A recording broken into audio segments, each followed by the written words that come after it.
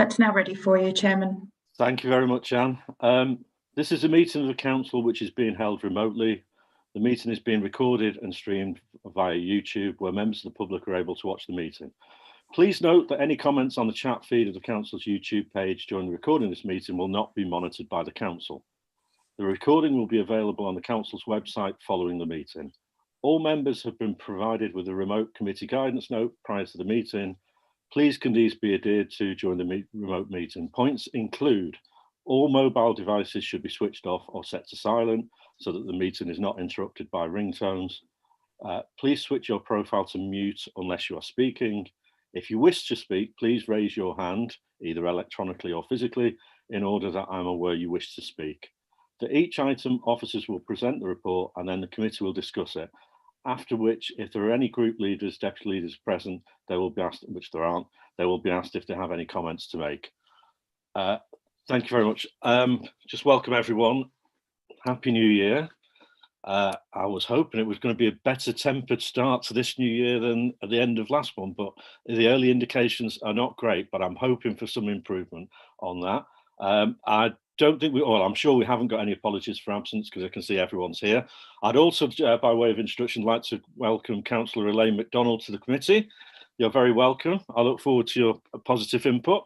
And I'd also like to welcome, just for this, well, he might get a taste for it, who knows, Councillor Craig Rimmer, who has indicated that he would like to speak on not just one item on the agenda, but two.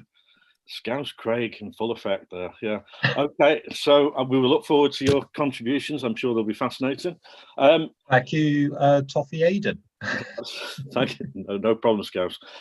Thank you very much. Any declarations of interest? Yes, Eunice. I've been lobbied on item 10.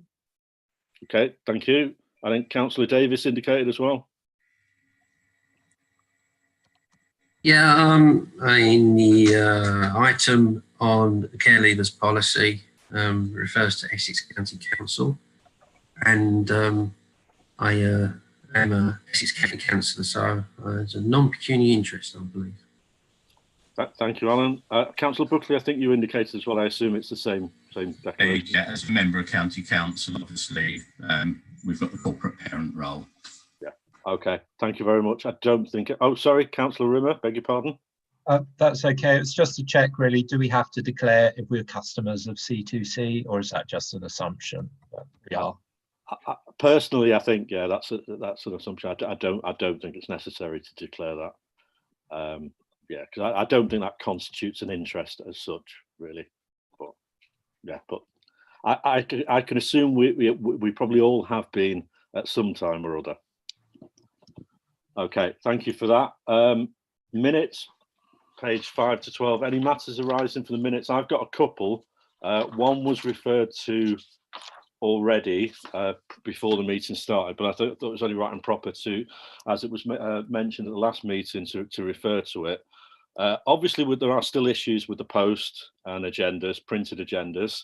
I would like to thank the council staff for getting the electronic agendas out so far in advance of this meeting, which is very helpful. But obviously, there is still an issue around the post. So as you should have seen, an email went out from Karina earlier today, I think, saying that arrangements have been made in the short term to get the printed agendas out to people by delivery service. Obviously, there is a cost attached to that. It will be more expensive than using the mail. So it is a short-term measure which will be reviewed. I'm sure you would all appreciate, much as you like having your printed agendas, we have to be careful where the money's concerned. So that's where we are with that. Any other matters arising for the minutes? Yes, Councillor Sargent. You're on mute, Councillor Sargent. I can't see the hand on the machine, so I'm putting my hand up. Yes, under the work programme, if you recall, I requested an item to be considered, and it just says on the minutes it was requested. It didn't say, it doesn't mention about a member, and it did say you said you would take it away. we can deal with that under the work programme, the takeaway bit. But it says there it was requested. You know, it was a member that requested that. Well, Councillor Sargent, when it says it was requested, who else would be requesting it other than a member at a committee meeting? Well, there's lots of officers here. Well, I think it's fairly obvious that a request refers to a member. We generally don't name, you know, there's lots of contributions from various people, councillors. We don't normally say Councillor McGurran said this, Councillor McGurran said that. So it was requested, it has been requested, it has been taken away. And as the, you know, the minutes record says, the feeling is no, that it doesn't say that on the minutes, Chairman. That's what I'm actually telling you. It doesn't say you're going to take it away. Well, we have taken it away, and Grant Taylor might want to come in on this. The feeling is, where possible, it will be done, but it's not necessarily possible or even feasible to do this in every single instance, as you can imagine. Grant, do you want to come in on that?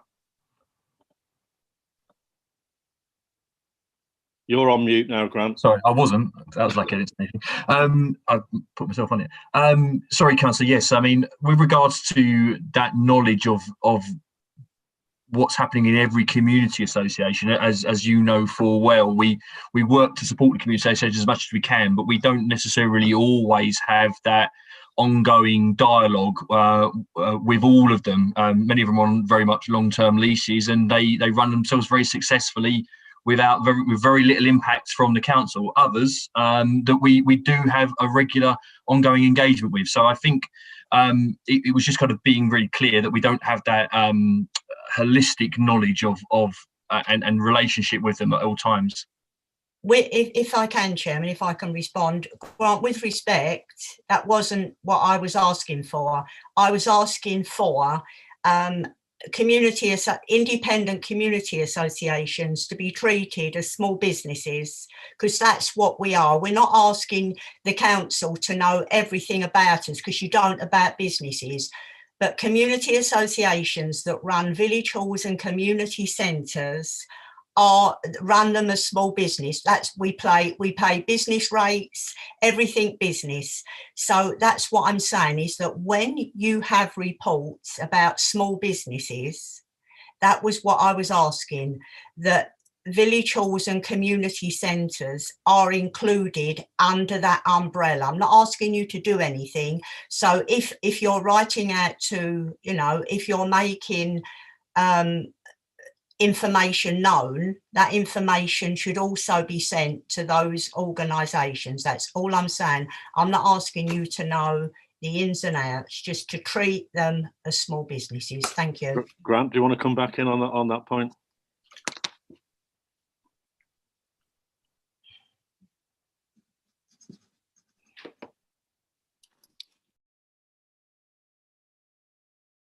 Sorry, Grant, did you want to come back in, or it may be actually more appropriate for Tomasz? I'm not sure.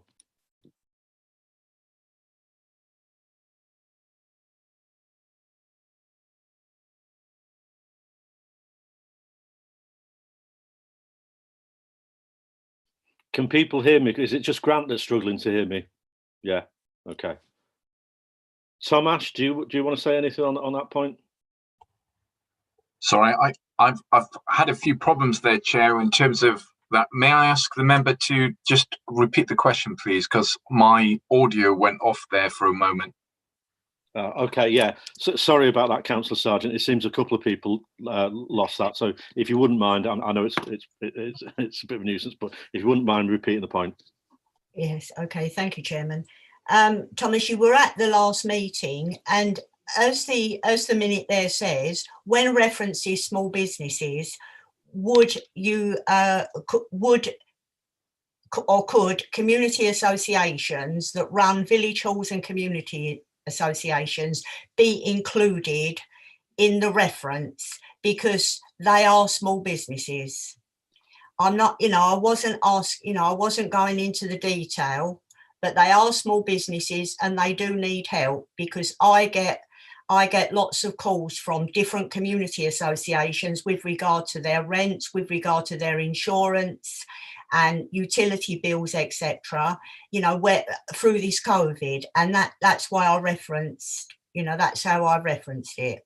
So that was my meaning. Thank just you. before Tom Ash comes in, sorry, I think there's been a bit of a misunderstanding here. Yeah, I mean, I don't think there's a problem with that. I think a number of community organisations have already been in contact with the council via the Business Hub and have received advice and in some instances financial assistance, etc. So I think that is already happening, but Tom Ash might want to embellish on that. I don't know.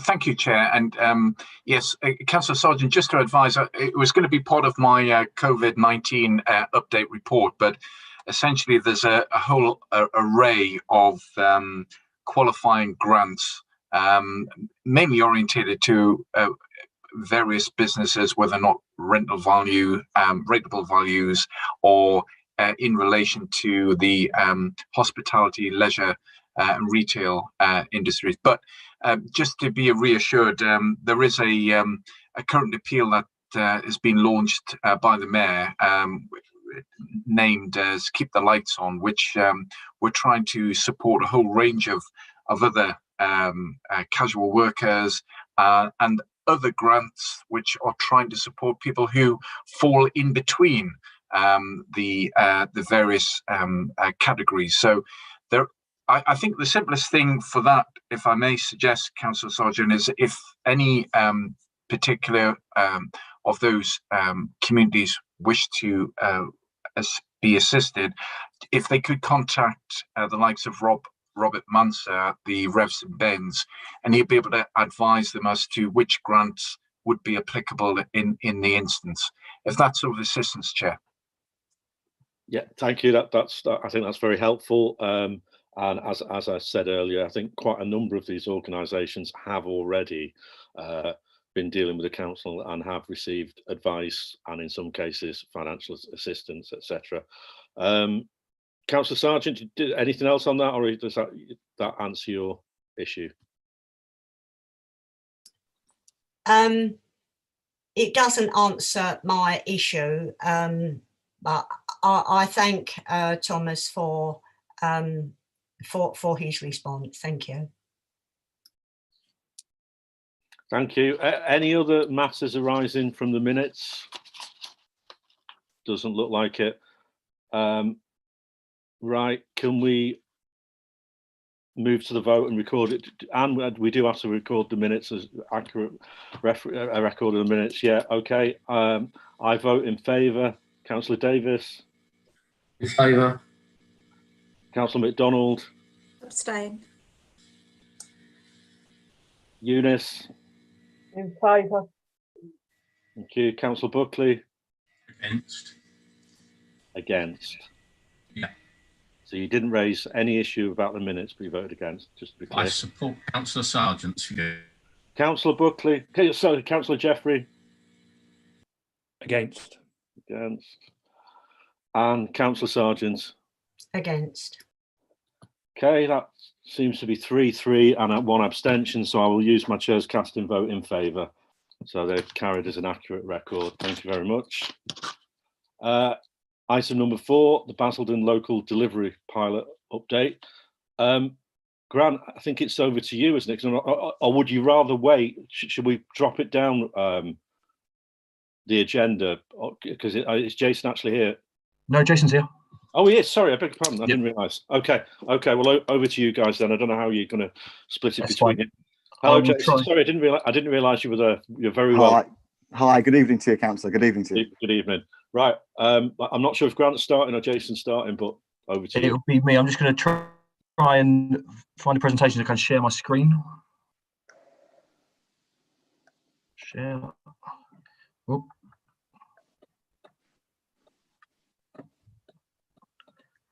Okay.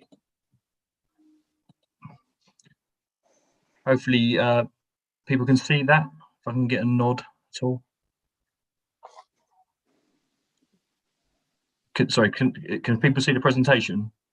Yes, we can. I was sticking my thumbs up, but obviously you couldn't see it. Yeah, we can see it. Fine. I can see it, Grant. No yes. worries. Thank you very much. Okay, thank you very much for inviting Jason and myself back to the committee again today. It's been some time since we've been to this committee to come and speak about the work that Active Essex and its partnerships with the County Council colleagues and Basildon Council and Sport England have been doing together as part of this programme. What we're going to be doing here is giving a bit of an update as to the work that's been going on since we last spoke, probably about 9 months ago. Clearly, it's been a very different and difficult time within many, almost all aspects of our lives, but certainly when we're talking about physical activity, it's been a challenging time. It's been a time when we've seen people prominently talking about the absolute imperative importance of it, from the Prime Minister to his cabinet to the Chief Medical Officer and the like. So it's been both highly prominent and highly troublesome, as Councillor Sargent was referencing earlier, with regards to even our community facilities, which are normal such hubs for activity. So I'm going to let Jason start. Jason's going to give a bit of an overview. I must say, and I apologise, we got some information through today through some work that's been done, the Essex Resilience Forum, in relation to the impact of COVID. So we've added a couple of slides in. So we thought it was really important that we brought them to you, though, because they are so fresh. And these are things that we shared only earlier with the Chief Executive as well. So, Jason, I'll be in charge of the buttons, and I'll pass them to you if that's okay. Thanks very much, Grant. And again, good evening to Chairman and colleagues as well. As Grant said, my name is Jason Ferguson, and I've got the role. I sit within the public health team at the County Council, and I lead on the local delivery pilot, which we're going to talk to you about, which is predominantly focusing on physical activity and certainly the challenges and the opportunities that we have to want to get more people active across the county, but with a particular focus with some investment and support from Sport England with Basildon, Colchester and Tendring. So the pilot, we're one of 12 national pilots, and very much we were successful because of the slide that you see before you. We absolutely recognise that by looking to increase physical activity with a particular focus on families with children, older people and mental health, we recognise that the pink boxes to the left and the right, you can see stronger, healthy, cohesive communities, improved physical, mental well-being, improved equality, co-production and kind of getting social movements up and running across the communities, and of course the impact on local economies. What we absolutely recognise with the support of members in Basildon, Colchester and Tendring and senior exec committee members, the transformational change that's needed, that we know that the challenge of getting people more active, that there is some real challenges around that, in the importance of robust evidence so we can replicate, we know what works, the importance of co-production, designing, so the importance of kind of making programs, interventions that people actually want and not assuming that we know the answers. So the importance of connection to the community, which Grant will touch on a little bit later on. And of course, that shared vision and accountability, we absolutely reckon are important. Now, Grant very eloquently just said that never before in my lifetime, and I've worked in the sector for over 20 years, that I would have ever believed that we'd have a platform back in March where the Prime Minister and the Chief Medical Officer would be citing one of the few things you can do and encourage you all to do is the importance of being physically active. I suppose it's against that backdrop that we absolutely feel that the pilot has got a great opportunity to be part of the recovery and reset that colleagues across the country and importantly here in Basildon are thinking and shaping to do.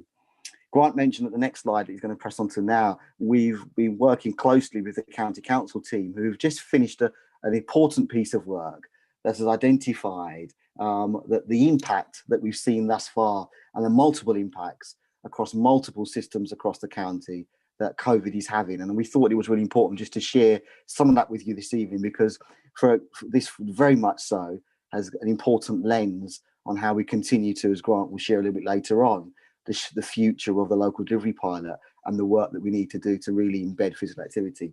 So it goes without saying that we've seen a huge pressure on mental health of people across the county, not just older people, but young people as well. And so we, again, very much see physical activity has got a real part to play as we move forward around the importance of being physically active and the benefits that that can bring to kind of mental health.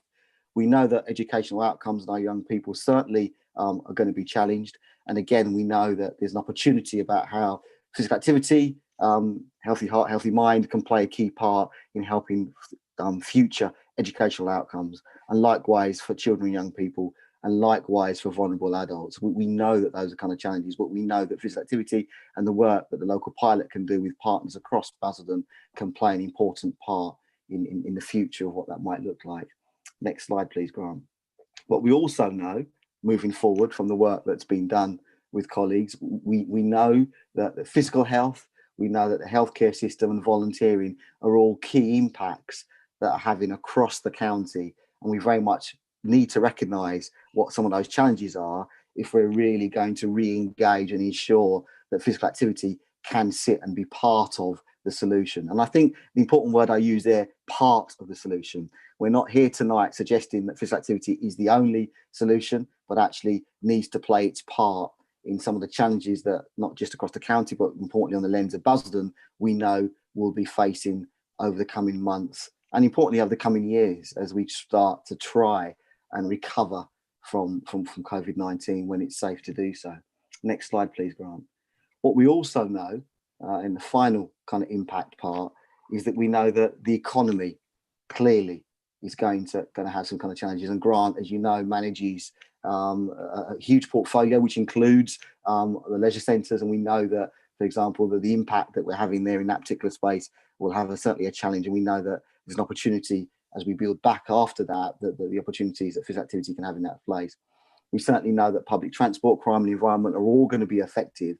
And for us, it's about how physical activity can play its part in contributing to these multiple outcomes. So we thought it was important just to share that this evening because we know there's a huge amount of work and effort's been gone to colleagues across the County Council pulling this together. And we thought it was just quite prevalent really that what we know and we understand is that physical activity is part of the solution. And we need to understand how best we can play it into the solution across these kind of multiple systems. And I know that Grant and colleagues across Basildon are kind of poring over this detail and making sure that any kind of work that they do reflects the opportunity about how we can recover kind of moving forward. It's been, thanks Grant, next slide. It's been an interesting 10 months or so. And I think that, as I said, to be in a position where we had a platform that the Prime Minister and Chief Medical Officer was talking about the importance of physical activity, very much led us to ensure that we are able to pull together a response. And that response included ensuring that we supported the work of Grant and others across the county around the community hubs and the importance of putting online resources on webinars and the importance of encouraging people to be active at home. And so we had produced a kind of set a series of interventions on the website and on different platforms that really allowed people to think about the importance of being active.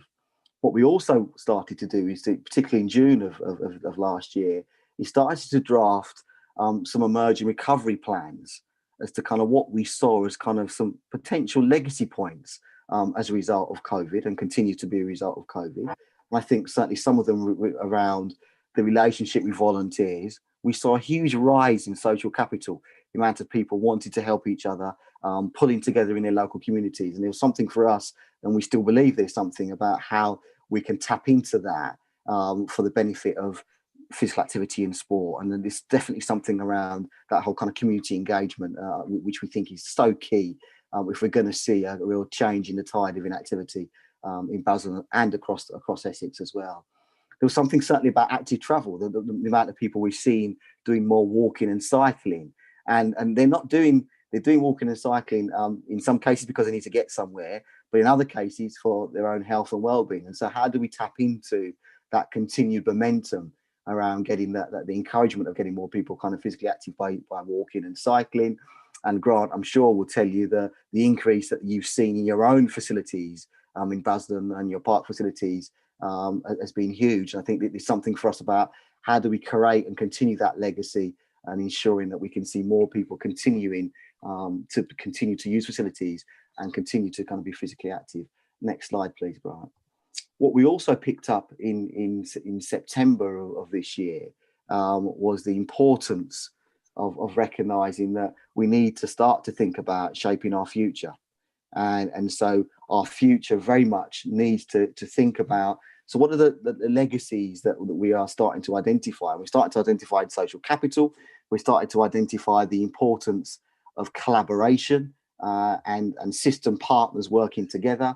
And so in September of last year, we produced something called Shaping Our Future. And that document started to shape just some of those legacies that we want to kind of take forward into kind of longer term, because we think they're really, really key. What we'll see later this month is our major funder, Sport England, producing a new strategy. And that new strategy will have some of the points that we've raised already here in September, here in Essex, about volunteering, about strengthening the communities, about active travel, about children, young people. And so you can see, which is quite exciting for us, is that the work that we're doing here with Basildon and Tendering in Colchester is already shaping national thinking around what will be a new strategy for physical activity in sport, which will be launched on the 26th of January at kind of a national level. In November of last year, we also launched an active travel toolkit because we were wanting to encourage the importance of young people and parents to think about how they travel to school in an active way. But also, we also touched on the importance of what we were calling, and we discussed this at an earlier implementation group last year, the importance of citizen-led programs and the importance that we use an asset-based community development. And the assets, and this is, I think, a really important point to share with the committee, the assets for us are not just the physical assets, but we talk about assets being people. People in the communities are so important to what we're trying to achieve here. And so the work that Grant and the team and me supporting is that we absolutely want to work with the communities to really shape that future and to shape the embedment of the importance of physical activity kind of longer term.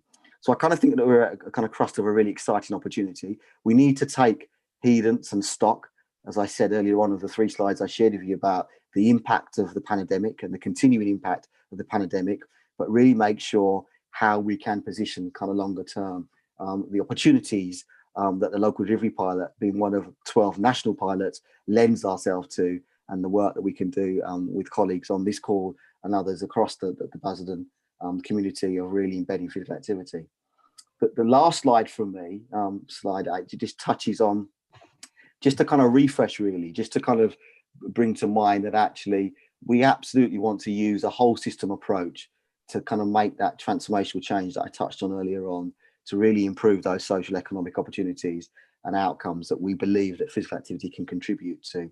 And for us, you can see, and particularly the orange column third along, the priorities. For me, hardwiring physical activity into the system. If we can get to a stage where social care, active travel, the team, the planning team, the community team, everyone thinks about, and it becomes a kind of a part of the DNA, actually, let's think about physical activity in this space, then I think that certainly is a success measure for us around how we can really kind of embed that. But also the importance of creating those active environments for us, I think, are really, really key for us. And so I think this is an exciting time for us. And what Grant will do now is that even though it has been a very difficult 10 months for us with various lockdowns and restrictions, what we have been able to do is really continue to drive the importance of physical activity. And what Grant will do now is just share with you a bit of a kind of a local perspective of some of the opportunities that the pilot's been able to lend itself to here in Basildon. Grant. Thank you, Jason. So yes, everything that Jason's just spoken about there, and I think what I'm going to talk about now is much more the Basildon context, but I think it's really important to set out that all of this work at Basildon have not been the recipients of. We've been very much up there working with our partners at County, with Active Essex, with Colchester, with Tendering, and with Sport England, importantly, being able to help drive this agenda, to listen, to learn, to share best practice and the like. So we try to do that in a myriad of different ways, is the truth of it. And I'm going to start off here talking about that really important kind of community level work. Jason referenced earlier, and everyone on this call will know the incredible work that's happened and taken place in our communities over the last 9 months. Now, I'm very clear from my background in community development that this has always been the case, but perhaps it's never been more prominent than what we've seen over the last 9 months, the importance that residents and communities and neighbourliness has in being able to tackle and support people at all times, but we've really seen it here. So one of the things that we wanted to do really early on was put money in the hands of those most unusual suspects. So the way to do that, we always felt, was through a very kind of light touch micro grant. And that's because we feel that an incredible amount of great things happen in a community at a very micro level already. And this was always about trust. How do we ensure that we are telling communities that we have that trust in them, and where they've got great ideas, they might not have all of the governance structure and all of the chairman of this and the insurance for that, but we know that great ideas happen at a micro level, and that's how people get involved in their civil life, to be able to come and do more and work for those charities and work for those community associations and the like. So far, we've given out just over £52,500 in kind of real small micro grants. We've not actually denied anyone those funding. We are very much of a mind that if people got a good idea, we want to work at the point of saying yes, but some of them we have to defer. And deferring means that we're there as a helping hand. We're there guiding those that have got their good ideas to bring them to fruition. So that's really, really important. How we gain applications, we don't want to go the same way, which is often a problem with grants. And I think it's really important when you're talking about larger grants, but at a small grant level, we just want to hear great ideas. So that could be audio, it could be email, it could be online. Not everyone has a bid writer. And I think it was important that we heard those really positive ideas. We tried to make sure that we were getting applications from across what we call our systems, from our charities, from our CICs, social enterprises, voluntary community groups, even businesses and the like, and making sure that they were impacting our 3 target areas: families, those living with poor mental health, and older people. Now, what you see at the bottom of the page here is just a couple of examples, and I think these examples showcase the different and the diversity, I guess, in some of the things that people are coming up with ideas about how to get people active. We all know that, you know, there's a clear sports development route, you know, buying more balls, building swimming pools and the like, and that remains incredibly important. But there are other more basic ways in which people are becoming engaged and becoming more active. So we've been working with BASIS. BASIS are a sight impairment charity based here in Basildon. I'm sure many people on the call will know them, a fantastic local charity. They came to us with an idea about how they could help people stay fit and active via Zoom sessions during the lockdown. Been really, really successful in doing that, using some member of their staff and some volunteers to be able to do that.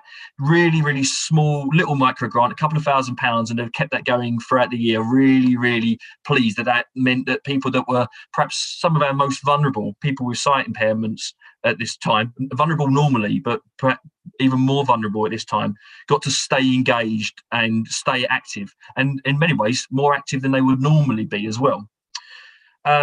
Similarly, there's some work that Time Together in Musical Expression, in essence, a arts therapy group, again, based in Basildon, one of Basildon's own. I've been working with a stroke association.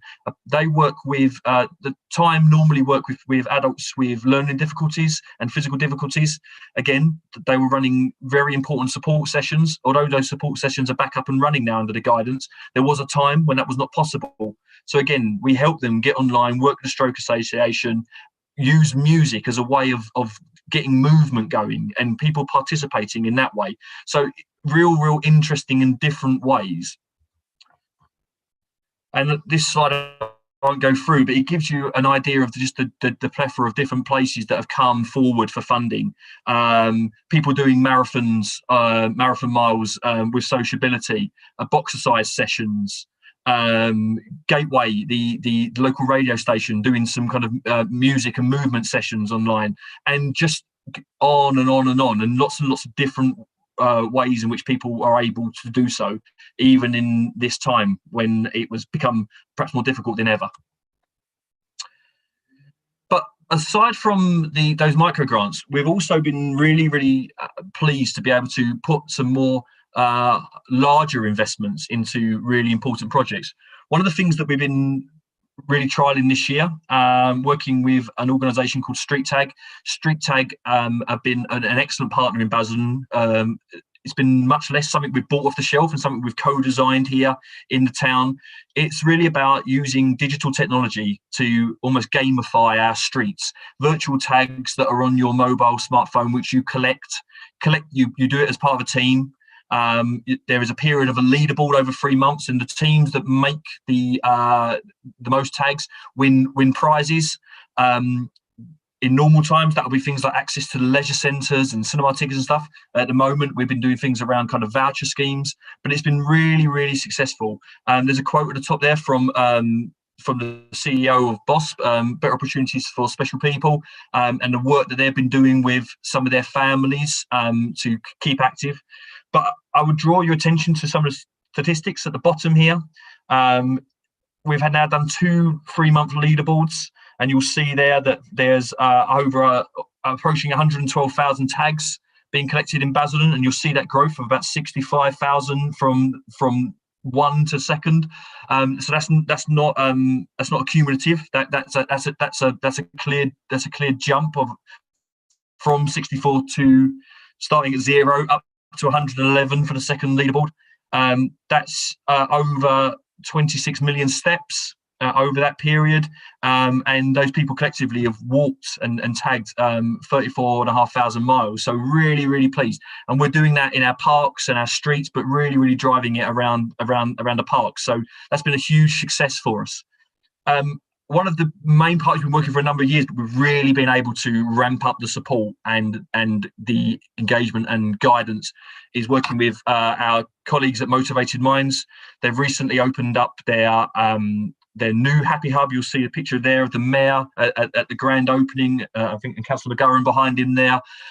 Really successful. Of course, at the moment they've had to shut the actual shop, but they continue to do fantastic work in our communities with counselling and the like.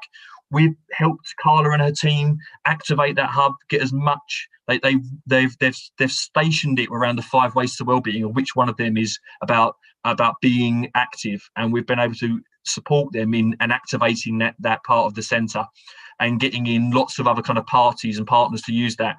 And I think it would be remiss of me not to take this opportunity to congratulate Carla, who is the chief exec of Motivated Minds, for her MBE last week, of which both the council and Sports England nominated her, which I think is an incredible testament to the work that she's doing, that both the council and Sport England as a national body both saw fit to come together to do that.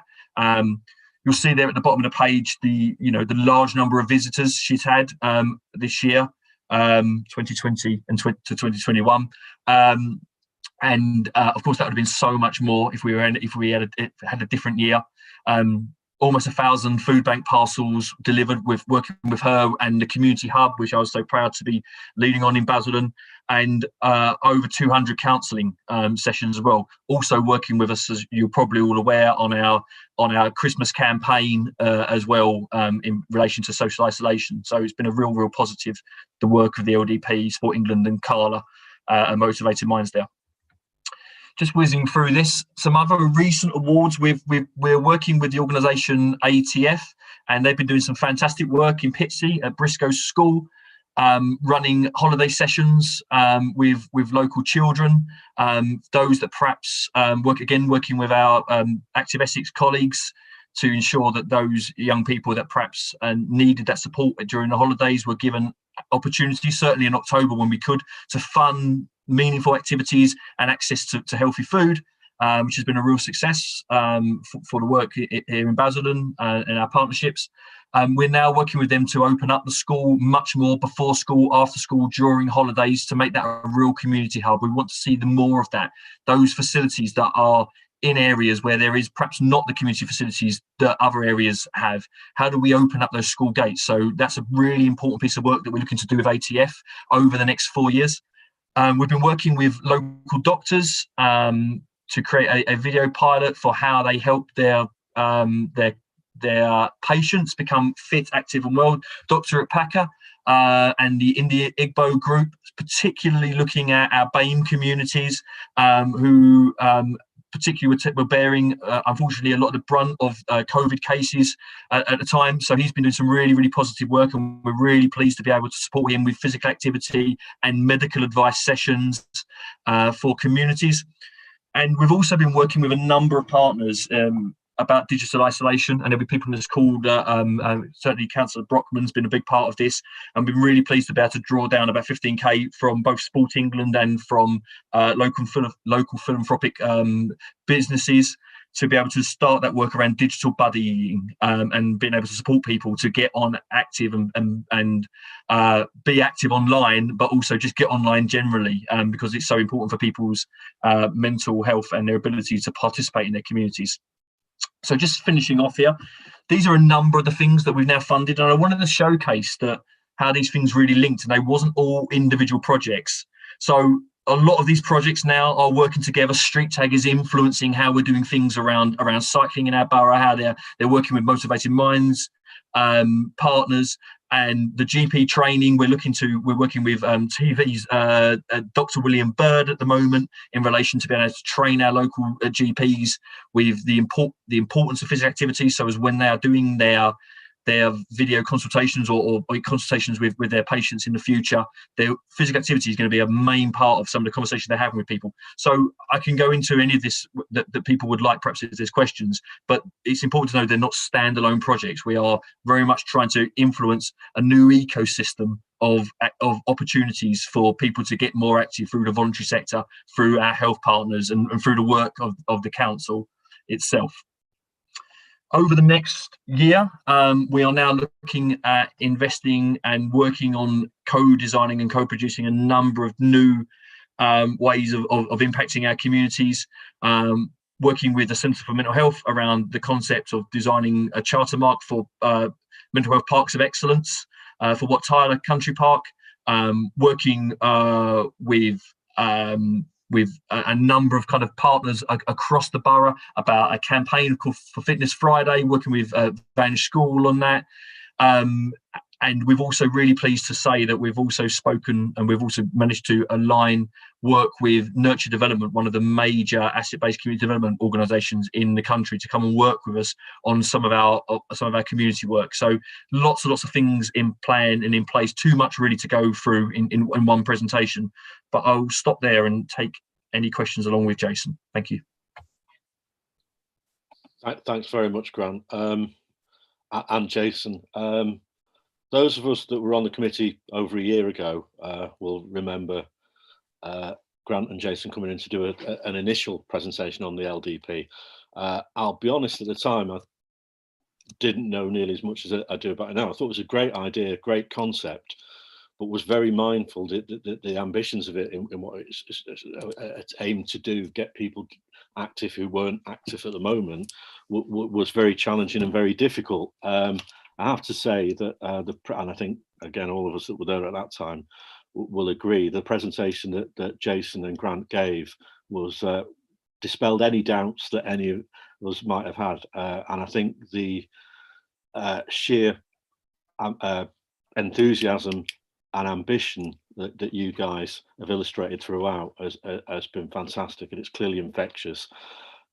Ironically, you should have been at our meeting last March that didn't happen, and then the world changed dramatically, obviously. And again, I think it's great testament to you guys and the people working with you that in the most difficult circumstances, the amount you've achieved, it is phenomenal. I know there's a long way to go yet, but I think you really have done a lot of really good work. So I'm personally very grateful, and I think the people of Basildon ultimately will be very grateful, because this stuff is and will make a huge difference.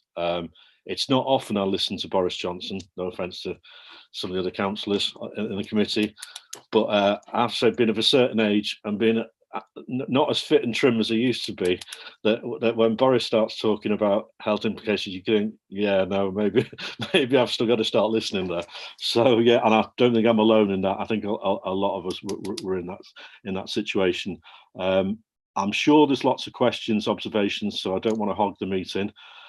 Councillor Brockman, you're first. And also, should have said earlier, the raised hand function on this particular platform is a bit odd. If you go into participants, there's a raised hand function. It doesn't actually show you the raised hand function, but you can stick your paw up in the air. I don't mind. Anyway, over to Councillor Brockman initially, and I can see Councillor Buckley as well. Yeah. Hi. I think it's a brilliant presentation. Thank you very much. What I would like to know is, I've noticed that all the grants seem to be the other side of the 127 to me. So I don't know what I'm on, north or south, I don't know. But how many grants have been given in the Billericay and Wickford areas, please? That's probably one for you, Grant. It is. I mean, this is so the local delivery pilot is very much from Sport England's basis was around how we help the most deprived communities become more active. So just by the very nature of the north of the 127 has less communities than that, then we do see much more engagement and investment south of the 127 in Newtown. That's not to say there aren't areas within. We manage it on. It's a bit boring, but the deciles of indices of mass deprivation. So if it's in deciles 1 to 4, which there are islands within Wickford and Billericay, we are working in those areas, but invariably we are governed by having to do the majority of the work in areas south of the 127, Councillor. So okay. I will have to come back and do some number crunching, but I do think it is fair to say that we've seen a greater number of people coming from south of the 127, I must say. Okay, but some of the projects, so sorry if I should finish. Some of the projects, although we have targeted things like street tag, for instance, that's available all around the borough. So what we definitely want to see is the positive work that we might do. We want to see that spilling out across the borough. And Jason will tell you, we're talking about Colchester, Tendring and Basildon, and only certain areas of those. I know Jason's will is that this is influencing far and wide Greater Essex, beyond county barriers, into Southend and into Thurrock too. I think it's fair to say. Yeah.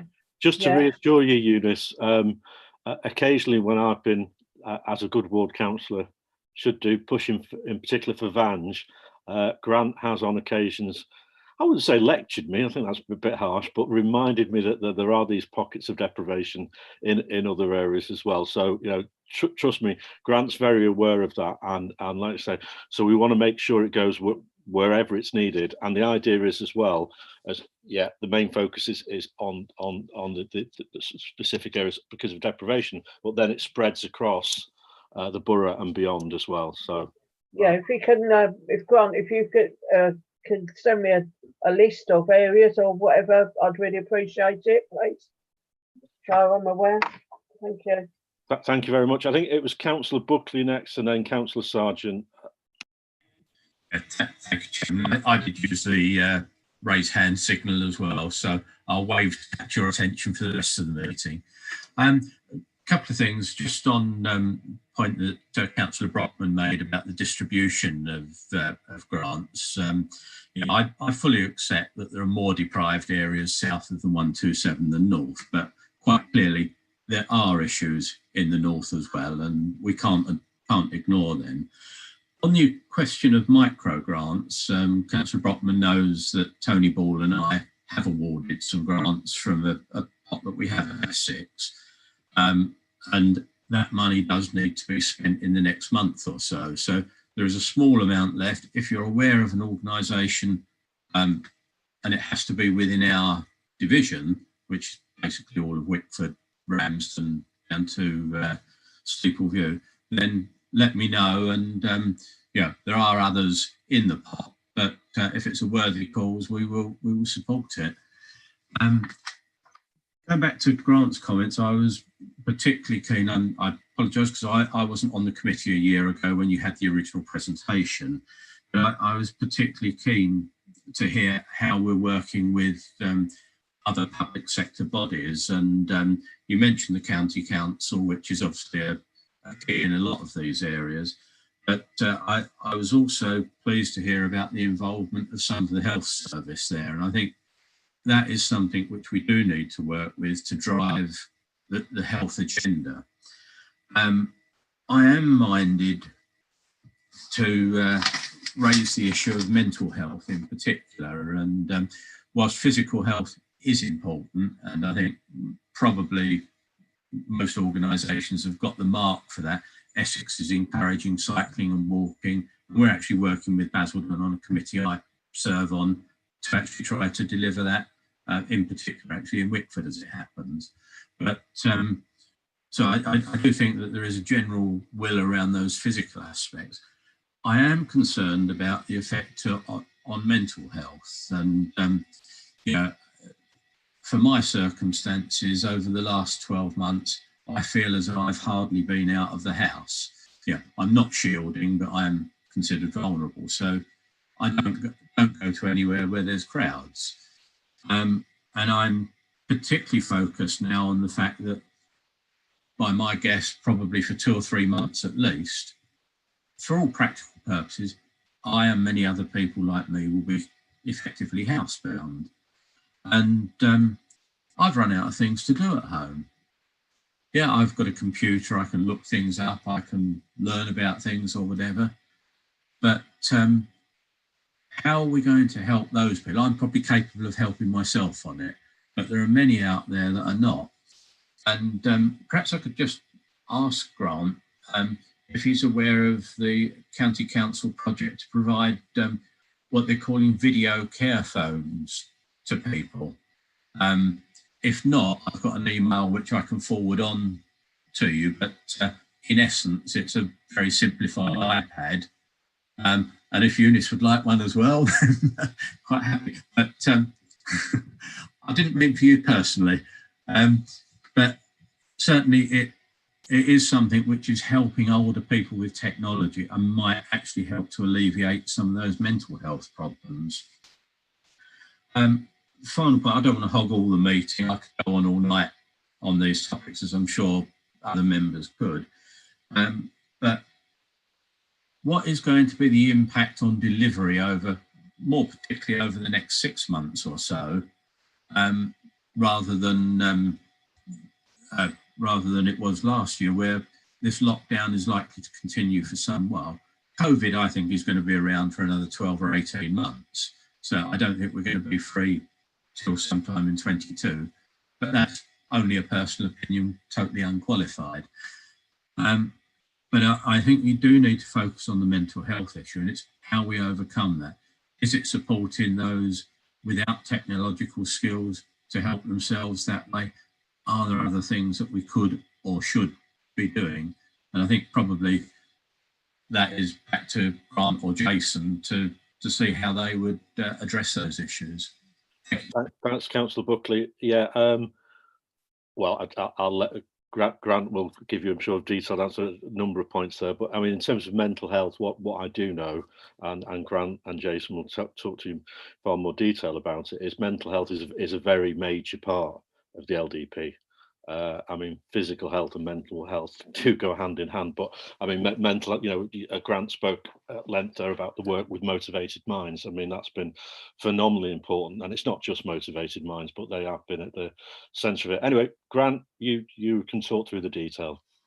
Yeah, thank you very much. Yeah, so you're absolutely correct, Councillor, is that people with poor mental health was always one of our priorities. It was a priority for the LDP before we'd ever heard of the coronavirus, or certainly I'd ever heard of it many years ago. And I think we know that people with poor mental health generally pre-pandemic, before any, you know, it is one of the cohorts of people that do less activity. And it is an issue on that basis. And on that basis, some of the largest investments we've made with Motivated Minds, we're working with Sociability and all of these homegrown Basildon organisations, bringing them over into Wat Tyler, so they're operating from within a beautiful country park, and the benefits we know that provides from an ecotherapy point of view, and I'm sure micro grants to Basildon Mind for their walking groups and the like. We've funded quite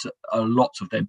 I think it's also worth pointing out that I think tomorrow I'm lucky enough to be going through the submissions for the Basildon's mental health grant. So this year in particular, we ran a £40,000 mental health application fund. And that was really on the basis of the work that we've done on the community hub and strictly noticing very early on people's deteriorating mental health and people that perhaps hadn't had those problems before and those that had seen it slipping. So we knew that our brilliant voluntary sector that do so much good work to stop people getting into the health service, as it were, getting to the point of crisis, were becoming overwhelmed. So we have put an application out there to say to them, what is it you need to be able to build your capacity, build your volunteering networks, build your staffing, build your training. And I know that we're going to be giving out every penny of that money, which is really, really important. And really importantly, it didn't cost the council any money. It's come from part of our public health grant, which the Basildon Health and Wellbeing Group look after. It's come through philanthropic money provided by others, including Mark Noble at West Ham United as well. So that's been a real positive. And also, I mentioned on the presentation, we've been working with Motivated Minds on our Are You OK campaign before Christmas. I know a number of members trained as befrienders for that.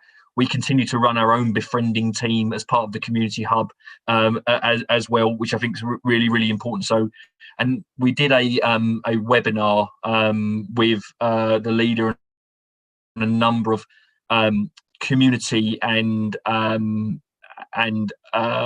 medical mental health providers as well before Christmas. So it's been very much in the forefront of our minds. You mentioned the importance of having health on board. I'm really pleased to say that William Guy, the Alliance Director for Basildon, is one of the co-chairs of the LDP in Basildon. So we've got people right at the top from a health point of view leading on this. And it's also the LDP, while it's one of our priorities, it's also one of the CCG's priorities under their Alliance Forum, which so we're reporting into. I don't have to come and report to you guys. I have to come and report to health colleagues as well. So I think it's really important to see that dovetailing there. The digital technology stuff you mentioned, Councillor, yes, we've been very much engaged with social care about that all the way through. Sport for Confidence, one of our own brilliant voluntary organisations, have been one of the key components of being able to dish them out and deliver them. But we've also been working on, as I mentioned in the presentation, getting people to donate their own laptops and the like, and getting training volunteers, working with adult community learning to be able to find digital buddies for people, certainly older residents that have become socially isolated. So I think we're really pleased with the work that all partners have done there. The next 6 months, I think, it is really, really important. I'm going to be rewriting our delivery plan. Clearly, what we thought we were going to be doing a year ago, we had to act very quickly. But we now, not only do we have to change because of COVID, I think we have to change because we know more than we knew 6 months ago. We now know that people really, really galvanise around their own micro, what we call that village mentality. People, when they volunteered and wanted to help others, they did it very much in their streets. They don't work towards. Wards is something that we talk in. They talk in very much more kind of small areas than that. We know that there's an incredible power of us working together. So we're going to be doing much more around partnership working. And we know that digital is so important. And it's so important because it's where a lot of things are. So how do we make sure we're meeting people where they're already at? But for those that are not there, how do we either find the services so they don't need to be there, or we can find them on board? Jason, I don't know if you want to jump in on any of that, but No, just to say, Councillor Buckley, you raised some really valid points, and just to reassure you, I suppose you talked about some system partners, so the like of the Police, Fire and Crime Commissioner, the County Council. Councillor John Spence is my cabinet member, so he's our sponsor for this exciting journey. And I think one of the things that John Spence has always said to me and will continue to say is, let's make sure we keep the LDP alive. And by keeping it alive, Councillor Bunkley, he means how are we connecting it to other parts of the system. So social care and the work of Nick Presmay and the team, the work of the active environments team and the active travel team, and so much so forth. So I think that that's certainly something that's very much at the forefront of our mind. As Grant just said, that, you know, mental health is absolutely, it was a priority before, but as you quite rightly said, COVID has really put an important lens on that moving forward. And I think not just the LDP, I think all of us have got a challenge, I think, in this space around mental health, Councillor Buckley. Can I just throw another item in which is related to the mental health issue, and that's addictions. We know that, for example, in this area, there is a drug problem in various parts of the borough, but there are many people locked away at the moment, becoming dependent on alcohol, and probably other bad habits, gambling or whatever else. Are we able to intervene in any way to try to deal with those issues, or to head them off at the pass, so to speak?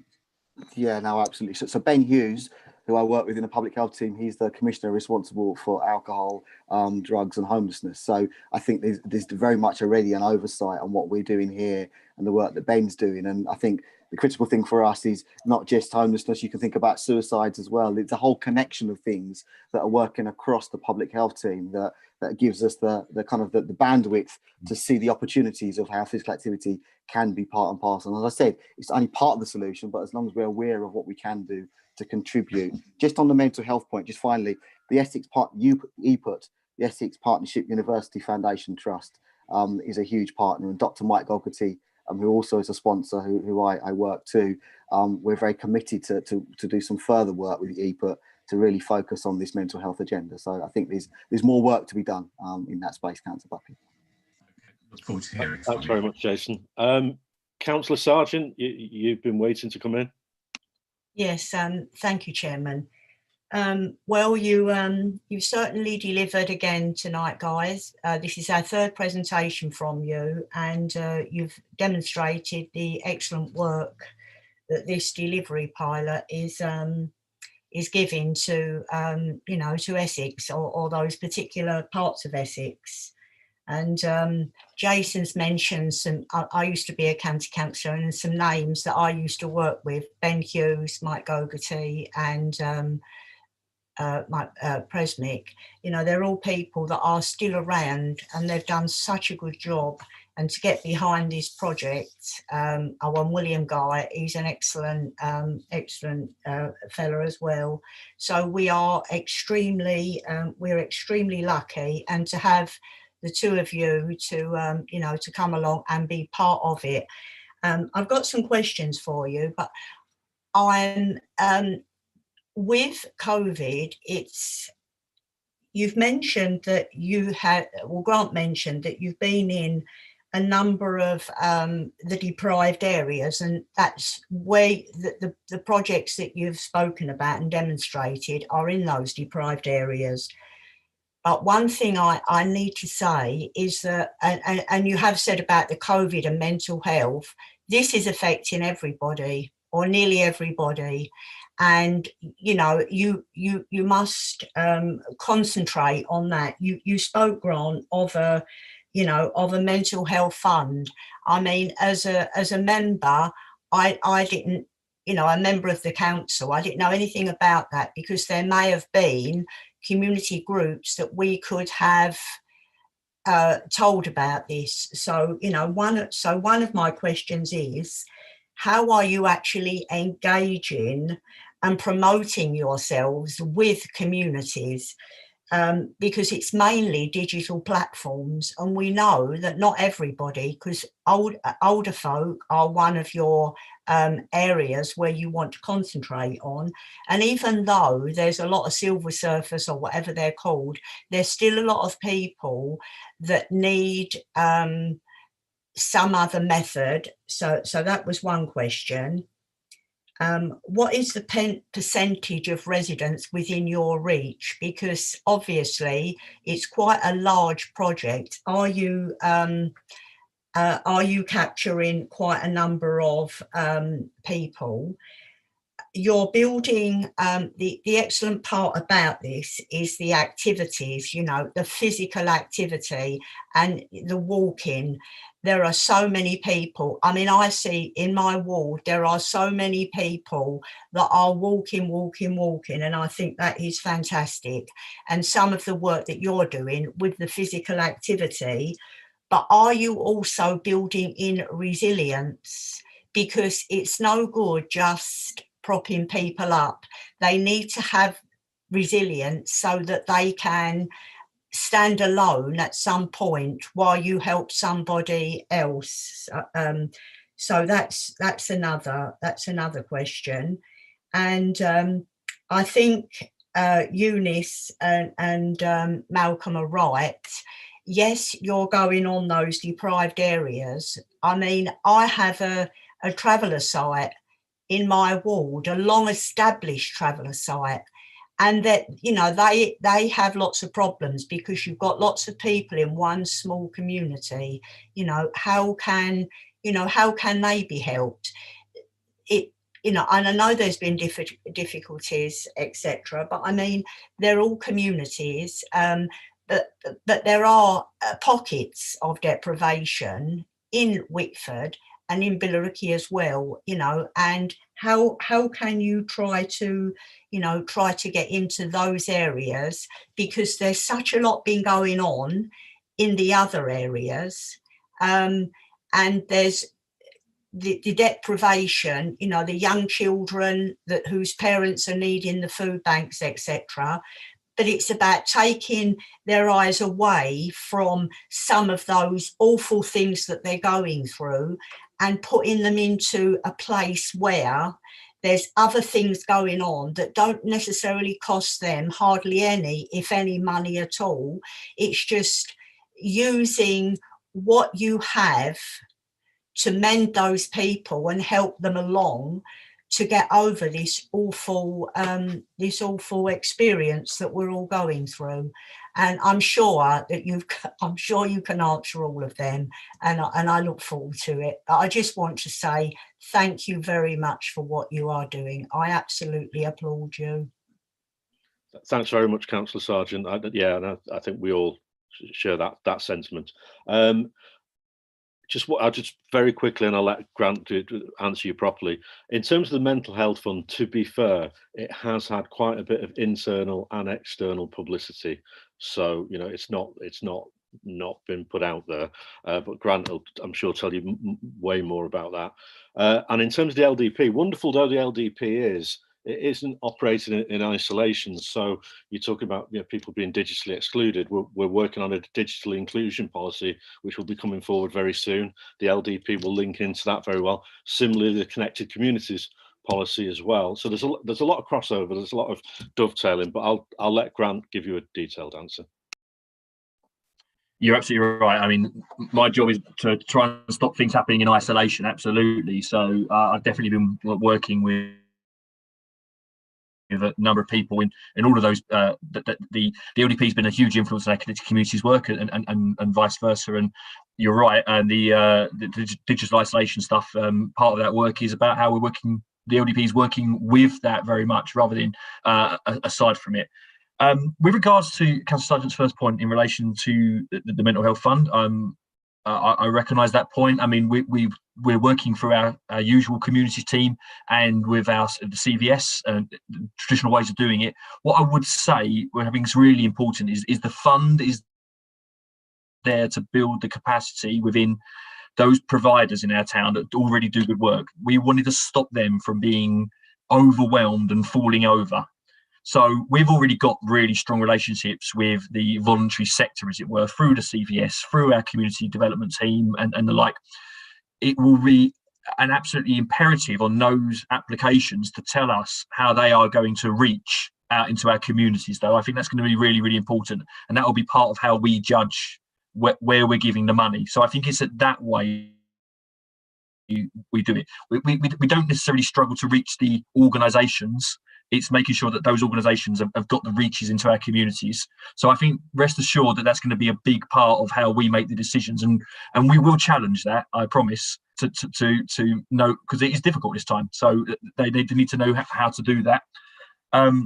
You asked about the percentage of residents within the area. I'm going to have to go away and look at that. I'm sorry, I don't have those figures, but I think we can gain those with regards to the priority communities within those areas. You are right to say there are other areas within with north of the 1 to 7. I totally understand that. I'm very pleased to say that we've got a local delivery coordinator who works between Jason and my team, called Gurnham. Her job has been really to go out and get involved in those communities. She was doing it physically once upon a time, and she's doing it really well digitally now. Getting to know many people. I really do believe that we've had applications coming from places that I thought I knew our communities, having worked in communities for so long here, but she's really delved into places we didn't know before. So we're seeing much more people come out, and I think I will be speaking to her tomorrow about how we are going to the nuance for those smaller communities in north of the 127. How we're going to be able to unlock them. I would say that the council, with our partners, is doing positive work in those areas anyway. The school holiday programme we mentioned earlier, we did that across the 5 towns. So we are reaching some of the low-income families through the school holiday programme. And I think there's a way of launching that. We did stuff at Quilter's School in October, and we're due to do it again in December, but did it in a different way in the end, with us not being able to operate, and in Wickford as well, at the Church of England School as well. So we are reaching into all 5 towns with that work. Finally, the resilience aspect of it, I think you're absolutely right, and I think that's one of the reasons why the micro grants are so important, because the micro grants are giving us the opportunity to back and engage people that wouldn't normally get involved, and it's there. Sometimes all they need is just that start off. Those balls, that computer, some printing, a first aid training session, and then they're rocking, then they're going. And so I think that's been a really, really important point of it, is just to be able to just kind of give them that hand up, that step, so they can carry on their journey. That is the purpose of that, and that's one of the things we want to keep going. I'm just as passionate about those micro grants as I am about those larger £100,000 investments, because I think both of them have an imperative role in this wider work. Thank you.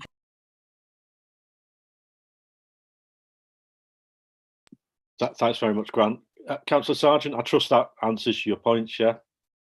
Yeah, thank you.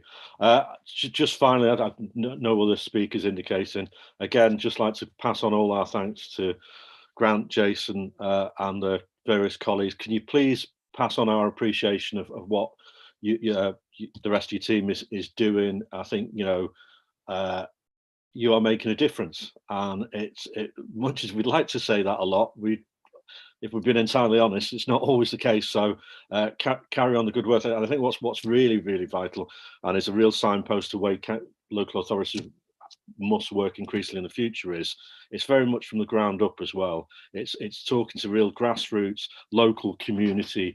I say organisations, not even organisations. To just small numbers of local people listening to what they want and working with them. And I think that's brilliant. And I think what you're doing in the LDP, we need to learn from and do more widely as an organisation generally. So please keep up the good work. Look forward to hearing from you in another update. You never know, we might even physically be together the next one. Who knows? Stranger things have happened. But thank you very much indeed. I do appreciate it.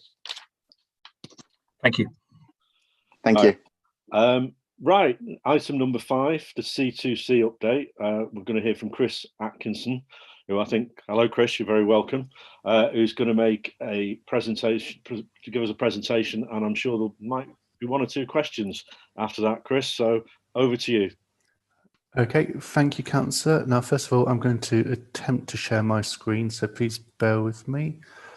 That one, please. And just to check, people can see that, please. Yeah, lovely. Thank you. We can, yeah. Cool. And that's how we've done it. Lovely. So good evening, everyone. It's been a very busy 10 months on C2C, as it has obviously for everyone in all their different industries, and a very difficult 10 months, I think it's probably fair to say. I've got some slides here countering through in a way the last 10 months in a couple of pages. And then a little bit of look to the future, and obviously you can take any questions you'd like to ask. So first of all, looking back at the changes we've had over the past year or so, we don't like to change timetables, first of all. It's probably the first thing I should say. It is a lot of effort, a lot of disruption. It's difficult always for customers to adapt. There's a period of adaptation, and it's difficult for us to do internally. That said, we've had to do that quite a lot since the start of the pandemic. So a quick look through the history of the past year. When the lockdown started, we basically reduced to a skeleton service. There were sort of 3 or 4 different versions of what that skeleton service was as we added more trains bit by bit. But basically it was similar to a weekend style service up until May time. And there weren't very many people travelling, so around 20% of pre-COVID numbers of passengers in total. Following the end of the first lockdown, there was no big shift, there was a gradual change in position. So timetable-wise, we put a full timetable back into operation from 1st of June, I think it was, which was at the same time that people were basically first encouraged and increasingly encouraged to resume working from the office or getting out and about more. Passenger numbers, there was no big change, but there was a general climbing up to 42% of pre-COVID levels, so fewer than half the number of passengers we used to have at its height. C2C is comparatively one of the busiest operators there has been. So London-wide, the average is the highest point. The high point was 33%. So we've been significantly busier than that. But the times when we're busy are slightly different to how they have been traditionally. Probably most notably, our busiest trains were earlier than they used to be. So trains arriving before 7:30 a.m. in Fenchurch Street. So basically before 7 o'clock departures from Basildon have been our busiest trains, or at least were during that period. So that's because the people travelling were key workers on shifts in the construction industry, those kind of roles. The traditional office commuters, our busiest hour used to be 8 till 9, and that was very quiet by comparison most of the time. It's a picture that changed as time grew, but certainly the peak, as we know it, was earlier during that period than it used to be. Mid-November, we were back in lockdown number 2, and also we started to get into some difficult challenges on our side. So we introduced a reduced timetable on the 17th November, I think, said in mid-November, and that actually stayed in effect until Christmas. Our challenge here was about driver availability. Quite simply, we had sickness, both COVID related and also just general sickness. Other illnesses are available, unfortunately. And when we first introduced our timetable, a quarter of our drivers were off sick or unavailable to work. Things then improved, although actually by late December, again, it got worse again, and we got up to a quarter of drivers being unavailable to work. The timetable we first introduced, we basically said when we did it, as we get more drivers back and operational, we will add more trains. And that's what we did successively over sort of 4 or 5 different stages. And also as we came out of lockdown 2, and we added more trains going to Chafford 100 for the Lakeside Shopping Centre. So in the end, we had by the end about 40 more trains each day, 200 a week, than we had at the start of that lockdown timetable. So a lot of changes. Number of people travelling, it did vary. There were days when there was only 30% or so, and there were days just before Christmas, in the sort of 2 weeks or so before Christmas, when it was up to about 40% or so. Numbers then did diminish again as more restrictions came into effect again. And one thing that has changed since the very start of the pandemic is throughout we've been running our trains as 8-carriage or in some cases 12-carriage trains. So we don't run any 4-carriage services anymore. And that has been the case in all these different timetables. Now, if last year was complicated, the next few months is probably also going to be complicated, unfortunately. So as of Monday, 2 days ago, we reintroduced a full timetable. That was a decision we made and announced in the week before Christmas. It was based on the fact that we were all heading out of restrictions.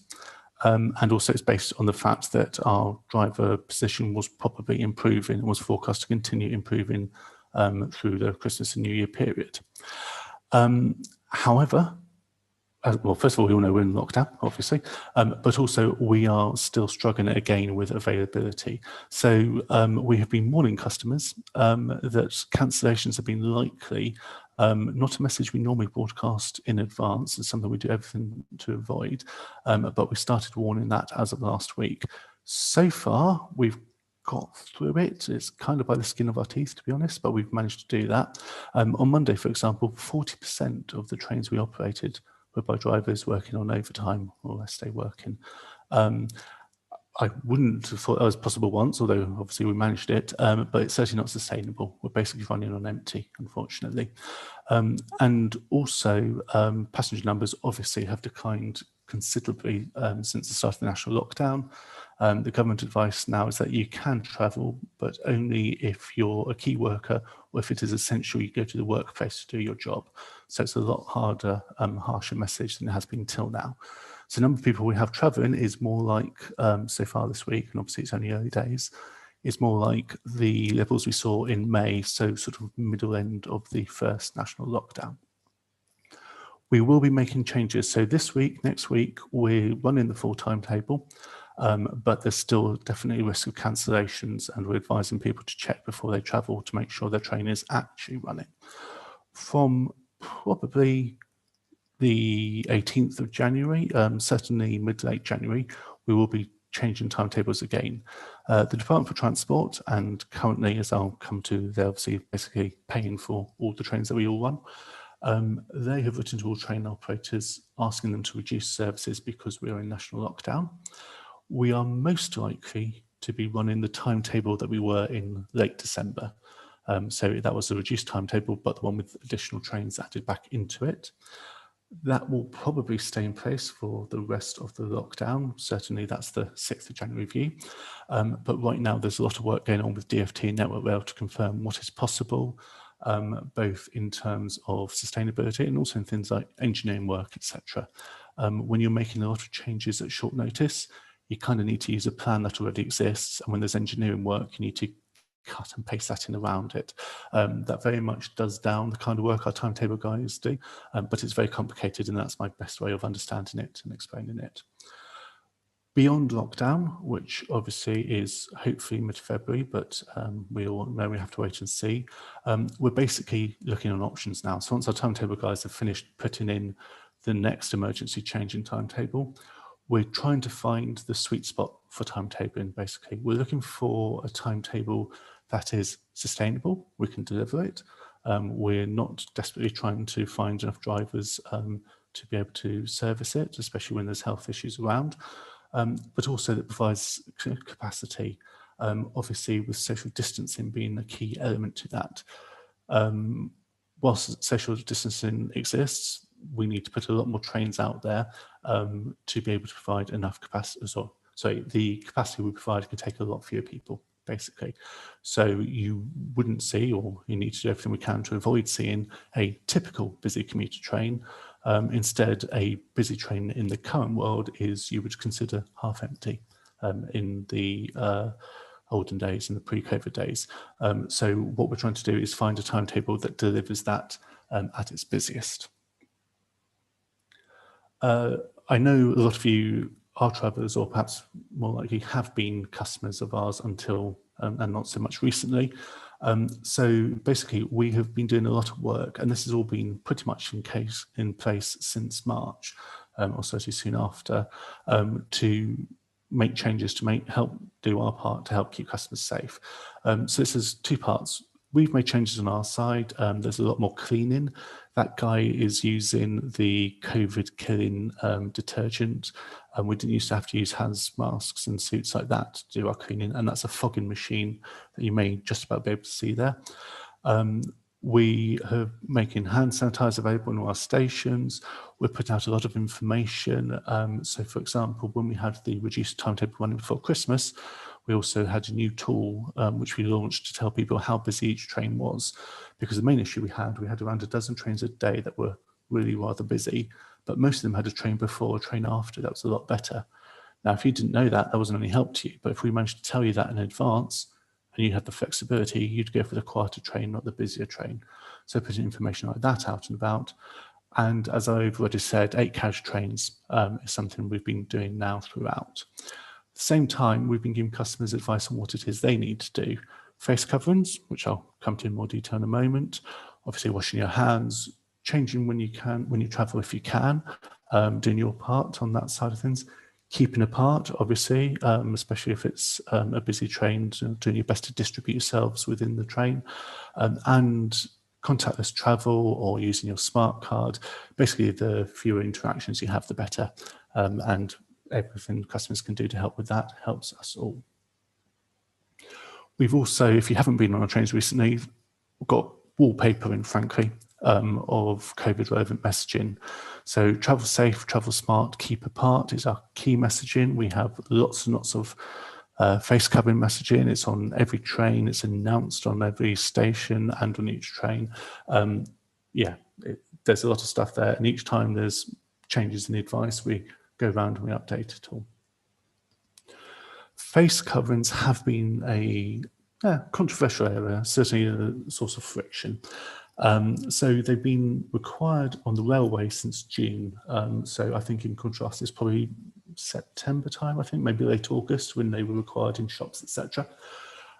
So they were required on public transport and railways first. We have a lot of information in there telling people what the law is. That's the escalator at Fenchurch Street, which has been redecorated to pass that message on.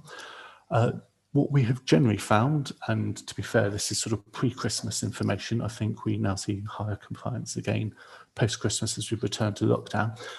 But pre-Christmas, basic pattern we saw is lots of people wearing face coverings in the morning peak when they're travelling into London. But when they're coming home again afterwards, and when people were travelling not into London, but just making journeys within the Essex area, there wasn't so much compliance when it came to face coverings. There wasn't really a huge amount of age. Age was one of the issues we looked at in terms of compliance. It was perhaps a factor, but certainly not the major factor. I think it was the type of journey people were making seemed to be the main factor there. Our actual powers are very limited. Our staff are expected to encourage people to wear face coverings, to remind them to do so, which is why we have all the information and all the announcements, but we don't have the power to fine anyone. That's only the British Transport Police who are able to do that. We do joint patrols with them, but only the police themselves can actually fine anyone. What we have done though is we've tried to do what we can to try and take the heat out of the situation for people.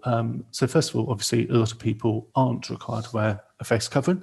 There are very valid exemptions for that. So we've created a badge scheme people can register for. It's a bit like the Baby on Badge scheme, Baby on Board badges you may be familiar with. And also there is a rainbow lanyard scheme as well, which is similar. But so therefore, if there's tension because someone's not wearing a face covering and they've got a valid exemption, they have something that can say this, it helps diffuse the situation. The other thing we have been operating is an online form so that if anyone sees people who aren't wearing face coverings and they want to tell us, they can report it there and our guys can collect all the data and basically work out which trains to target. That's not about going after certain individuals and saying, we hear you weren't wearing a mask the other day. It's about saying, okay, if we're getting a lot of reports about the 7:30 train, let's make the 7:30 train the one we target in next week's operation. Looking forward, and we may have to look further forward than perhaps intended when I started drafting these slides, we do think the future commuting will look different, but we do think there will be some consistencies, obviously. So a strong link to London will remain important. We think it will remain very valuable for the borough and its residents. How often people travel, how they travel, that may vary, but the fact we expect is a lot of people will still need to travel reasonably often. Flexi season tickets is one part of our approach that gives good flexibility, and luckily we're actually ahead of the game here. So we have a flexi season ticket offer ours offers you 10 tickets. Basically, you buy it in advance on one of our smart cards, and then you can use them over 6 months, and they just deduct off your card when you actually travel. And there's a discount for buying in advance. So at the moment, I think I'm right in saying we're the only rail operator that has a flexible ticket outside, obviously, TfL's contactless payment system, which is different but has flexibility.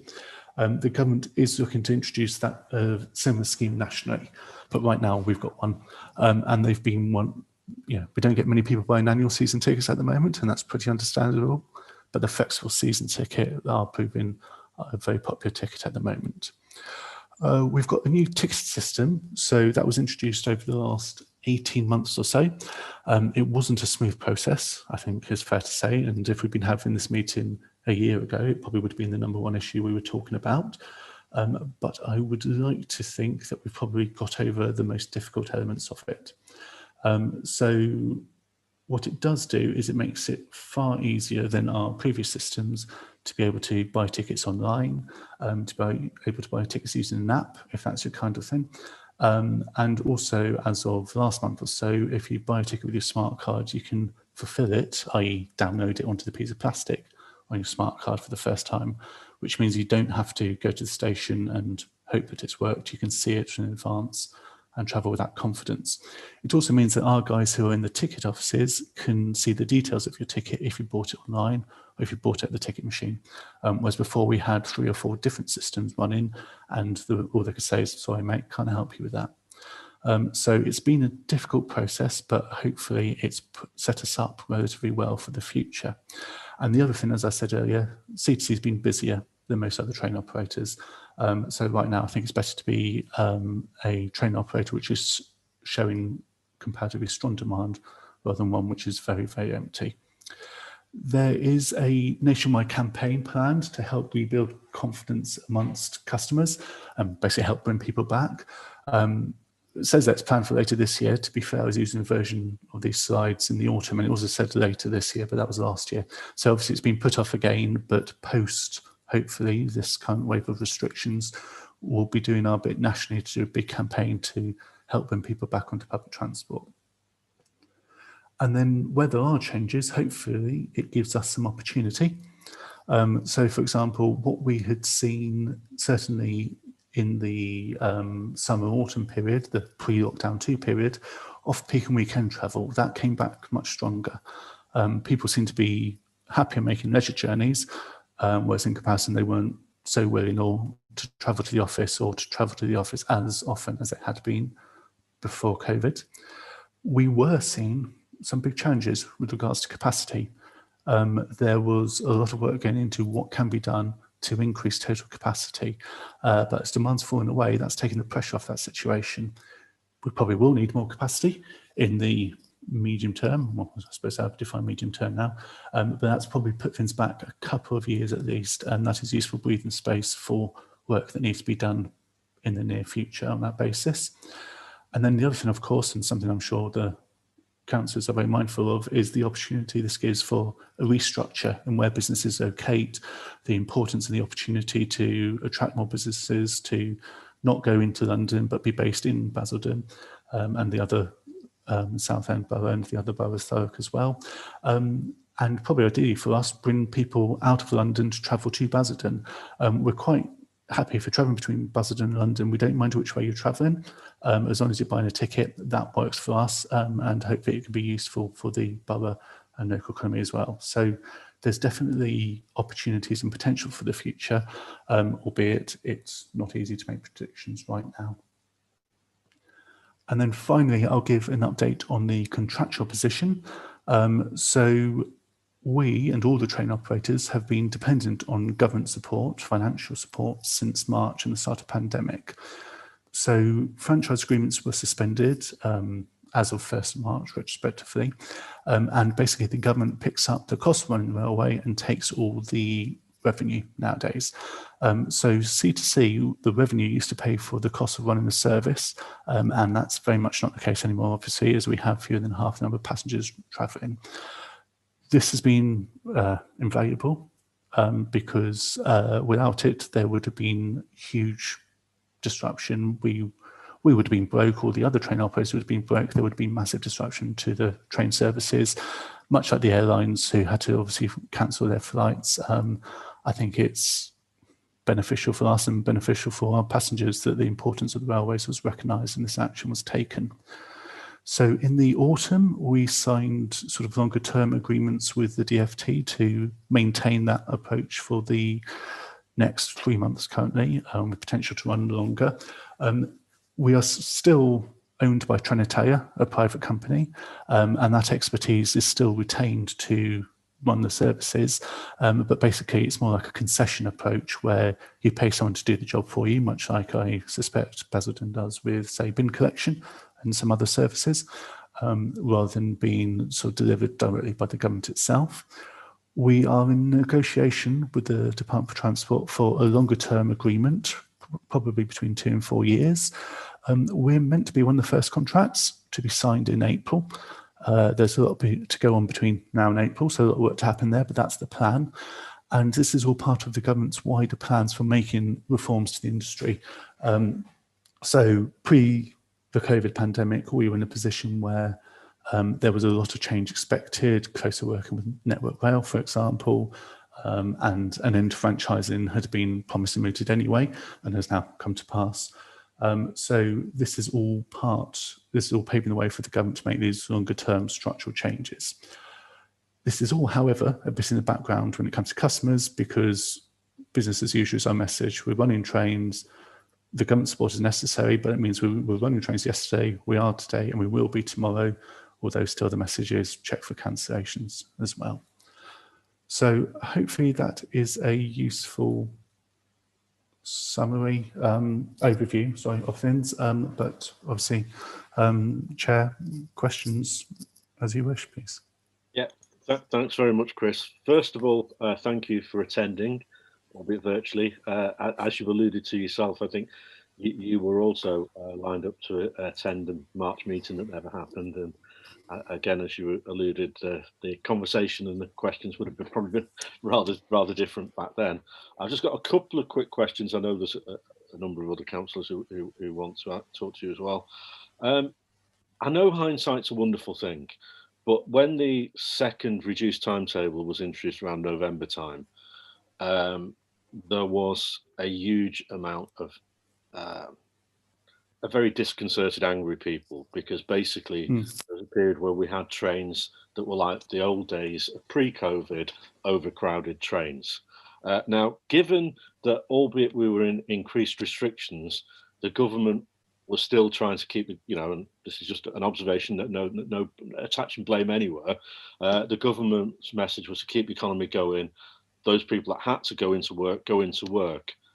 Wasn't it fairly obvious, given the information you had about the busy times of trains, etc., that was exactly what was going to happen? And my other question is, at the moment, it's really grim in terms of the infection rates. Dr. Mike Goethe today was saying in parts of South Essex, including Basildon, the rate of infection is believed to be 1 in 18, which is and you can argue about the statistics. Well, I'm not going to argue with Mike Gogarty because he knows rather more about virology than I do. But it may be because more people have been tested, etc. That figure is not 100% accurate, but we do know that the infection rates are pretty much out of control. Given that, how confident can you be that you will have the staff to actually drive the trains and that there won't be wholesale cancellations going forward? That's it from me, and then I'll let, if you could deal with those, I think Councillor Buckley was the first, and we'll go through the other councillors as well. Sure, thank you. So first of all, last November, the issue we had there was about our resources, our ability to run a service. Sadly, our train drivers aren't immune from COVID, and indeed from other health issues, and we didn't have the drivers available to run more trains.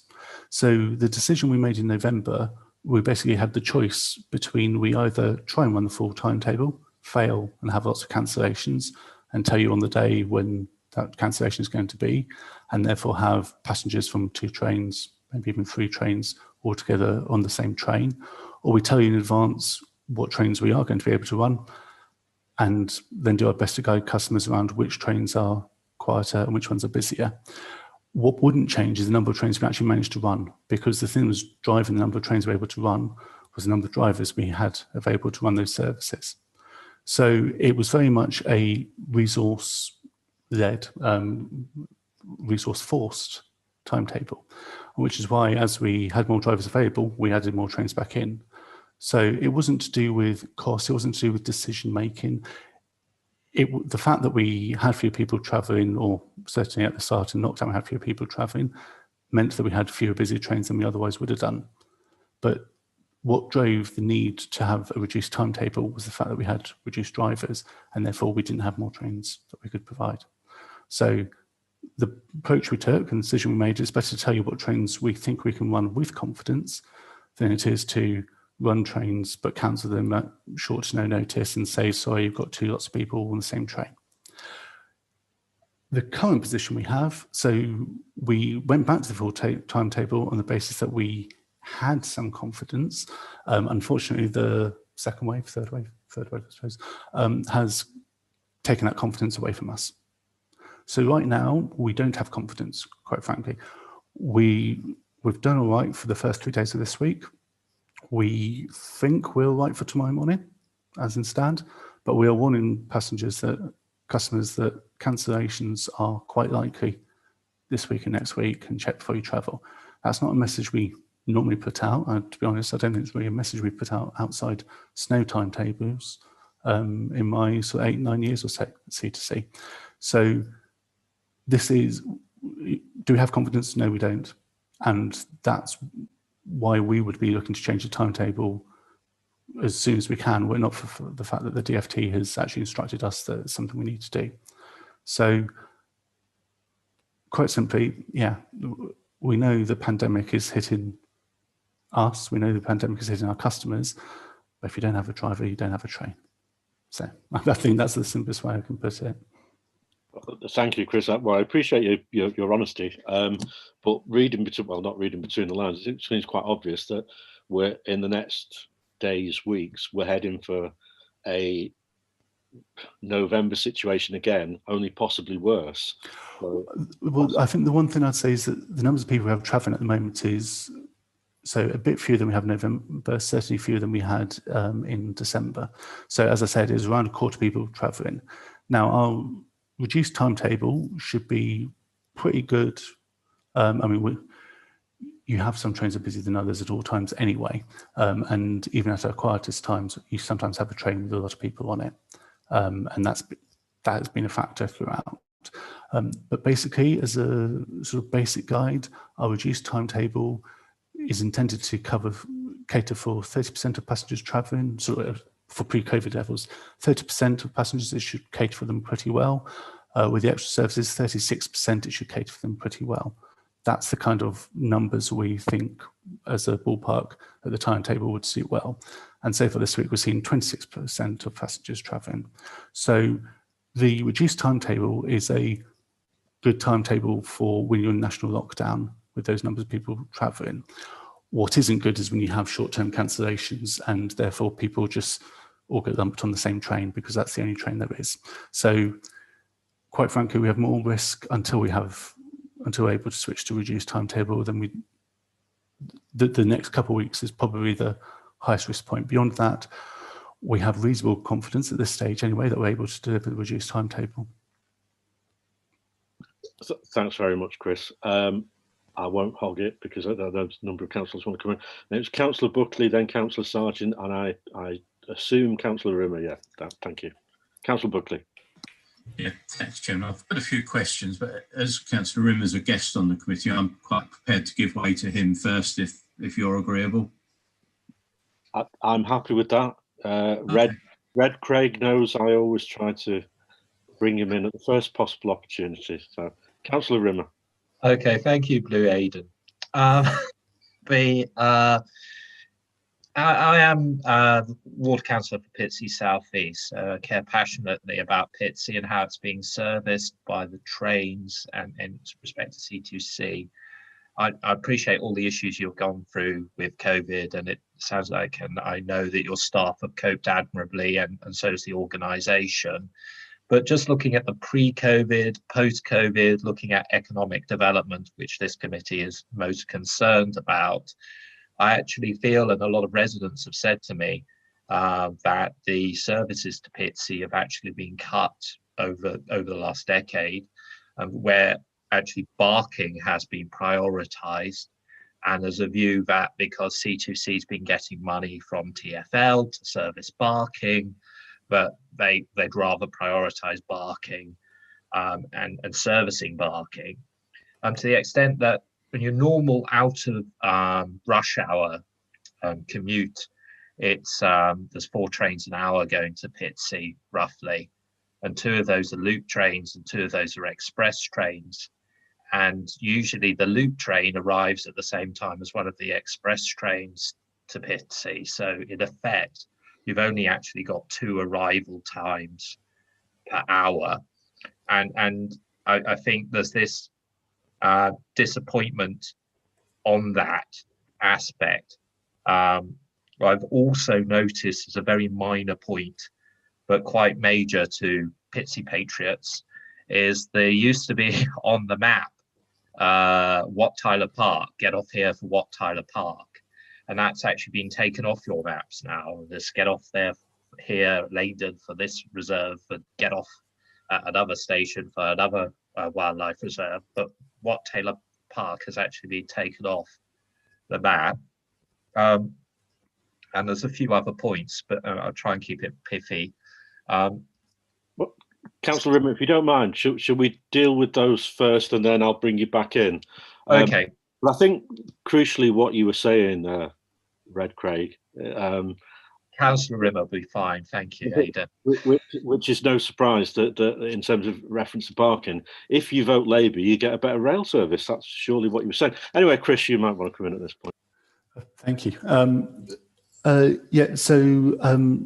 If I take separate services at PITSI and services at Barking in general, so services at PITSI, I hadn't thought they'd been, I must admit, compared to a decade, I don't know, but there's been no sort of substantial change to service levels at PITSI, certainly over the last 5-6 years. That I'm particularly it's a decade aware comparison. It's right, an issue that's been raised over a decade, time and time again. Okay. But and each subsequent timetable change, it's never been addressed. Right. Okay. Sorry, I'm with you. Okay. So I don't know what the service to PITSI was a decade ago. But I think what we do is we do look at the demand we have at each station and base the service frequency on the basis of that demand. And you're quite right. So PITSI does have fewer services. It does obviously have some services go via the loop, but that's a noticeably longer journey time, absolutely. But the reason we have fewer trains stopping at PITSI is because it is in pre-COVID terms anyway, it was a comparatively quieter station than some of the other ones around it. And basically, the more people boarding that station, the more services there are. When it comes to Barking, we do have more services stop at Barking than used to. And that also has been the case for the last 5 or 6 years or so. We don't get paid by TfL for it. It's just, it is a place where lots of people go and lots of people come from. So Barking is now our busiest station. That used to be Benfleet, but Barking is now the busiest station we have. It's also in COVID times, it's continued to be, it's sort of the highest level of pre-COVID levels. So it's sort of returned to closest to previous levels of demand. Barking's hugely busy. People there pay their money. We need to get people off platforms where they're going to, and that's why I have more trains stopping at Barking. What I will say is that when I do go to the Barking Council equivalent of this, we get criticised for not having enough trains stop at Barking. There is a balance, a trade-off between number of trains you can run, journey time, the frequency of service. You can't have maximum on everything. So therefore, we are constantly trying to find the right balance between having faster trains versus making sure stations at PITSI have sufficient trains, versus making sure that places like Barking with high demand have a frequency of service, so you don't get one train in 4 stop at Barking and then lots of people get on Barking at that stage in pre-COVID times, certainly anyway. But yes, it's not with paid by TfL, it's to do with passenger demand and passenger numbers.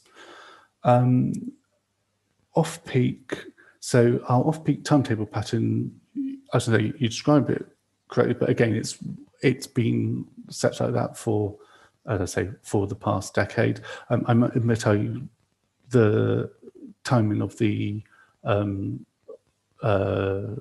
services versus the timing of the services by Basildon, I don't know. I can certainly ask our timetable guys if that's the kind of thing we can play with. In general, the trains that are running via Tilbury, they're the ones that are timed because they're going via Chafford, which is where it's a single line. So that's the sort of clever bit where you've got to get trains passing each other at the right time at Ockenden. So actually the departure time from Pitsea is all based at what time trains are going to go past each other at Ockenden, and then they work backwards from there. But I can certainly raise that as a question for when we're looking at a timetable that we hope will last for more than a few weeks. And then Wat Tyler Park, that's been raised recently by one of your colleagues as well. Now, basically that's something we'll look at next time we reprint the maps, basically. Yes, I don't know why it used to and why it doesn't. I don't know if that's to do with the sponsorship that ended or anything like that, but that's certainly something we can look at. We're interested in pointing people towards attractions for sure, because it gets people travelling. Thank you. Councillor Rimmer, I think you want to come back in again. Yeah, absolutely. I think on the Pitsea point in terms of servicing, what I have also been told is that some residents are finding themselves having to drive to Basildon because of the more regular service. And if this has been their behaviour over the last decade, it becomes self-defeating, doesn't it? If you're just doing it on passenger numbers, is there any way that you can actually survey the users better to see which station they would be preferring to use as well as part of that equation? If you're doing that already, I apologise. The other thing in terms of announcements when trains are actually cancelled or changes are being made when people are en route, is there any chance of greater cooperation between yourselves and TfL in certain stations, such as West Ham, for instance, where often you can be on West Ham, you go through West Ham and you get off there to connect, but actually the train's been cancelled through West Ham, diverted by Stratford because it's come from Liverpool Street, and there's no announcement on the tube. You end up going all the way up to the platform where there's no announcement there, just that there's no train, and having to work out exactly what you have to do. I found myself a number of times telling other passengers what to do after calling up C2C or looking at the Twitter or something like that. So I don't know if there's any more that you can do in terms of that connectivity side of things. When we're looking at economic development, I mean, this is really long term, but this is Economic Development Committee. Is there any, at the moment, the way our borough is, we've got 2 spokes in terms of train lines, in effect. I mean, obviously we've got the loop, but we've got your line, the C2C, and then we've got the other line running from Wickford into London. Is there any way that we can connect these 2 spokes rather than people having to travel all the way to Southend or all the way into London to actually connect up to each other? Can we, have you got any plans to make our borough more connected railway-wise? Okay, thank you. So in terms of people driving to Basildon, first of all, are we surveying? Yes, well, we were.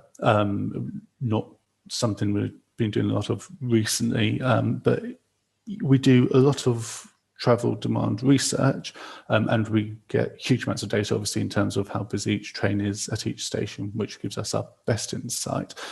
So, yeah, with people who aren't travelling, what would entice them on is certainly something we look at quite a lot. Fundamentally, though, it is done on some big picture numbers. So we do look at demand, and we're happy to run more trains at Pitsea, but we will do that if there is demand, that there's definite apparent demand for the trains at Pitsea, and that would outweigh the sacrifice, if you like, of other people stopping at Pitsea when they used to go through and have a 2-minute faster journey time. Now, 2 minutes isn't a lot, but 2 minutes is something to those who use it. So those are the kind of issues we look at and weigh up. I mean, certainly, yeah, I can raise with our guys as we're looking at a sort of, hopefully a timetable to last for a bit of a while. I can raise the Pitsea question. But as I say, demand-led is the way we look at it and the way we always have looked at it. Coordinating with TfL and travel announcements, there's two sides to it. I think we're okay, but not fantastic about telling people about TfL disruption. So we do try, and we have been making efforts around, for example, drive announcements when there's live travel information on it that we want to share. So, for example, if you're on the train going to West Ham and the Jubilee line is closed, that we managed to tell you in advance that you're getting off. So we try, we're all right, could probably be better. The flip side is TfL telling you about our engineering works. Probably, yes, they could be better. I'm sure they've got much more work to do than we have on that. But yes, in general, working together, I think that's something that is one of the sort of big structural issues the government has been looking at. The fact that you have different train operations run locally means that when they interact, they're run by different people. And given the government now supports TfL financially, supports Network Rail financially, supports C2C and Greater Anglia financially, I think coordination is something that we are all going to look at and should be looking at. That's not the same as a promise that we'll always manage to do it and do it well. But to be fair, I think, yes, you're probably right. There probably is more that could get done in that area. In terms of the long-term issue around joining up railways, there's not any sort of developed proposals I'm aware of that joins the two rail lines together with National Rail, heavy rail line. I think probably, so obviously that would be very expensive.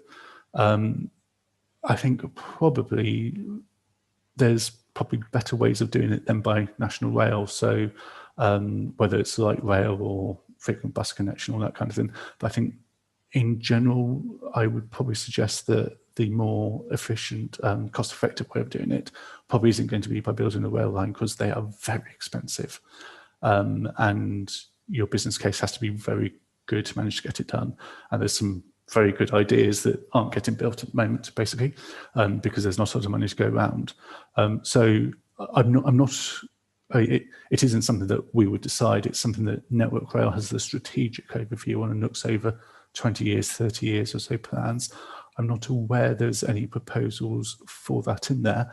And I think probably, speaking for Network Rail, maybe out of turn, but I think they would probably suggest that you might find cheaper public transport alternatives to probably create a stronger link might be a better approach.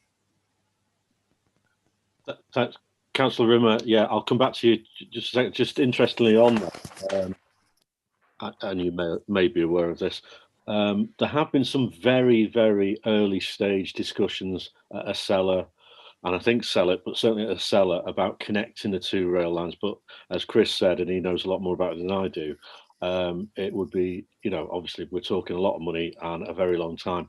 So you're probably looking maybe at some sort of light rail tram type connection, but again, it's an ambition at the moment. It's no more than that, but certainly it's something that there's very early stage discussions about.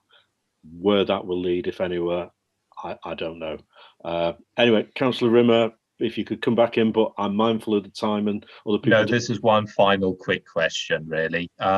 You probably know that we are looking at our town centre in Basildon, and there's a master plan that's being developed at the moment. Whatever happens to that, there will be some regeneration that happens in Basildon. It's felt that by many that the current railway station isn't really up to scratch for the amount of commuters that are actually using it at the moment. We're looking to increase the footfall further in terms of entertainment and further and more residents. Would C2C be willing to actually invest in the actual rail station and make it easier to actually enter and exit from it? Sure. So yes, the town centre master plan work, we've been involved in that. I know Tomasz has been running various workshops. I've attended and a couple of others from C2C, and we're very willing to be some active partners and participants in that work. In terms of investment, it's not us anymore, basically, or it's not C2C anymore. It is now the government. So the changing contractual relationships now have basically means it is government investment that would be paying for this. And to be fair, the mechanisms aren't really quite clear yet. We're doing some work at the moment as part of this work with the government, looking at the future about what should the priorities be and looking at how we can improve our stations, because there are shop windows, is definitely something that we're interested in looking at. But basically, that is ideas that have been discussed at the moment, and we're very clear and very conscious there's not a lot of money for them. So yeah, very happy to be part of it, but we don't have the power to sign any checks. Tomasz, do you want to add anything there, or does that cover it? I think it basically covers it. We're always looking at opportunities. We've been in discussions with the seller. We've looked at other opportunities of connecting, as Councillor Rimmer's mentioned, about how we could connect up to the two lines. We've, through the various government initiatives, we did some research and work recently with Essex County Council to see how we could hopefully expand on the growth proposal. So there's a number of initiatives going on there in the background, but I think it comes back to the key point that Chris has mentioned, which it's all subject to major government infrastructure funding. And Acela provides a bit of a platform for that, but also our own proposal through our growth agenda. So I think it's, as the government rolls out these future funding opportunities, such as the Prosperity Fund, they may present future opportunities for us to take advantage of these. Thank you. I think that answers your questions, Councillor Rimmer. I think the moral of that one is you perhaps need to be talking to your local Conservative MPs to get them to put some pressure on, because it seems like it's the government that's making the decision, and therefore maybe they can help us out a little bit there. We will see. Councillor Buckley, then Councillor Sargent, then Councillor Brockman. Thanks, Chairman. I do recall asking Tony Blair for money, and it wasn't forthcoming then either. So I was too busy giving it to the North. They probably did, but I'll put that to one side. Certainly on the point that Councillor Rimmer raised about the North-South connection, that is something which has been floated around for many years, and certainly the vision that many of us had, if it can ever be delivered, is not just to connect the two rail lines, but to connect Basildon through Wickford or Billericay with Chelmsford. And I think that north-south connection is something that's very important to the economy of the area. And I think both ends of that link would actually benefit.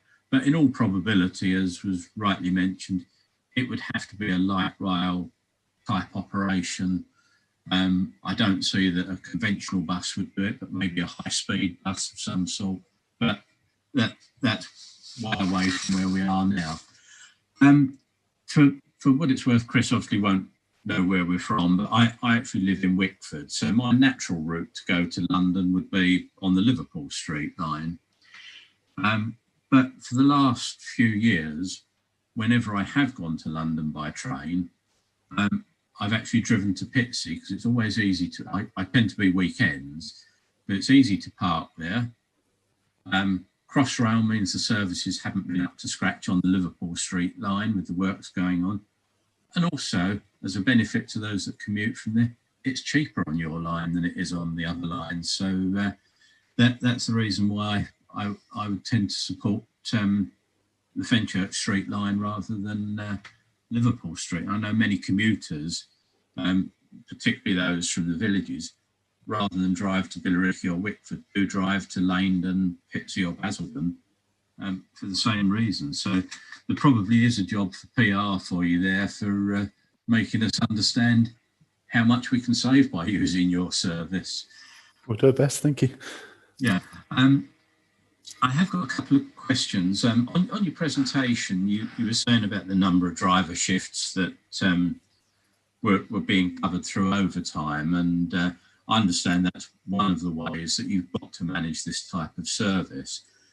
I've never worked for the railway and don't know anything about being a train driver, but am I right in thinking that train drivers are like lorry drivers, where, for example, they've got a certain number of hours per day, per week, where they can do?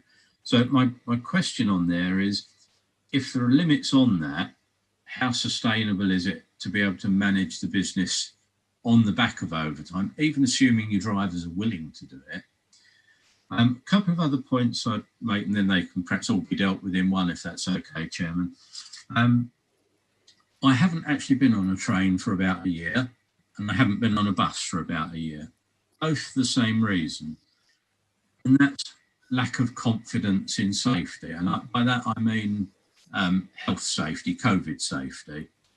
And I see what you're doing, and you're doing a lot, but that message is not getting out to the public that are not travelling. I'm an occasional traveller. I'm more or less retired, and if I go to London, it's either to go to see a show, or odd occasions a medical appointment, something like that. So I don't get to see all these plans and posters that you have. So perhaps you could think about how you can get that message across to people like me. On the question of masks on the trains, according to the internet, basically anybody that feels like it can print themselves an exemption card, which seems to me a bit bonkers, and that's probably something the government needs to address. But what does annoy me more than anything else is the number of people that wear a mask but wear it incorrectly, in other words, below the nose. And you said that your staff have got no power. Obviously, the British Transport Police have a power. But as a provider of a service, surely you have the right to turn away or refuse to deal with any particular customer. Why can you not make that a condition of anybody that doesn't have a valid exemption? Okay, thank you, Councillor. Sorry, there's one thing I'd like to layer on to what Councillor Buckley said. And in terms of I applaud the effort you made in terms of getting the lanyards out for people who are exempt. Forgive my ignorance, I don't know what, if any, checks you do to make sure that they are genuinely exempt. So if you could just incorporate that as well, thanks. Sure, Councillor. Okay, so first of all, in terms of comparison with the Liverpool Street Line, yeah, we're cheaper, we're more punctual, and we'd like to think we're more reliable. To be fair to my colleagues at Great Anglia, they've obviously had a lot of engineering work, as you say, for Crossrail preparation, which they're, I think, starting to come towards the end of, and they've also invested in a lot in new trains as well. So I'm sure they will see some big performance improvements there. So we're certainly not resting on our laurels, but yeah, definitely travelling with C2C is the right way to go. Thank you, Councillor. Although we're all one railway now as well, probably, so we don't need to be competitive. In terms of driver shifts and overtime, yes, there's all sorts of restrictions on number of hours you can operate and how long for. So overtime, basically, it isn't about working a longer shift, it's about working on your rest day. And again, there's limits to how many you can do. Is overtime sustainable? It's sustainable when you have a lot of drivers and a bit of overtime. It's not sustainable when you have a lot of overtime and not many drivers. And generally we work with some overtime. It's popular, people like overtime. But yeah, recently we have more drivers unavailable than normal. And that means we don't have as many people in the rest of the pool to be able to cover all the shifts. And that's why right now, why we're in the position where we have this struggle that we're facing in these current days, basically. We are training more drivers, but that's an 18-month process. And unfortunately for 6 months last year, all training was suspended because it required 2 people to be in the cab together. And we weren't able to do that until we had an agreed safe way of working that everyone's happy with for doing. And even now, driver instructors are volunteers basically to do training as a sort of voluntary extra.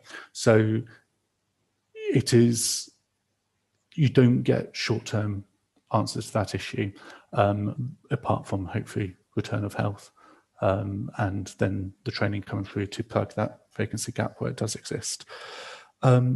Your point about lacking confidence, so lacking confidence in travel is frankly understandable at the moment.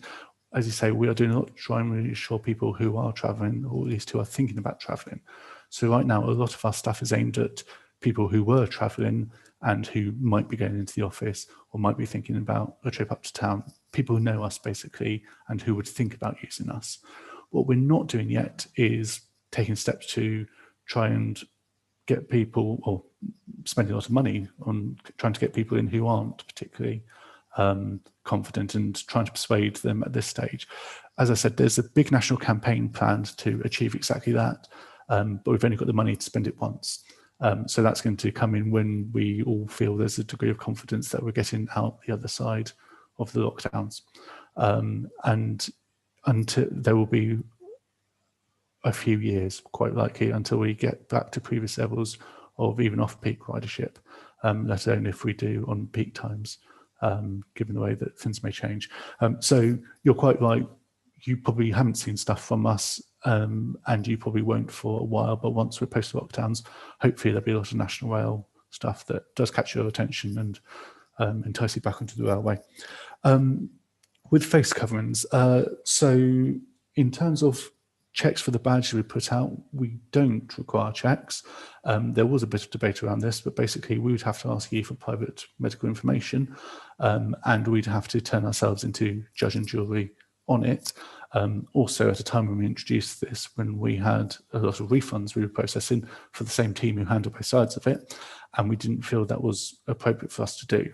So we don't put checks on you. It is an honesty scheme in effect, in the same way that baby on board badges are an honesty scheme. Obviously a baby on board badge, I guess, is only valid for 9 months anyway, and gives away if you wear it for too long. But it is an honesty scheme. We don't have resources to check details like that. Wearing face coverings incorrectly, I understand, I quite agree. If you go on our website right now, I hope, probably the main image you'll see is an image of 3 masks worn, one with a tick, like that, one with a cross, like that, and one with a cross where it's down there like that. And that's an image we've been looking at on social a lot. So they've got, telling people not just wear your face covering, but wear your face covering correctly. It feels a bit like nanny, but that's something we do try and do. Our staff, can they refuse travel? They can, albeit they've got to be in a position to be able to do it. So for example, if you're in a ticket office and someone walks through not wearing their face mask properly, you can't actually stop them because you're not there to do it. Also, we don't encourage our staff to confront people.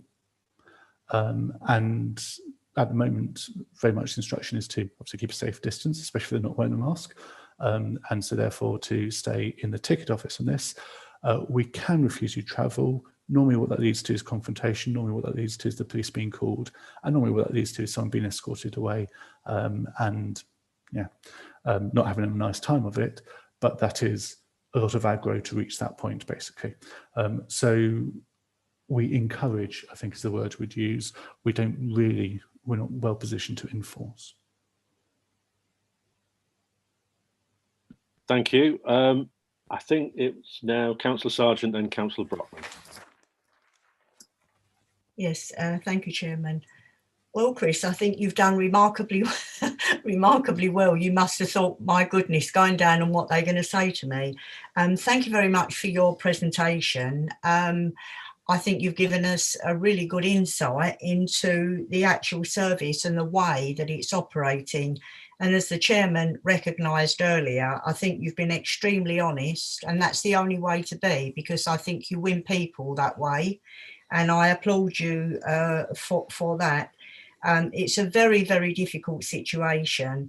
And seeing your pictures of the station, I too haven't been to London. I mean, I was born in London, and I was always going back to London, but obviously we just don't go there. And because of the current circumstances. And the business that you are losing at the moment is just incredible. I'm really pleased that for the government support in what they're doing for you to, you know, to keep the service afloat, because the rail service is an absolutely vital service.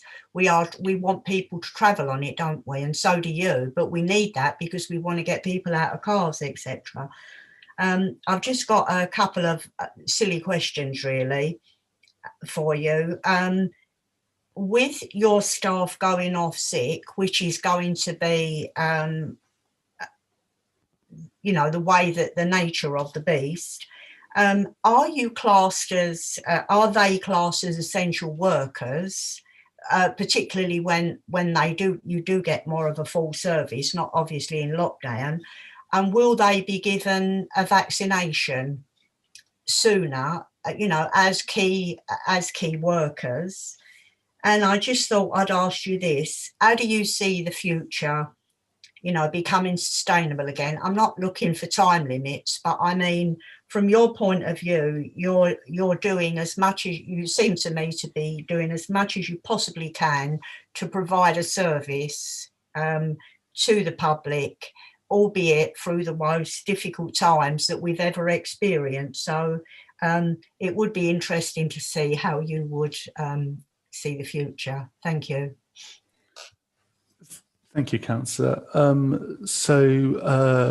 In terms of our staff, we are classified as essential workers, yes, for example, things like school places, although some schools obviously require 2 parents, as I know, to be key workers, and to be fair, I don't think the head of comms is a key worker anyway myself, although he's very important, I should say. But yes, so our staff are classified as key workers. When it comes to the vaccination, there isn't anything at this stage that is, I mean, obviously it's a government is deciding that Department of Health, the priority order of groups. Railway workers aren't a priority group at this stage. Whether they do get given some degree of priority above others further down the line, quite possibly, I guess. But yeah, we're not on the top at the top of the list, and to be fair, that's quite right too. So yeah, that is that. I think that's the situation there. When it comes to how we see recovery, at the moment, obviously, it is, you know, it's hand to mouth for all businesses and for people, basically. When we are out of lockdown with confidence that we're not going back into lockdown, and we can all debate when that might be at this stage because we don't know, but when we get to that stage, I would say that I think there's a degree of optimism at C2C about what the future holds. It may well take several years, as I was saying before, to get back to the peak of the peak that we saw before. So after the 2010 financial crash or financial crisis, it basically took 2 years for demand to rebound to where it had been at that time, and then it kept growing upwards after that. I would hesitate to say it would be as quick a recovery this time around. And as we know, a lot of people will be traveling different. So people can make grand statements about the day of 5-day-a-week commuting is dead. It probably will be for some roles. It probably won't be for other jobs. But if we can get new people in to commute at other times, then all the better from our side. And as I say, the fact that leisure travel is potentially growing and is showing signs of recovery sooner, weekend travel as well, then yeah, we'll run seaside specials or whatever.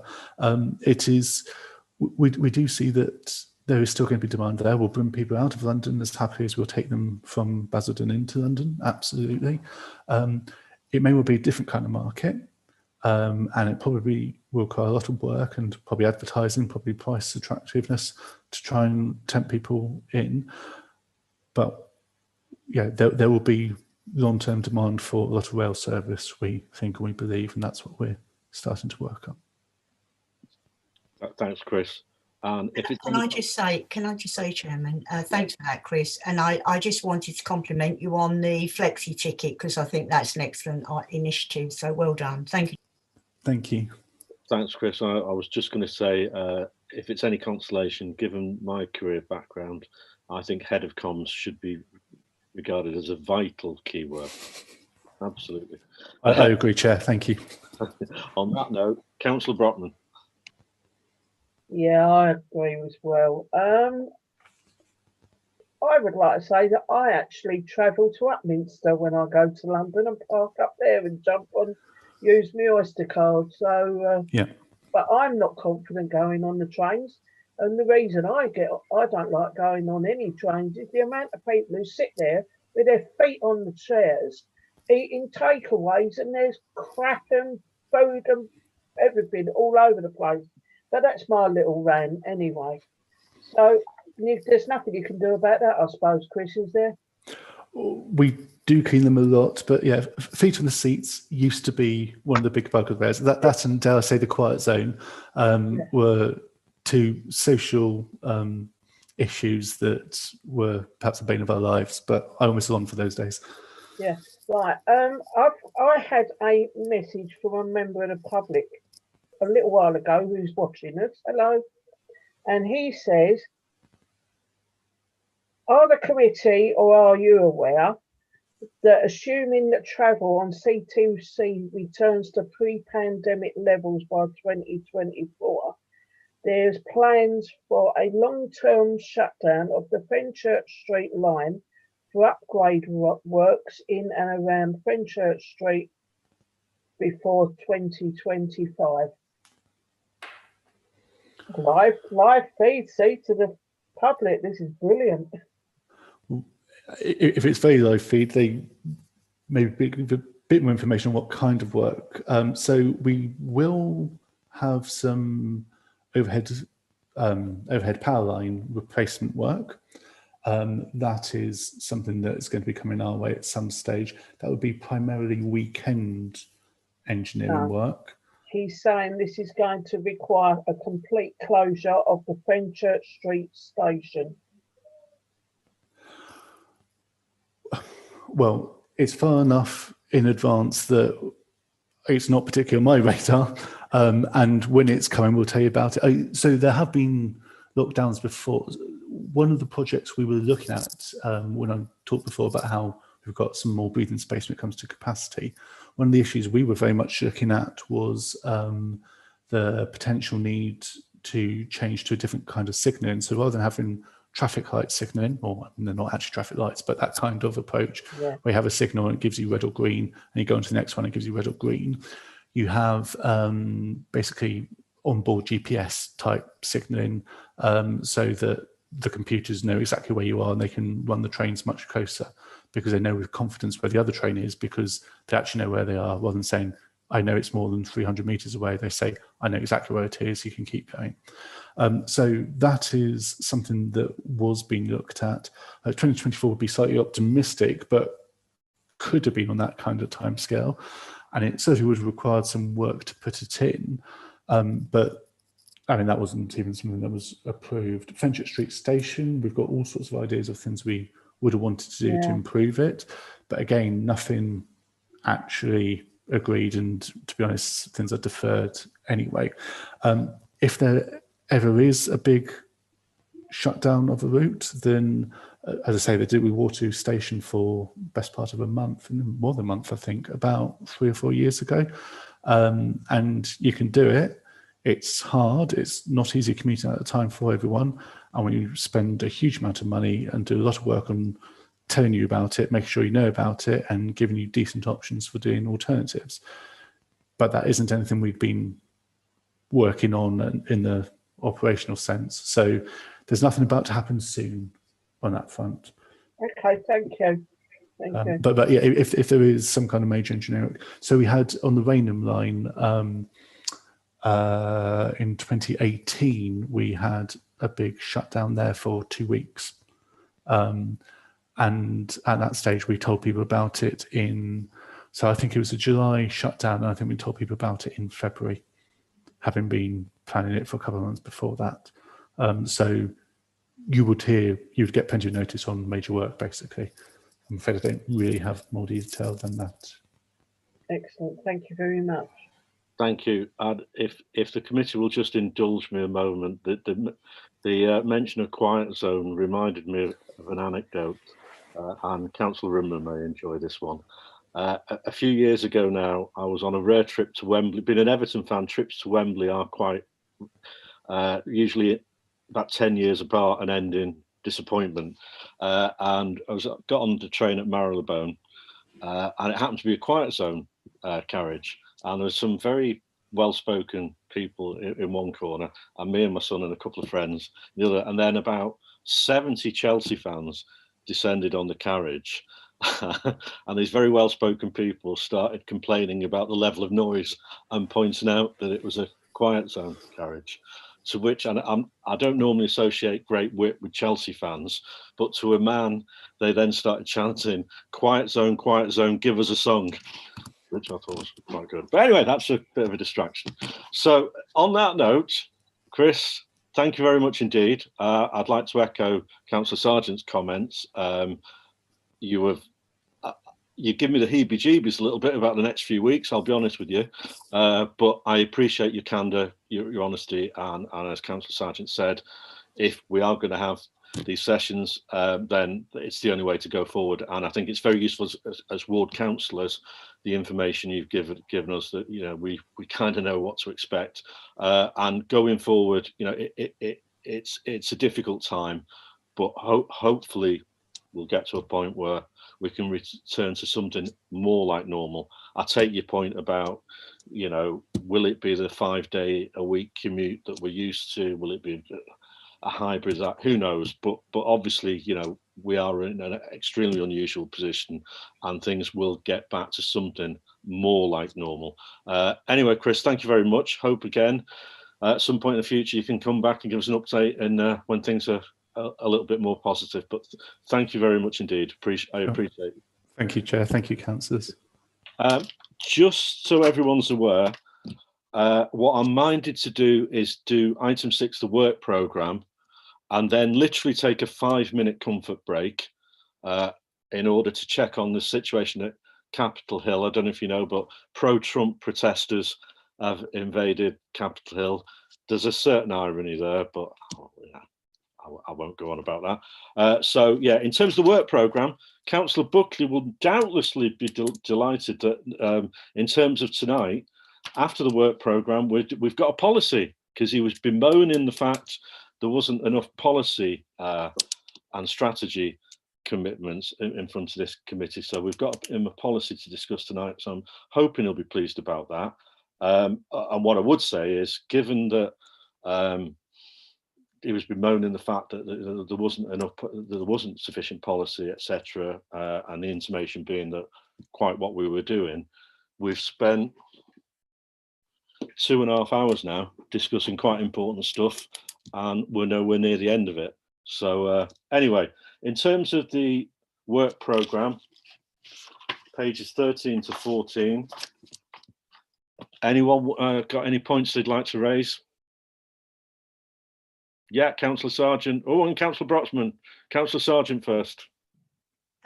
Chairman, did we at one stage have early years on our work programme?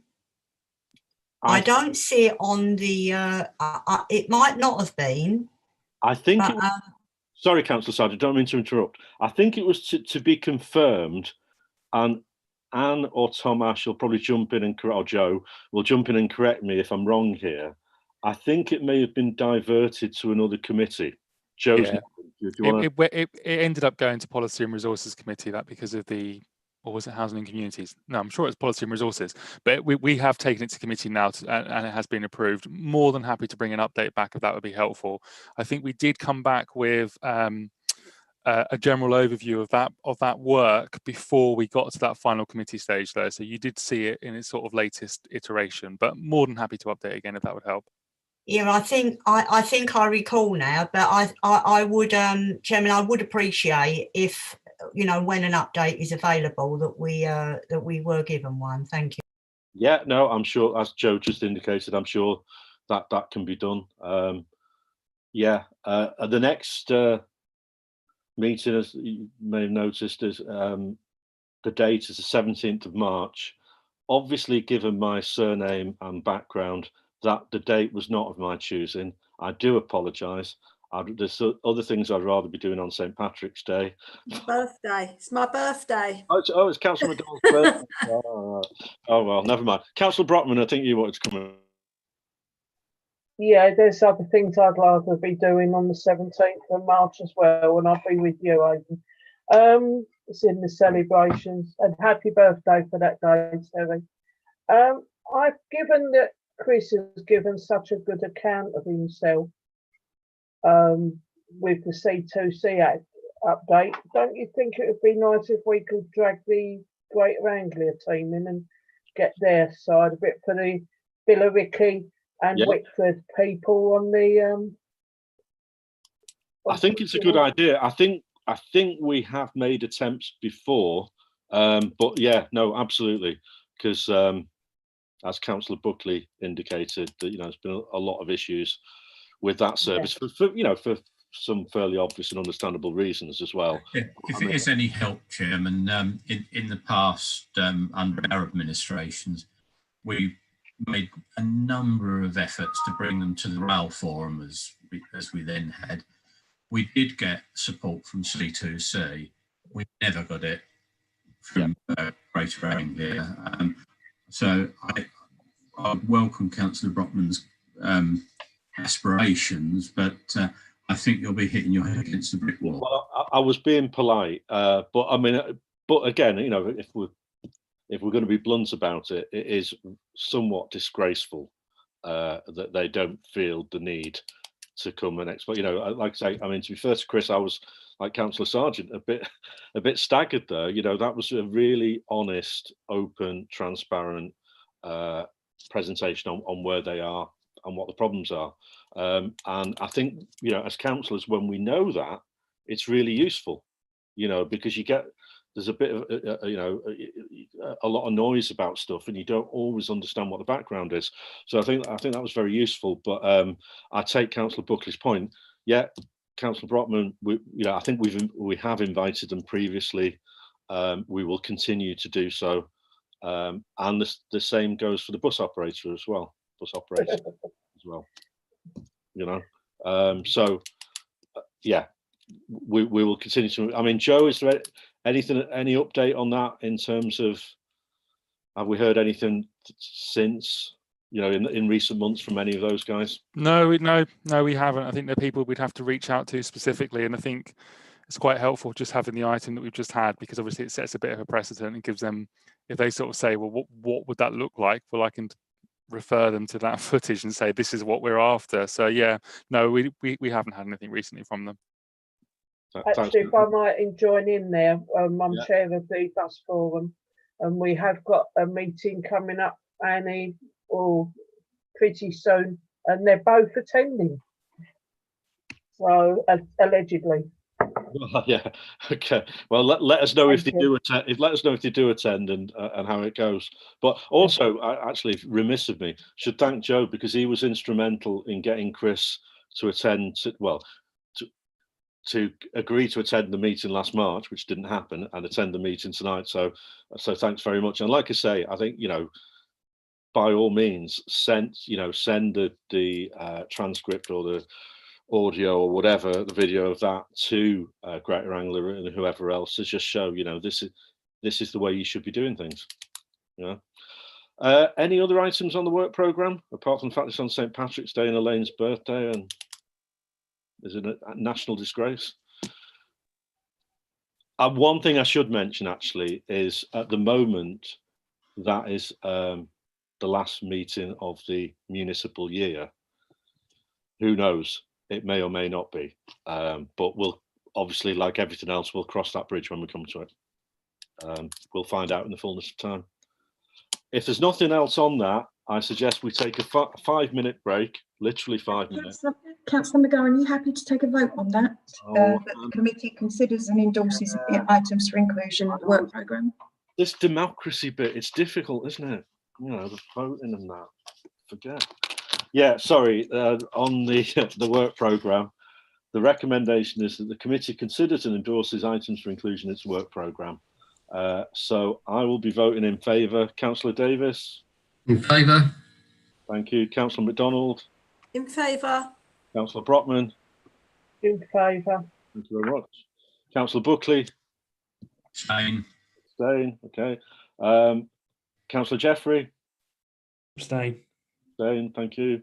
Councillor Sargent? Abstain.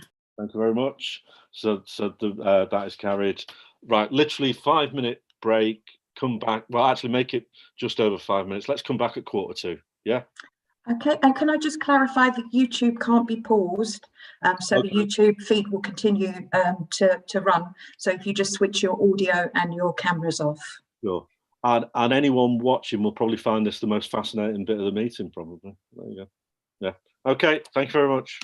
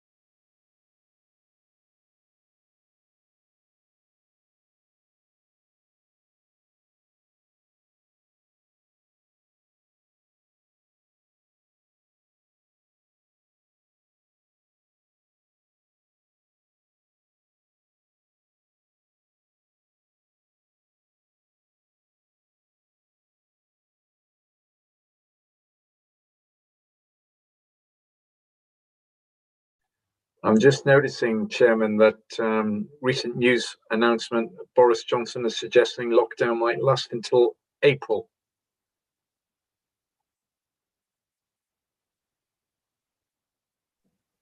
Only for Labour councillors. When did he say that? It's just come through on the news, on a news feed that I've got at the moment. Well, if it wasn't for bad news, there'd be no news at all. Yeah, I think it's during his announcement in Parliament today. It's been pretty obvious it's going to be that long, isn't it? Yeah, I reckon we'll still have these measures, not quite as severe, but I think we'll be talking about coming out of the various tiers spring 22. Yeah, and it's not going to be it'll be a phased. The suggestion is it'll be a phased in tandem with the vaccination program. Yeah. Mind you, for reasons I don't fully understand, and Malcolm, you might be able to help here, the FTSE went gangbuster today. Sorry, say again? The FTSE 100 went through the roof today. You know, we're still live, by the way. Yeah. Yeah, well, I don't think it's a secret that the FTSE went up. Simple answer is that we got a deal with the EU. Yeah, well, that was a week or two ago. I don't quite understand why it's taken the city 2 weeks to realise we've got a deal. Yeah. Although my opinion of the city is not that high, so maybe you're right. I think that what frightens me is the fact that they've announced that there was over 1,000 deaths today. Yeah, no, That really is bad. I mean, I know my neighbours in a bad way. That's like back to March, April levels, isn't it? Yeah. So, Anne, do we waiting on it? Oh, we've got haven't we? Councillor Jeffrey and Councillor Davies. Okay, and we are a minute off yet, so. Shall we break into song and give the residents something to watch? You scare them off. What have they done to deserve that, Eunice? Go on. Good grief, I don't know. You don't want to hear me singing. I want to know your choice of karaoke song. Oh, that would be with a shillelagh under my arm and a twinkle in my eye. Do you know that one, Aidan? I am familiar with it, yeah. You have been known to partake when you've been having a drink. Yeah. I'm saying nothing. I've said too much already. Yeah. Oh, would you believe I've got 2 4-legged furries down here staring at me because I brought a biscuit in here. They're not. Yeah, if you bring a biscuit in, what do you expect? Up 2 on the floor waiting for one from me. Oh, nightmare. Right. Excuse me a moment. We've just got to go and get something. Come on, you two out. This is the problem with Zoom meetings. I've got 2 scrounging biscuits down on the floor. And unfortunately, mine's downstairs with Deborah. But I tell you what, vets make a fortune out of me personally. Seriously, it's unbelievable. Ours were ill just before Christmas, and they both had I can't remember the exact term, hemorrhagic diarrhea they called it. Oh, sounds nice. £2,000 bill. Oh. Fortunately, they're insured, but yeah, it just shows how much it can cost you in a short. And that was literally they were ill on a Sunday morning and in the vet's hospital till Tuesday. No, well, yeah, I mean, unfortunately, mine's insured as well, but I mean, you know, the insurance bill itself is a fortune because he's getting on now, and the excess is, still not inconsiderable as well. No. Well, I was actually going to cancel the policy for one that ran out just before Christmas. But that claim, I carried it on. Sorry, councillors, just to remind you, you are still being recorded and live on YouTube. Perhaps we better start the meeting, Chairman. Yeah, we better have, yeah. Have we got everyone back, Anne? Yes, I believe so. Okay. Better turn this off because you can hear my TV. Item number 7, supporting co-leavers policy, and I think Tom is going to introduce this one. So without further ado, over to you, Tom. Sorry, Chair. Can I do my normal bit where I just quickly jump in to give the bit of context that that Tom wouldn't have been aware of, because it's sort of probably he's aware of, but it predates his time with us. I'm the chair, and I've just decided you can't. Fair enough. Okay, I'll be quiet and turn my camera off. Brilliant. No, go on. Sorry, Joe.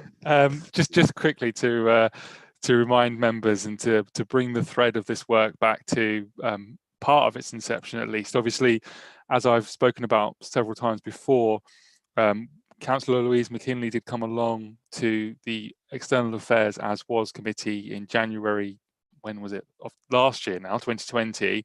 So a year ago, they came to committee and spoke to us about a couple of different things that Essex were already doing, Essex County Council were already looking at, and we were already looking at as well. And one of the things that she talked about and that we'd already been given some consideration to was the work that Essex County Council were looking to initiate to support those young people who are leaving a care setting and easing their transition into their life as adults, which is notoriously difficult and very, very hard for people who, especially if they've been in care settings for a long period of their time, because unfortunately the way that care services are structured in the UK presently, or in England especially, is that at the moment there tends to be a very significant drop-off between the period of being a young person in care and that moment when you leave, and that's being recognised increasingly by councils across England, and that's obviously one of the things that Essex were looking to do. And they were looking for all of the districts that are underneath their Essex County Council area to support their initiative. Again, though, this was something we were already looking at, but to support their initiative specifically around council tax discounts for care leavers and people who are living in their own home but who've just left care, or single parent or single households where there's a care leaver. We supported that straight away. That's something we signed up to immediately, but we were already looking at work that we could do to have a broader range of interventions supporting what is quite a vulnerable group, and a group that does tend to need that additional bit of support. And as with lots of things that we've discussed, both at this committee and some of the other committees recently, that was also a group, a cohort that we were especially keen to help in light of COVID-19 and the fact that the fallout of the pandemic has, generally speaking, exacerbated challenges that were already being experienced by our most vulnerable groups. So this is something that, again, the COVID-19 working group has looked at, and all of those things taken together have brought us to the point that we are at now, where we've got a policy that we're hopeful the committee can approve, and then we can move on into the space of developing a strategy that's coherent and helps us actually deliver change for this group of people's lives.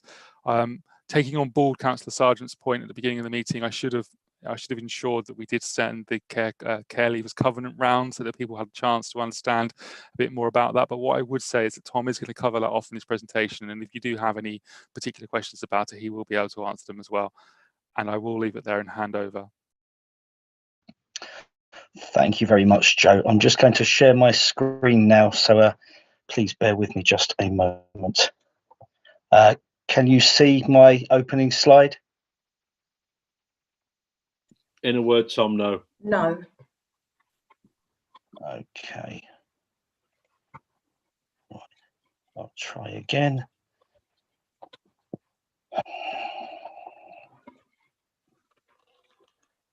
Right then. Yeah. How's that? Yeah, that's good, Tom. You get it. Perfect. Thank you very much indeed.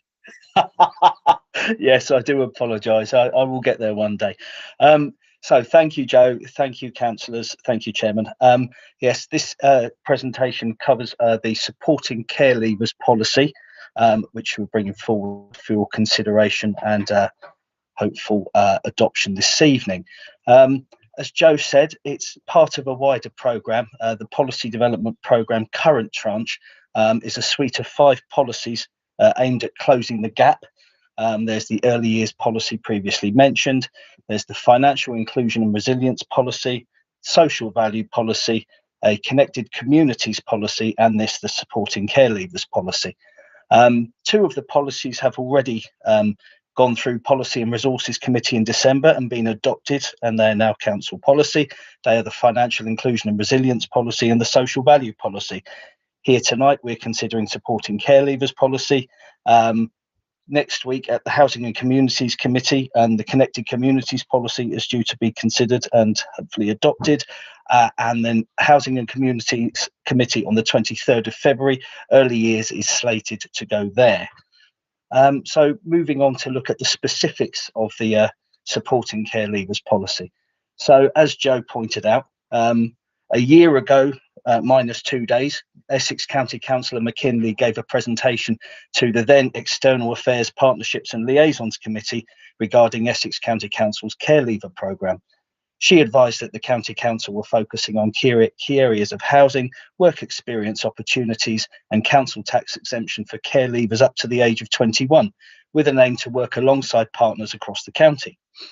In response to this, the Essex Care Leavers and Council Tax Policy was developed by this council and approved following lockdown on the 14th of April by the Staffing Matters and Review Subcommittee of the Policy and Resources Committee. That policy states that after all discounts, exemptions and council tax reduction have been claimed, the council will reduce the council tax liability so that the liability of the household is the same as it would have been had the care leaver been a disregarded person, such as students, as detailed in Section 11 and Schedule 1 of the Local Government Local Government Finance Act 1992. It was agreed at External Affairs Committee that this council would consider other ways that it could support local care leavers and develop a policy to deliver this support with regard to housing, health and wellbeing, and employment and training opportunities. While Essex County Council is the main corporate parent and support provider for Essex care leavers during their transition from leaving care to independent living, we believe that wider society has a moral obligation and a collective responsibility to support vulnerable people such as care leavers. And so as a result of adopting the Supporting Care Leavers policy, this council and its partners will look to provide support to local care leavers in the following areas: council tax exemption, as already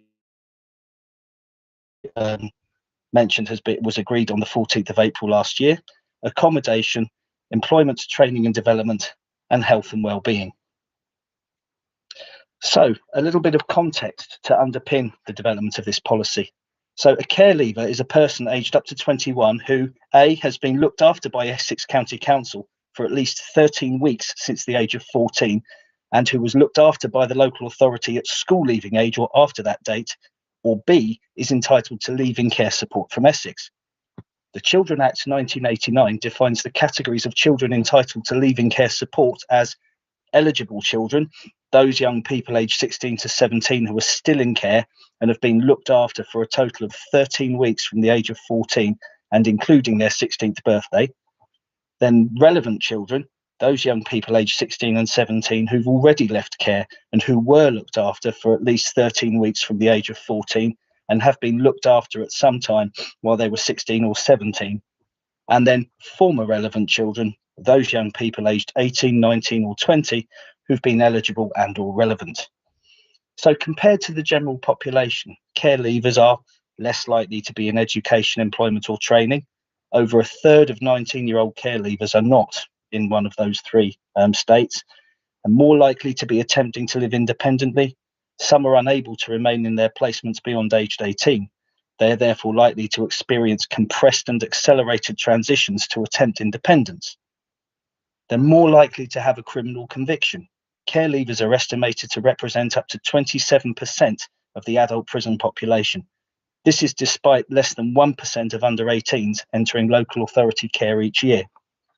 And among the girls, they're 3 times more likely to be teenage mothers. And across the board, 4 times more likely to develop a mental health disorder. In September 2020, we made a Freedom of Information request to Essex County Council, and this revealed the following number of care leavers and future care leavers in Basildon Borough. So there's 1 young person aged 15, 18 young people aged 16, 32 aged 17, and 72 young people aged 18 to 21. So that's 123 in total. So looking at the outcomes that we want to deliver from the Supporting Care Leavers policy, the first priority, the outcome is that the care leavers are supported in their transition from leaving care into independent living. And for this policy, the first priority is that care leavers are exempt from council tax as per the Essex Care Leavers and Council Tax Policy 2020. Priority 2, care leavers are supported to find a suitable home. Priority 3, care leavers' job and training opportunities are enhanced. And priority 4, care leavers enjoy improved health and well-being. So moving on from the policy to the aforementioned care leaver covenant. Well, it became clear to us as we were undertaking the preparatory work on this policy that actually there was a wider national picture at play, and this had been encapsulated within the care leaver covenant. So a little bit of background to that. The covenant is, in July 2016, the government published a strategy, Keep on Caring, to support young people from care to independence. And a key commitment in this strategy was a pledge to introduce the care leaver covenant. Now, the covenant is a promise made by private, public or voluntary organisations to provide support for care leavers aged 16 to 25 to help them live independently. So all young people who leave care at 16, 17 or 18, as we touched on, are provided with statutory support in the form of a local offer. As previously mentioned, in our case, this is through Essex County Council. This should include help in the transition to living independently, support with finding accommodation, and with any costs of participating in education, training and employment. However, in order to provide a greater level of support at this crucial stage during the transition of care leavers to adulthood, wider society also needs to play a part, and that's where the Care Leavers Covenant comes in. Each organisation that commits to the Care Leaver Covenant should be able to offer a support package to care leavers tailored to their specific expertise or standing. The organisation would underpin a commitment to the covenant with a specific offer that sets out what it could provide. And examples of the sorts of activities that the offerer might include are those that we've already looked to encompass within the policy. So, for example, looking at finding homes, providing additional support around financial guidance, career employment guidance, educational prospects and opportunities, providing care leavers with opportunities to broaden horizons, such as concessionary access to sport, leisure and culture, encouraging their involvement in specific activities and events that inspire their personal interest and widen their employment prospects, and also providing or supporting them in educational and training opportunities that will improve their vocational and educational profile and open up future employment opportunities. And as I mentioned earlier on, these are exactly the things we're considering as part of our support package for care leavers, and this will be built out in the Supporting Care Leavers strategy that we're currently developing. So that's a bit about the Care Leavers Covenant. So this doesn't exist in a vacuum. As I mentioned earlier on, the Supporting Care Leavers policy is part of a suite of 5 in the policy development programme, but clearly we take our cue from the corporate plan. Also the housing allocation scheme as amended in 2017, with the Essex Care Leavers and Council Tax Policy 2020 that I've already mentioned, and the Financial Inclusion and Resilience Policy, which was approved by Policy and Resources Committee in December. So there are 2 recommendations contained within the report, and it's recommended that this committee adopts the Supporting Care Leavers policy on behalf of the council, and it's recommended that the council signs the Care Leavers Covenant. And that's the end of my presentation. Thank you. Thank you very much, Tom. Very concise. I probably would say this, and I'm going to say it. I think it's a great policy. I think that, you know, cast our mind back about a year ago, whenever it was, we did work in cooperation with Councillor McKinley at Essex, and I'm happy to continue that. It's fine. But I think what we started off with was a really important but somewhat bread and butter sort of commitment. And I think what we've done is and Tom deserves great credit for this, is sort of gone away, thought about it, injected rather a bit more ambition and purpose to it. So in terms of its ultimate outcomes, we should see a lot more positives. What I would say, however, before someone says it for me, it's a policy. The detail will follow, the strategy will follow, but it's a good policy. And I don't think it was at this committee. No, it wasn't. It was at the working group when we were working on the draft policy itself. I said, and I think it's worth repeating. I try not to repeat myself, but obviously the Conservatives weren't there anyway. Was that it's not just, sometimes things are morally the right thing to do, and that's a pretty good starting point. That's a good justification. With this, it's just the right thing to do. Because if you look at the potential outcomes compared to where we are with care leavers now, the actual financial savings, the benefits to society financially and more generally of getting this right are enormous. So I'm very excited about this. But I have got one question for you, Tom, and again, I possibly should know the answer. Suspect I can guess it, but I'm going to ask it anyway. In terms of the National Care Leaver Covenant, by signing up to that, do we get anything from the government?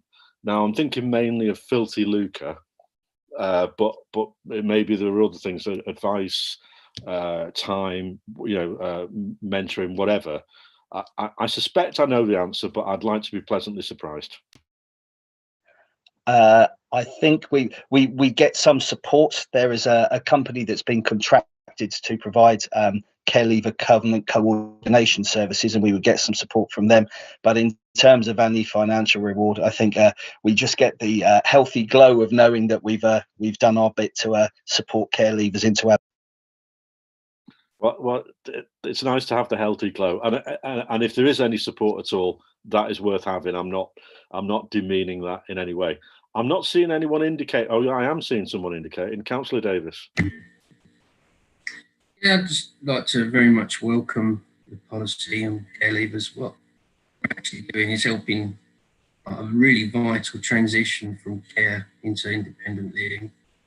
We're assisting with the housing needs, work experience, council tax exemption, and obviously this policy focuses on health, employment, including, I read, access to education and training, which is also vital to human statistics. And of course, it's a good opportunity to work with our partners, everyone active, and the PBWCVS for short. I feel that this is a really important step forward. We're taking on a shared responsibility for young people leaving care as a corporate, as an organisation ourselves. We know that many care leavers have been through a lot. They've had a lot of setbacks, and this is our way of saying, yes, we are here. We will help you. And I wholeheartedly support these vital measures. And thank you also to the officers for all the work that you've put into this, for this policy. Thanks. Thanks, Alan. Good point as well in terms of the partners. I think again, that is vital going forward. It will, we will. I think, to be fair, and Tom Ash might correct me, but I think Morgan Sindel may already have a toe in the water on this one. If not, we will be working with them and other partners to make sure going forward it is enshrined in our agreements with them. So yeah, no, I think that there's huge potential here, and again, yeah, thanks to the officers, they've worked in a short time scale to get this together, and I think it's really impressive. And like I say, it's another thing that can make a real positive difference and should be applauded. I'm not seeing anyone else indicating. Oh, sorry, I am. Councillor Buckley, I do apologise. Yeah, sorry, Tim. Just got a couple of observations and questions, and going to the report in the agenda on page 16, it lists what the County Council is doing to support care leavers. And what I'm hearing from this is in effect a duplication of those services. So I'd like some clarity about what the added value, if any, is. And going down onto page 17, where it offers the committee the options. Option 1, to do nothing. This is not recommended. And it goes on to say it won't provide the mandate for the council and its partners to expand the support given to care leavers. Well, what partners are we talking about that need a committee decision to actually work with and or support care leavers? And just looking at the covenant, the observation, I don't know whether anybody can give an answer to this, but on one of the latter pages, there's a bullet point about the percentage of children in care going to university as 7% compared to around 40% back in 2016 is the date that's given. Whilst I think that's shocking, I think we also know that many of the people in care have not had a good start in life for various reasons, shall we say. So I don't know whether any of the officers can add anything to that. Yeah, I'll bring the officers in a second, Councillor Buckley. There seems to be a pattern emerging here, Councillor Buckley, doesn't there? That, you're just accusing us of replicating what Essex County Council are doing. It's not true, it's not fair, and it's nonsense. As I said, and as the report makes clear, we took what Essex were doing and took it significantly further forward. And, it's a policy, not a strategy. So we will continue to take it further forward. Now, I'll be honest, Councillor Buckley, because I wasn't going to mention it, but, and Councillor McKinley, I have no problem with whatsoever. Do I trust Essex County Council to look after some of our most deprived residents? No, I do not. And I'm being honest. So we applauded honesty earlier. So I hope you'll take it in the spirit it's intended. Your comments about university education are enlightening. Yeah, of course, people from in care have had problems, generally speaking, which impact on their educational opportunities. What I'm not prepared to do is go, therefore, 7%'s a bit low. We'll get it to about 10%, 12%. That's all right. I'm not prepared to do that because my view is that just because you've had a not very good start in life should not prevent you getting the educational opportunities. And it may take a bit longer and the road may be a little bit windier, but why should they have less chance of going to university than anyone else, than someone from Billericay or Wickford? And the same goes for non-care people who haven't come out of the care system from Vange, Pitsea, etc. And that's where we differ. I'll go over to with respect, Chairman, it's where we don't differ because things which I and my party have always believed in is equality of opportunity. There is an imbalance in the case of children in care. In the last 10 years, you've made huge leaps and bounds in that area, haven't you, Councillor Buckley? Anyway, Tom. I just wanted to step in on Councillor Buckley's point about working with Essex County Council. Officers at County have been very welcome of our approach and we've worked with them very closely. We see anything we would do as complementing and extending their offer rather than seeking to duplicate it or replace it. Thank you, Tom. I think that answers the question. Anyone else want to speak? You're on mute, Councillor Buckley. I was just trying to say to you, Councillor Sargent has indicated, Chairman. Oh, okay, I do apologise. Yes, she has. Councillor Sargent. Yes, thank you, Chairman. You spoke a short while ago about there was a working group on this policy. I don't know, I'm not sure, is that what you meant on this policy? Because when Louise came to our committee last year, not only did she ask Basildon to come on board with the council tax reduction scheme, it was for all other councils over Essex, and they were all in agreement with us, and we most certainly were. And we've already got that. We don't need this policy to do that because that's already been agreed, and the report refers to it. With regard to accommodation, Basildon, all councils that are not unitaries have the function for housing. So we should have, and I'm sure we have, within our policy that we would give priority housing to care leavers, because if we're not, then we should. So that doesn't need this policy to actually implement that.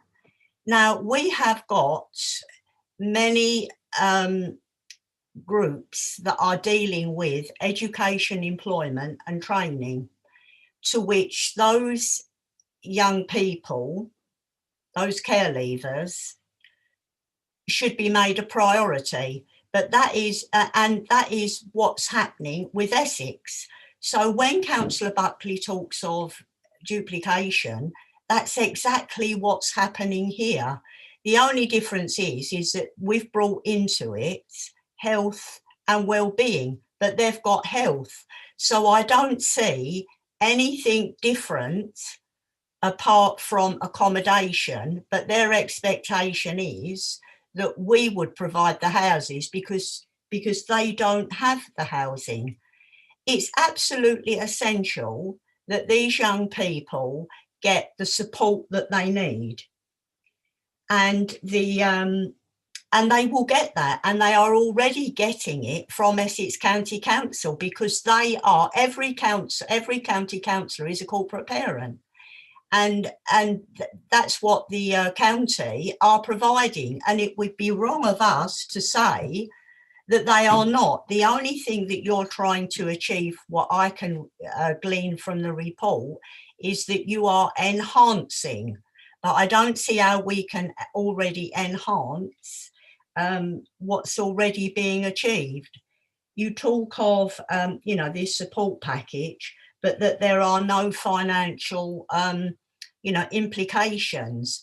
The role of this is for the county. And it just appears to me that the administration are hell-bent on taking on board policies and activities that really sit within the remit of the county council, because they're getting the funding from government to do these things.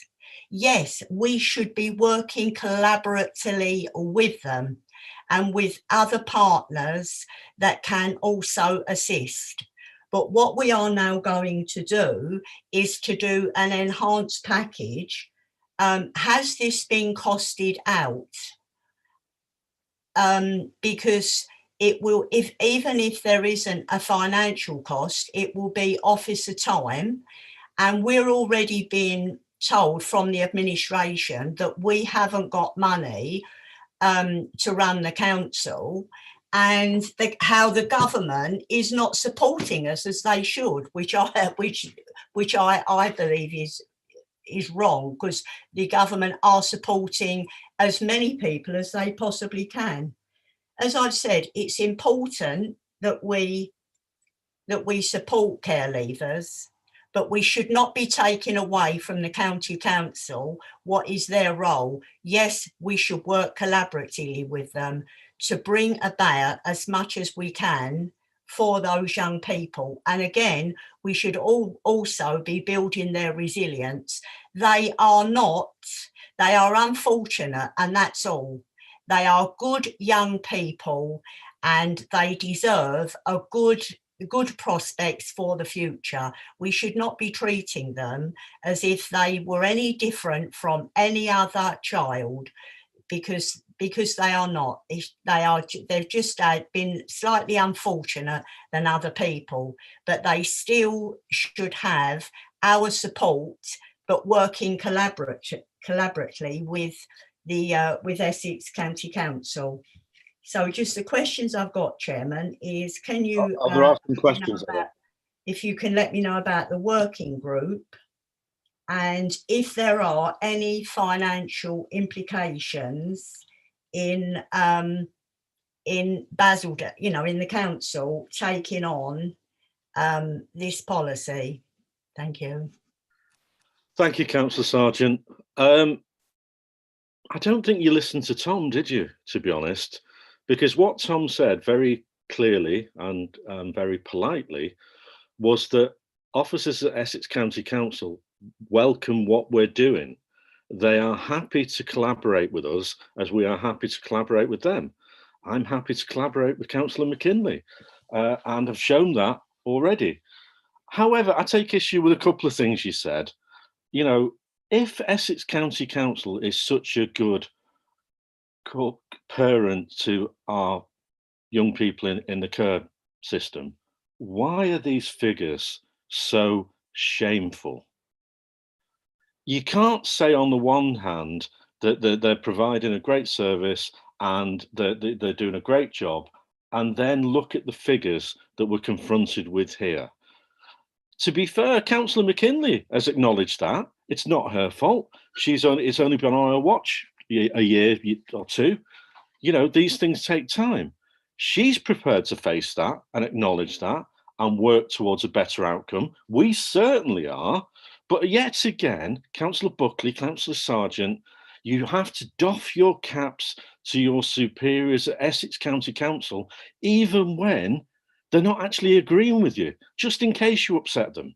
You know, they are happy to work with us on this. I don't understand why you're not. In terms of the working group, Councillor Sargent, again, I thought it was quite clear. It was a COVID-19 response working group, which the Conservative councillors in their infinite wisdom decided to have no part of.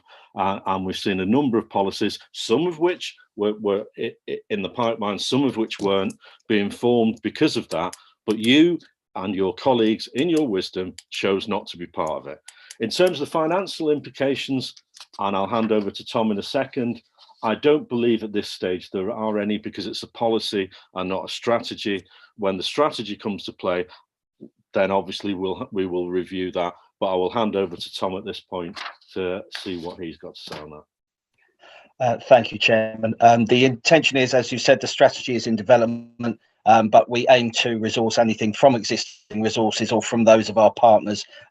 As pointed out in the policy, we are keen to work with partners. They can clearly extend the reach of what we're trying to do here, and in turn bring resources to bear that we don't have. So yes, we would, anything that we do develop will be from within our existing resources. Can I come back, please, Chairman? Yes, you may.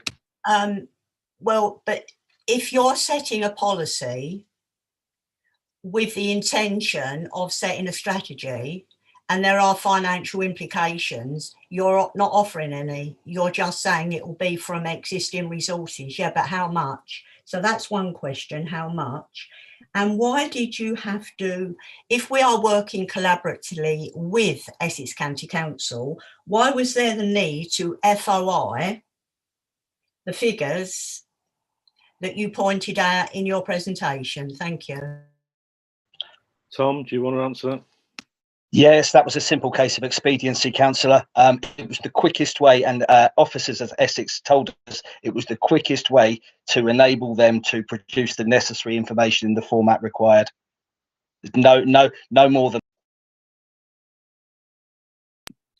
Thanks, Tom. Very clear response. Appreciate that. Anyone else? Now, there's nothing on the funding. You just don't know what it's going to cost out of existing. I think Tom's answered that. Tom, is there anything else you want to say? No, we clearly can't foresee everything that will be included in the strategy, as it's a piece of work still in development, but the overriding principle is that anything we do should be from within existing resources or from those of partners. And what I would say on that, thanks, Tom. What I would say on that is, and I mentioned it earlier, is in terms of costs to Basildon, Essex and national government, whatever little amount this costs, and I'm taking on board what Tom said about existing budgets, the potential savings to us, to Essex, to the national government are enormous. I don't understand your problem, but that often is the case. Anyway, as no one else is indicating, I suggest we move to the vote on the recommendations, which are on page 15. I vote in favour. Councillor Davis? In favour. Thank you. Councillor MacDonald? In favour. Thank you. Councillor Brockman? I'm going to say this before I do it. I've really struggled with this one, but I'm going to vote in favour because I believe that kids need a chance. Thank you, Councillor Brockman. Councillor Buckley? Abstain. Very brave. Councillor Jeffrey? Abstain. Likewise. Councillor Sargent. Abstain. It's carried 4 in favour, 3 abstentions. Thank you very much. EU exit transition, item number 8. I think Paul Birkinshaw is going to talk us through this. Wow. Yeah. I am, Chairman, yes. You can't wait. Join you. Yeah. Third time, I think, of attending this committee. I think the first time was back towards the end of October. And you tried to keep it as late in the agenda as possible, Paul. Just to yeah. Thank you for that. Towards the end of October, to give you an overview of some of the work which was undertaken previously, but I think the committee recognised we were still waiting on the situation on deal or no deal, and that was due by the end of October, but obviously members fully aware that went on longer, and I did attend back in December and updated you on what you knew, that them negotiations were still ongoing, and I think the committee have acknowledged that the outcome of that would depend on the implications. And I think the committee have also acknowledged in the past that the borough is not likely to have faced the primary challenges of those other authorities that dealt with imports, exports directly, and those with ports. And it was the secondary issues and operational issues that we might face. And we talked about our role in supporting communities, primarily through promotion of the EU settlement scheme, businesses, although I had mentioned that businesses, whilst the council was actively supporting and communicating, were not necessarily looking to us for advice and support. And obviously we're taking that on board themselves and dealing with the other forums that are there to support them. And then around business continuity.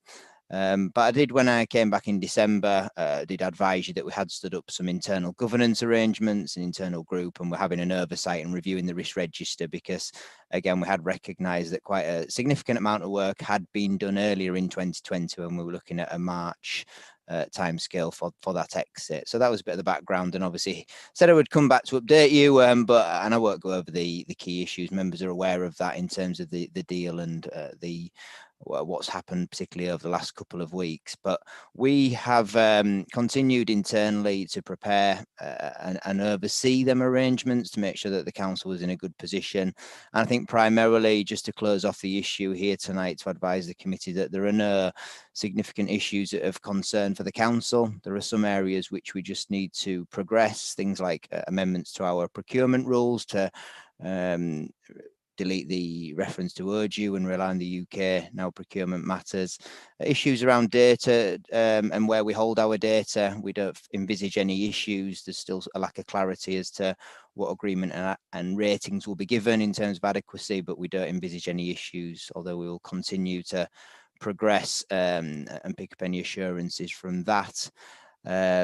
We continue to support businesses. I did say last time we get a newsletter out. We did do that, and thanks to colleagues in Tom Ash's team. Unfortunately, that went out we waited and then thought we can't wait any longer, sent it out, and then a couple of days later the deal was struck. So it almost became obsolete quickly. And we continue to promote the settlement scheme. So we had a meeting of the internal tactical group that was established, which I chair. A very short meeting on Tuesday because there's no specific issues to report upon which are causing concerns.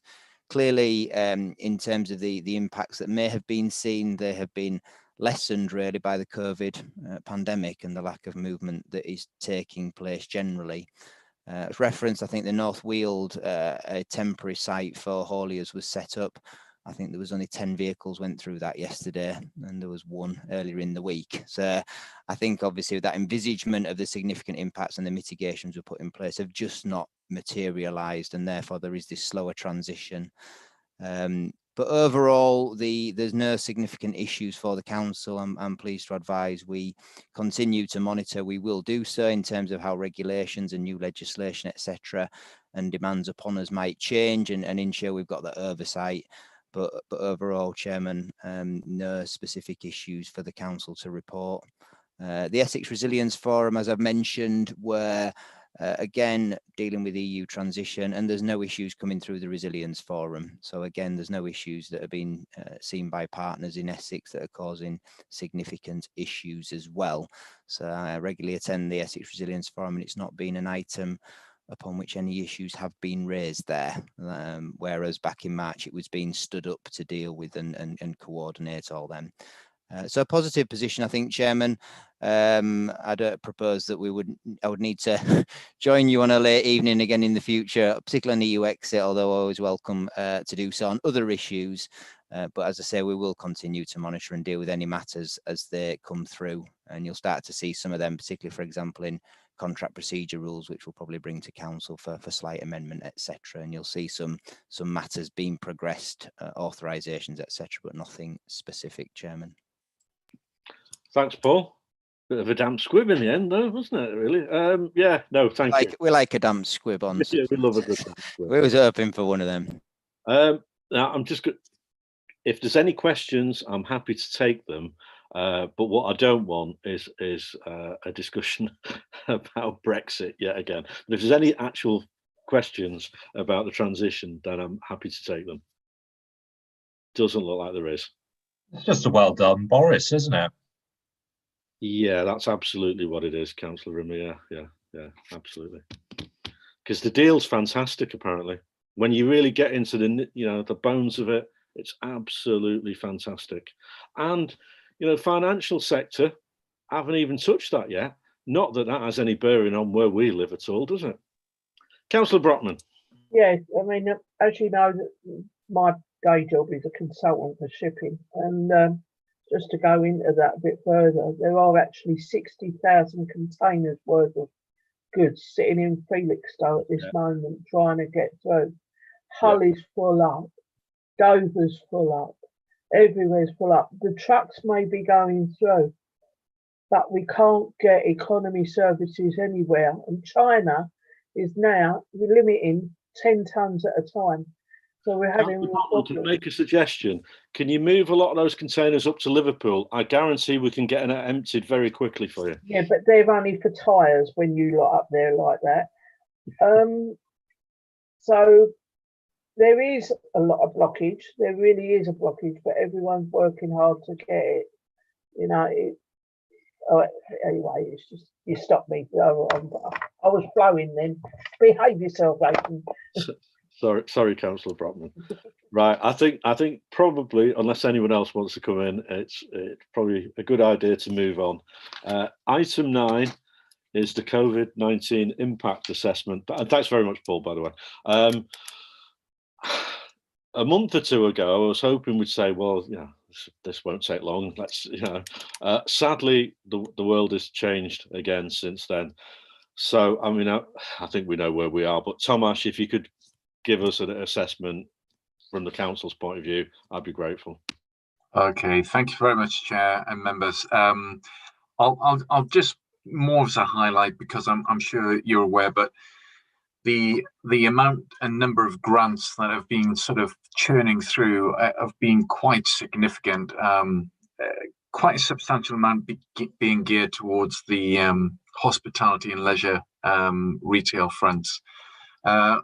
Most recently, as an example, the government made an announcement through the new Tier 5 lockdown of £4,000, £6,000 and £9,000 grants that are going to be available to businesses, all subject to the rateable value, and that's geared towards the retail, hospitality and leisure sectors. And I think also there's an additional close to £600 million that the government is going to be making available for support on other impacted businesses, but there's no detail on that in terms of percentage allocation for our authority, or at this point how the funding is to be administered, but it's hopefully going to be through the existing discretionary ERG scheme. I won't labour the points, because there's quite a substantial range of open and closed schemes that have been been brought in at various points to support businesses. But if I can give you an indication that we've distributed close to £3 million through those various tiers, and again, all credit to colleagues within the Revs and Bens who have been at the front of that distribution, with input from our own ED support, but primarily Revs and Bens. On a more local level, I would add that we have been trying to make sure the town centres have been supported as well. And there was an online hospitality business meeting that took place on December the 22nd. There's 25 businesses that attended from the hospitality sector, and they engaged with the leader and the chief exec then, really helping understanding their concerns. And me as well, Thomas. Excuse me? And me as well. Oh, I do apologise, Chair. Sorry. I wasn't there, unfortunately. I was looking after a younger member of the family, but yes, it was good, I understand, Chair, and it helped raise the discussion points and how the Tier 3 grant funding issues could be addressed, etc. But in addition to that, and I know a number of Wickford members, particularly Councillor Buckley, will be aware as well, and Councillor Jeffrey, that we've been trying to progress a pedestrianisation trial on Wickford High Street to try and sort of increase the market and shopping experience in particular. There's been money identified thereof, an agreement between ourselves and Essex County, so good cooperation between the two authorities there in that respect. And £70,000 of funding is being allocated through the High Street Fund project from government. And I understand Councillor Harrison has agreed with other members to match the remaining balance of 20,000 to take that project forward.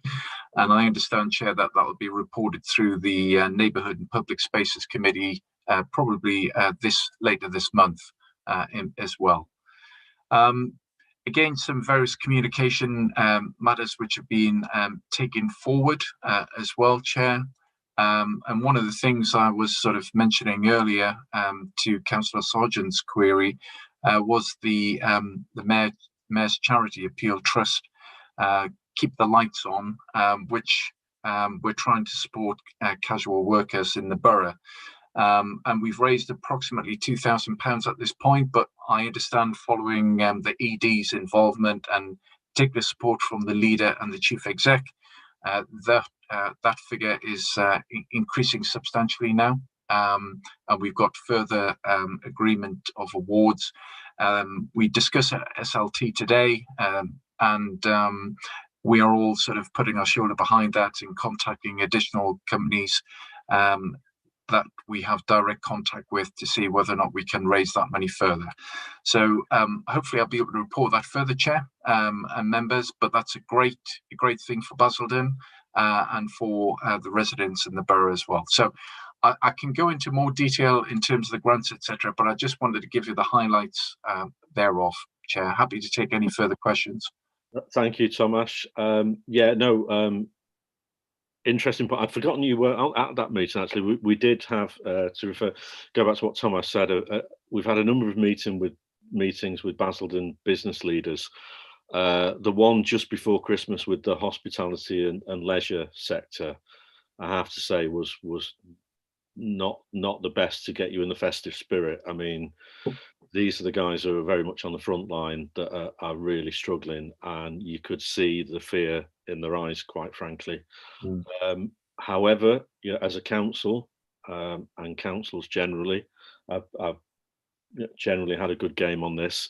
I think what was interesting was that a lot of them, even though they're going through incredibly difficult times at the moment, acknowledged the fact that they were the communication and the support they were getting from Basildon Council, and particularly the Revs and Bens team at Basildon, who have had a fantastic game, was brilliant. Because bear in mind, so a lot of these businesses operate in other areas as well. So it was noticeable that they were saying the experience in Basildon was noticeably better than they were experiencing in other areas, and I think that's a great credit to the Revs and Bens team. And Tomasz, I'm sure you'll pass that back on to them. Sure. It's difficult, there's no getting away from it, and if I'm being honest, and it refers back to comments earlier, the government has given more financial support than I would have expected. However, there are significant gaps and significant inconsistencies, and as Tomasz also alluded to rather more diplomatically than I will, there's always this gap in, yeah, we're going to do this, but the detail about what is actually available comes down significantly later, which is problematic for our council officers. And I'm trying to be as diplomatic as I can there. But yeah, so it is tough, but our officers are doing a great job. And like I say, I think the communication with businesses has been very good and appreciated. And hopefully we can continue that, because as Councillor Buckley alluded earlier, we're not nearly out of this yet. So I'm not seeing anyone indicate, but I'm more than happy to take any questions if anyone has them. No? Okay, all right. Thank you very much. Thanks for that, Tomasz. I appreciate that. Inevitably, the March meeting, we'll be having another update. Let's hope things are looking a bit more positive then. We'll see. That is way out of our gift. Anyway, moving on to item number 10, the Innovation Warehouse update. I think you're doing this, Tomasz, aren't you? Yes, I am, Chair. Yeah. I'll share my screen to try and just give a summary presentation of the report that members have got in front of them, and I'll take the questions at the end, but I'll just walk through the park with this one, if I may, please, Chair. Yeah, of course. Yeah.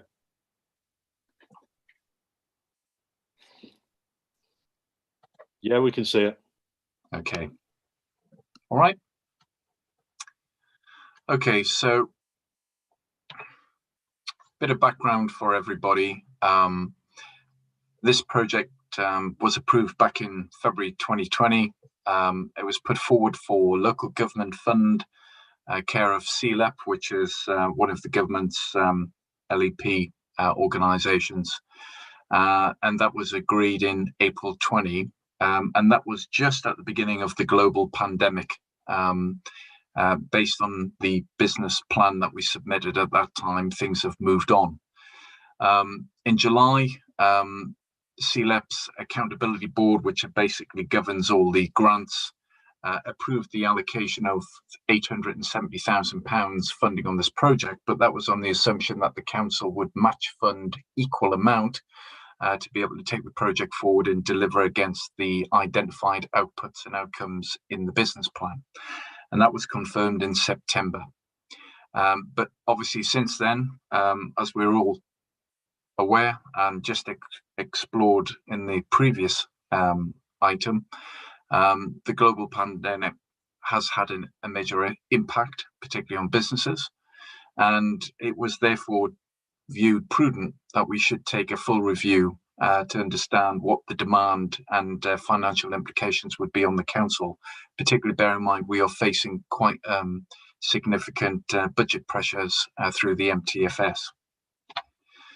So what was the reason why we chose the Green Centre on the Wat Tyler Park? Well, these are some of the benefits identified on the screen, which I'm sure members will be familiar with.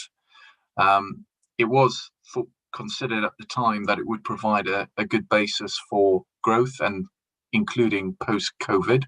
But at that point, we were thinking this might be something that was going to be a bit shorter term than what we're experiencing now, which could be a bit more prolonged. And yes, the £870,000 funding could then be directly invested in the Green Centre, which I'm sure members are aware was subject to previous funding to try and improve it, which we viewed is a council asset, and it could be utilised to bring forward that sort of growth potential. If nothing else, it would help with the investment and refurbishment and hopefully therefore letting of that building. However, there are three particular costs associated with that, which we've been revealing as we've been reviewing the project. First one is, you can obviously appreciate and understand the uncertainty of end use demand. We've carried out some very recent soft market testing, and we determined not only in April but then subsequently that two major similar operations at the Hive Enterprise Centre in Thurrock and Semi indicated that there'd been a significant reduction in the demand uptake. And if that was in April, you can imagine what that would be like now. But you can see in the slide there, just by a 10 to 15% reduction.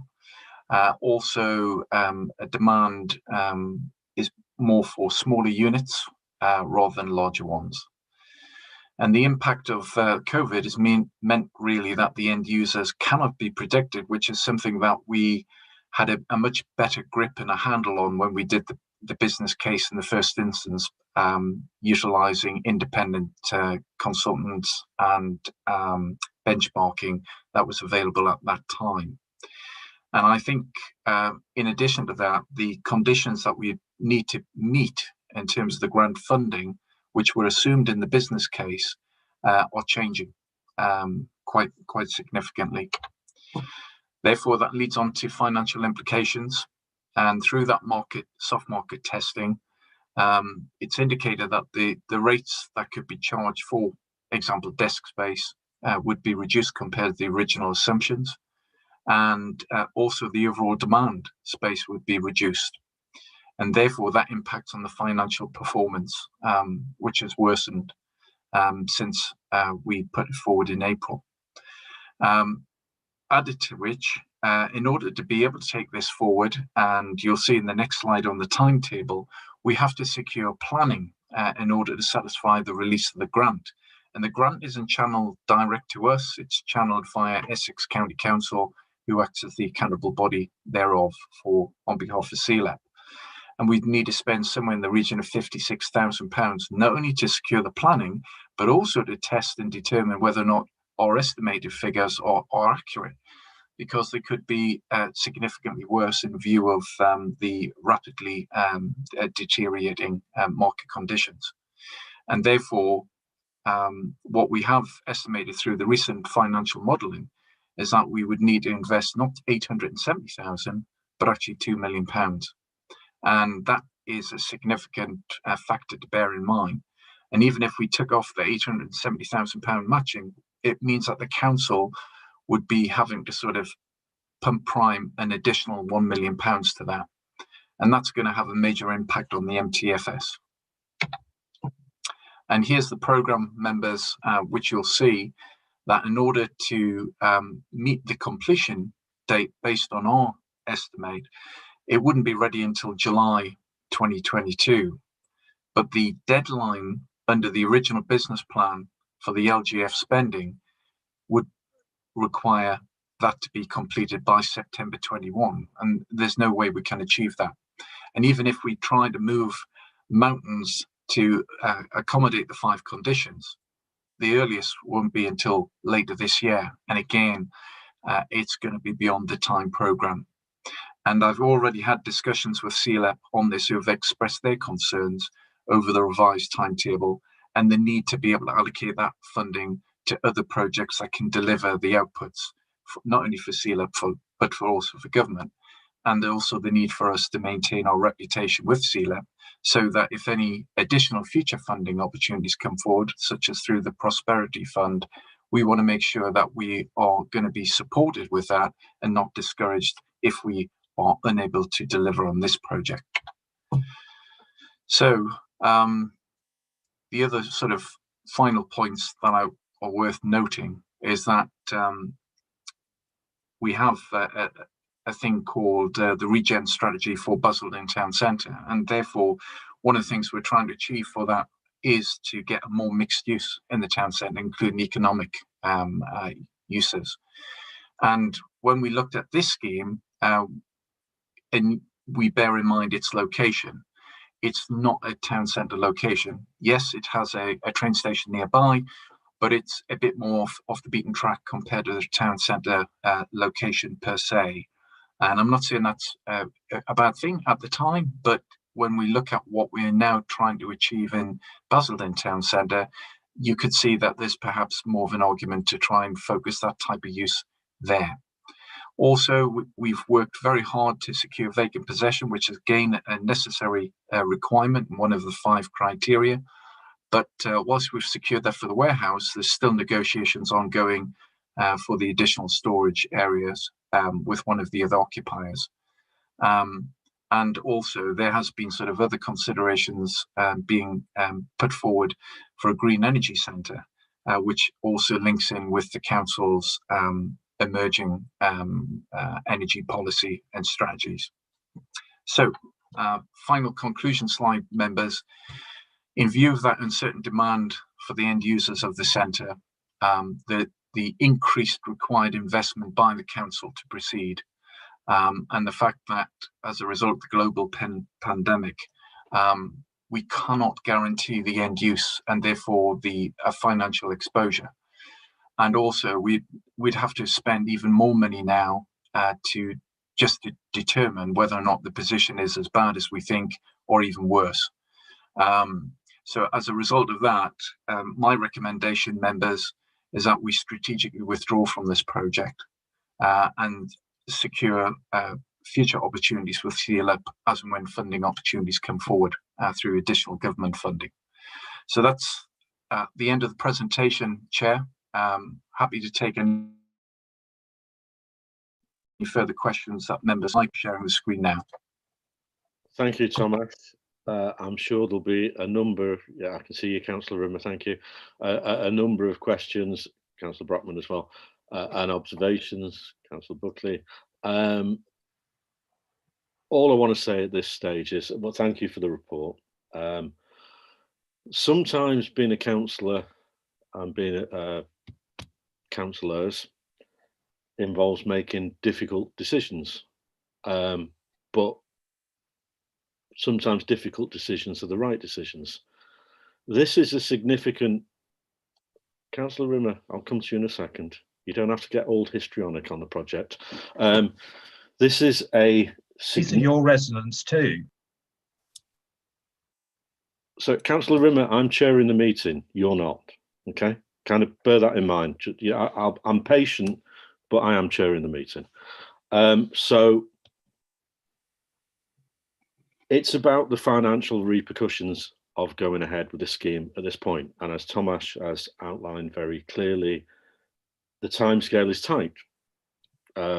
Decisions have to be made quickly. And I don't think it would be responsible, given what we know at this moment, to proceed with the scheme as it is. However, Councillor Rimmer has indicated, I think Councillor Buckley has indicated, and Councillor Brockman has indicated. I assume, Councillor Buckley, even though I would normally come to you first, you would rather the member for Pitsea South East goes first. Is that correct? I got that one right. Thank you very much. Councillor Rimmer, over to you. Thank you, Chair. I would hope that anybody who represents Pitsea or Vange would actually support this project going ahead. Back in February 2019, we as a full council voted on the budget, which actually allocated £2 million to this project. This was on the basis that we would try to secure funding from CLIP, which we were subsequently able to do. The £2 million was allocated to go ahead and fund this project, regardless of whether we received the CLIP funding or not. The CLIP was so convinced by our commitment to do this and actually deliver regeneration for the people of Pitsea and high-tech jobs for Pitsea and Vange residents, that and the commitment from Essex County Council, from Ford, from New Holland, from the Essex Chamber of Commerce, that they actually were able to grant us this £870,000 for this location. They liked the fact it wasn't a town centre location and that it had the actual access to car parking that was needed for it.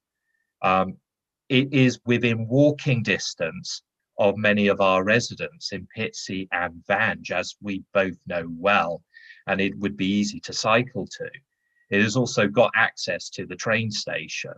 I don't recognise the picture, unfortunately, the Assistant Director of Growth was actually describing what Tyler Park and Pitsea as.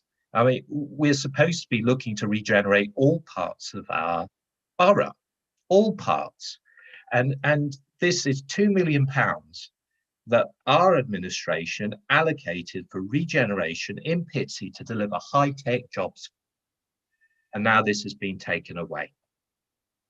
Now, at the moment, this administration has only spent about £10,000 on Pitsea, and that £10,000 has been welcome. It would be a crying shame that this only major project is actually going to be cancelled for Pitsea. I could see innovation warehouses popping up all over the borough. Pitsea could be a trailblazer for places like Wickford, and for Billericay and for Leindon too.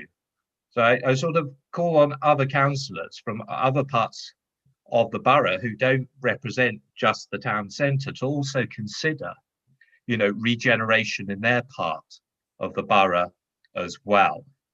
It's a crucial project, but also in terms of reputation, the Assistant Director Growth talked about our reputation if we were to not meet the deadlines. Actually, we're in danger of destroying our reputation and not getting any further funding if we actually return the money.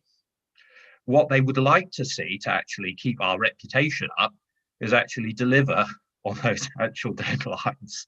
And I think that's reasonable. We've already committed £2 million. We've received £870,000 worth of funding from an outside body to mitigate that £2 million, which means that actually we're only going to be spending close between 1.1 and 1.2 million of that £2 million that was originally designated.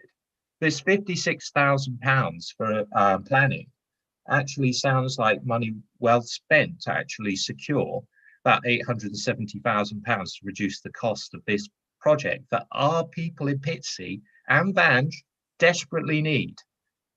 This is the Economic Development Committee. It has to be forward-looking. It has to be thinking beyond the COVID pandemic about what usage might be of desks and space during this very limited period.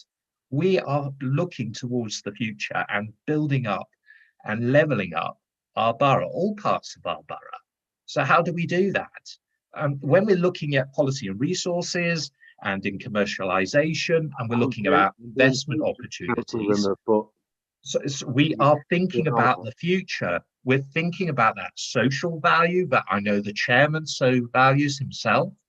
So where is the social value in this? It is going in one of our more deprived parts of the borough. So I beg the chairman to reconsider his decision. I know difficult decisions have to be made as councillors, and this is one of them. And the difficult decision is actually keeping to our promises and keeping to what we decided as a full council and voted on only 2 years ago. Thank you. Thank you, Councillor Rimmer. A couple of things there. The world's changed, Craig. The world has changed. And I think it's a little remiss of you not to look at the report and the rather unfortunate warnings that I think you agree with me, and I think you're being muted by your leader, who's anti-Pitsea. He's been anti-Pitsea on the pool, and he's anti-Pitsea on the Innovation Centre. Meeting if you don't desist. I chair this meeting, not you. You're not a member of this committee, so behave yourself. I've given you the time. I will give you more time, but only if you behave yourself. So don't interrupt me, because I will exclude you from the meeting. Do you hear me? Good, I believe you hear me. Thank you for that. The world has changed, and don't you dare suggest that I'm not fully behind this report. I would not put my name to it if I was not fully behind it. Don't you dare suggest that, you know, I'm some lapdog of the leader of the council. We are in complete agreement on almost everything. Almost everything. And when we have disagreements, we deal with them privately and in a civilized way. Unlike your Conservative group, who seem to be split on absolutely everything. So don't go there, right? First off. I said this was a difficult decision. It is a difficult decision. But you're talking about reputation. So in terms of reputational damage, it would be far worse to take the select money and for it to become apparent in the coming months and years that we had took money for a white elephant. You probably don't know this, but at seller meetings, and Tomasz knows this because he was there, in the early days of this bid, I spoke passionately in favour of it because I would support any investment into Basildon. I had my reservations about it, I have to say, but any investment in Pitsea is fine with me.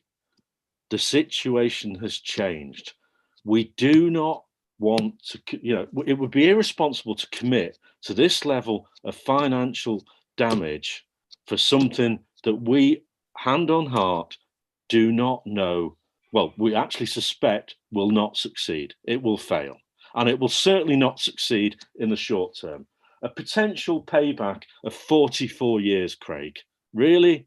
Is that what you want? Is that a sensible option at the moment? It's not 40 years. You know that. We just had a report on caregivers. Sorry, Craig. I didn't invite you to come back in. So can you... I thought you did. Sorry, Chair. No, I didn't. I will say Councillor Rimmer when you're invited back in, if you're invited back in. So, look at the report. Look at the work your officers have done. I understand it's, you represent Pitsea South East. It's difficult. But you know what? It's even more difficult if we keep digging ourselves into a financial hole. Given that your government, as I said, I was quite generous earlier, but we know we are millions and millions of pounds adrift on what we've had to spend because of the crisis and what we've got from the government. So do you want us to spend another couple of million that we don't have to, with no necessary payback, no necessary reward? Does that sound responsible to you? Because it doesn't to me. And I'm not being funny. This thing about walking to the Wat Tyler Park, from Vange, if you're at the far side of Vange, it's a hell of a bloody walk. Craig, if you want to come back in, but my patience is a little worn. I'll come back in, Chair. Thank you for your indulgence. But in those parts of Vange, you can certainly walk from there. Obviously, you know that. I was going to, and you can cycle there as well. But it has a lot of residential areas around it, and it has a train station there as well. But going back to this point about payback in 40 years' time, are we just really thinking in financial terms? Am I talking to progressive members of council here? We should be thinking about people's lives and the economic opportunities that it gives them. And then, yes, maybe there'll be some payback in 40 years' time when you're looking in your wallet. But actually, the payback in terms of social value for those people in Pitsea, those caregivers who left and are residing in the borough and now offer high-tech job opportunities, that's so much more than just that materialist way of looking at things. And as for investment, we've already allocated the £2 million. That's already been voted on. So this isn't extra money, it's already there. And we have an external body that's willing to give us £870,000 to actually mitigate that £2 million cost. Councillor Rimmer, we've also allocated £100 million to Basildon Town Centre. That's what you voted for. I've warned you 3 or 4 times now. I think it would be an opportune moment to bring it back in Tomasz to talk about more seriously about the financial and non-financial. I was just finishing what I was saying. That was all. I don't know there was anything to warn me on that. Apologies, Chair. Well, you interrupted me yet again. No, I was just continuing speaking. No, you weren't. You interrupted me yet again. So I'm going to bring Tomasz in, and I may or may not come back to you. No, I completely understand, Councillor Rimmer. I do understand, and we haven't sort of brought this report forward lightly. The concerns that I've got is that when I've engaged with CLEP and made them aware of the timetable slippage effectively because of the necessary steps that we have to go through, any extension of time would have to go back to CLEP, would have to go back in front of their accountability board, which I think the earliest one would be around about February, which knocks back that timetable even further. CLEP themselves have said that they're under quite a bit of pressure in which to make sure that the overall LGF funding is spent, and hence the timetable that they've set for us, which is September this year. And we can't achieve that timetable, simple as, and despite everything that we've done to get it to this level. And yes, you know, the £56,000 is a small amount in comparison. In fact, what it may end up doing is reveal that the financial pressures are even greater. And I appreciate the point you're making that funding was made available for it. But my biggest concern is if we do not deliver for CLEP, if as a result of the COVID impact, we are not able to substantiate and secure an end user who would have to operate and manage that facility on the council's behalf, and the payback period is anywhere up to that period outlined, and the actual impact on the financial model is even greater, then we not only deliver late, we not only don't get an end users, we not only sort of don't achieve the outputs and outcomes, but we also increase our debt, and we also impact on our negative reputation, which might then have a negative impact in terms of securing future funding opportunities when they come along. And that's why I'm just trying to draw to your attention and put forward our professional recommendation that we strategically withdraw. Thank you, Tomasz. I will come back to you, Councillor Rimmer, although you know you are taking up a lot of time, and I realise it's important, so I'm trying to be patient. In terms of the council committed to the Innovation Warehouse, that yes, that is true. In terms of whether £2 million was ever put in the budget, I'm not entirely sure. So at some point, I look forward to you providing the proof of that. And if that is the case, all well and good. But as I referred to earlier, the situation has changed dramatically. And Tomasz has been, you know, very clear about that, very polite about that.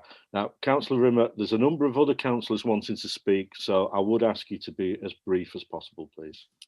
Yeah, sure. Thank you, Chair. I would say that since 2 million was voted on and allocated to go ahead regardless by a full council, I'm just wondering the constitutional position of just overruling that in the committee when it was at our budget. I thought a budget meeting was actually not something you could just overrule in the committee, especially at that size of figure that we're actually talking about. Number two, you guys as officers, I'm a bit concerned because you've known about this since 2018, this project, and been working on it since then. The first deadline in March, getting a planning submission together, I know we've got first-class planning departments, and so and we've got access to other resource, so that shouldn't be a problem at all in actually getting to that one. And I'm just, if we just get a hurry up on some of this, I think this can get done. This is not a problem. I mean, if it was somewhere else in the borough, I feel like it would be done. And I just feel like we're being marginalised. And sorry, I was just to finish very briefly, Chair. No. I can see your agenda here. Fine. It's not an agenda. I really care about my residents. Honestly. Yeah, I'd be saying this to any administration and any colour. Councillor Rimmer, are you suggesting that other councillors don't care about the residents? Because no, I'm not suggesting that. I didn't even mean to imply that in the slightest. If you care about your residents, what I'm saying is you're making an election pitch, put it in your leaflets. I'm not making an election pitch. That's very unfair of you, Chair. I'm just stating that, as I was saying, that there is a social value benefit to the residents of doing this. But if it was anywhere in the borough, I think this would have been done. If it was in the town centre, I think the rest, there's almost a donut effect going on. Town centre, yes. Outside town centre, no. And I think it would be a shame if that's the case, because this 2 million's already been allocated, and I can't see what how the Constitution allows for this committee to overrule a full council budget decision on the £2 million that was allocated for this project to go ahead regardless. And with those deadlines there, and there's this funding available, I would rather we didn't spend that 2 million, and I would rather we got this 870,000 to mitigate that. And that's what I'm asking for. And I think we should reject this report to strategically. I think you guys, obviously I don't get a vote, should reject this report to strategically withdraw, because I don't think it's possible, and B, we're already committed to the 2 million expenditure, and we should try and get the 870. Thank you, Councillor Rimmer. Well, you've had your say, you've made your point. I clearly don't agree, and I think you're conveniently overlooking the huge financial cost and the lack of potential viability of the scheme. You know, it's difficult. You know, as I said, Tom Ash was there. I've argued in favour of this because I want money to come into Basildon. I want money specifically to come into Pitsea and Vange. But it doesn't do us any credit if we put up a scheme that is seen to be a white elephant. It just doesn't. And the expert opinion is that's the case. And I've not heard anything from you, Councillor Rimmer, that actually, you know, yes, you care about your residents, blah, blah, blah, but you've not actually said anything that addresses the actual problem with this scheme. So, you know, that's my... I think I did, Chair. Again, you come in when I ask you to come in, Councillor Rimmer. That's the way the committee system works, particularly when you're a guest on the committee. So if you could bear that in mind, I would be grateful. Thank you. So once I have to remind you again. I think Councillor Sargent was next. I think we've got Councillor Jeffrey and Councillor Brockman. I think actually it's Councillor Sargent. Sorry, Councillor Buckley as well. Yes. Sorry, Councillor Sargent, I can't hear you. So I was going to come to you, but I can't hear you. It was Councillor Buckley, Brockman, and then myself, Chairman. Okay, thank you very much. Very useful. Okay, Councillor Buckley. Yeah, thank you, Chairman. A number of questions to make, and I actually support most of the comments that, in fact, all of the comments that Councillor Rimmer made. I'm going to agree with you on one of the points that you made, though. The world has changed. Absolutely no doubt about that. The impact of the pandemic means that none of us are going to work or enjoy our lives in the same way again in the foreseeable future. And I think that the impact will have actually made permanent changes to society. That's something we have to live with, something we have to adapt to. You did say that your name was behind the report, but strangely enough, the report actually is by the Assistant Director of Growth with inquiries to the Head of Economic Development. Yeah, and it's one of the things which I've criticised your administration about, and in particular, I sit on another committee with Councillor Harrison. Nothing ever goes out in the chairman's name, and I think that is totally wrong. The chairman is the one presenting the report. If the chairman can't agree it, the chairman should not allow that report to come to committee. So, Councillor Buckley, can I just interject there? Right. If it didn't have my full support, it wouldn't be on the agenda. So stop throwing out the nonsense. You know, that's just nonsense. It's not nonsense. Your name should be on the report if you back it. Well, I've just made it very clear. I 100% back this report. If there was any doubt about that, which there never was. But anyway, carry on. Yeah. Okay, well, we are where we are on that. Right.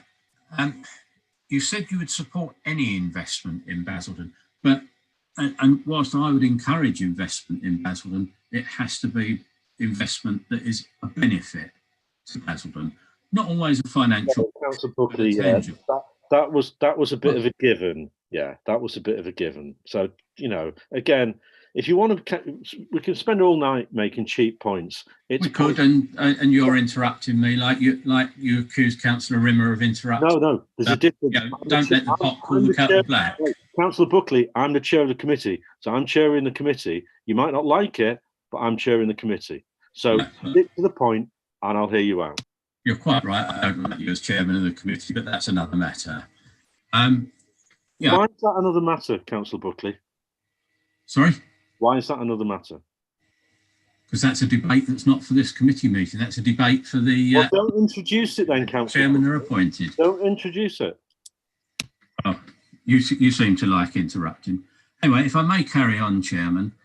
You're talking about a couple of £1 million here, and there was mention, I think it was actually Thomas that actually mentioned about concentrating this in the town centre. Well, there's £100 million investment or thereabouts that the leader keeps promoting in the town centre. Not something that we endorse, but I believe you do.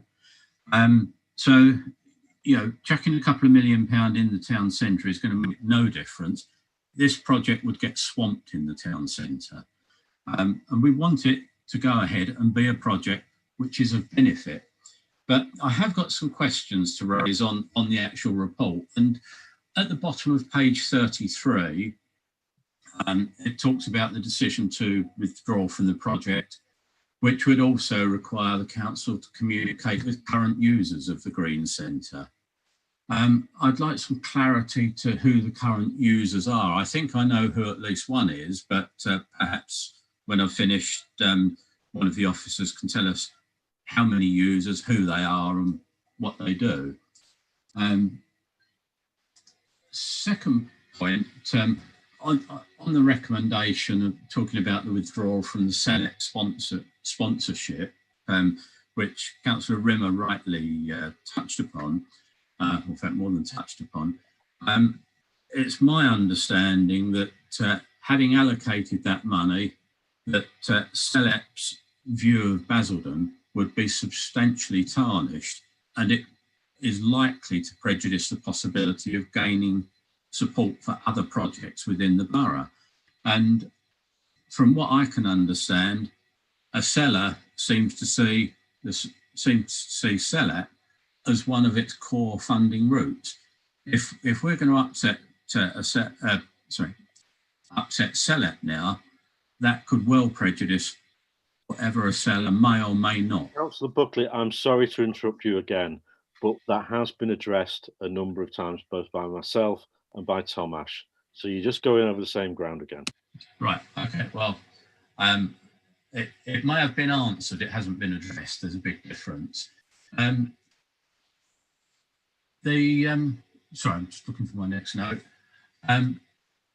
Yeah, there was some comment in the report about feedback from other operators, and it mentions Hive Enterprise, Thurrock, and so on and so forth.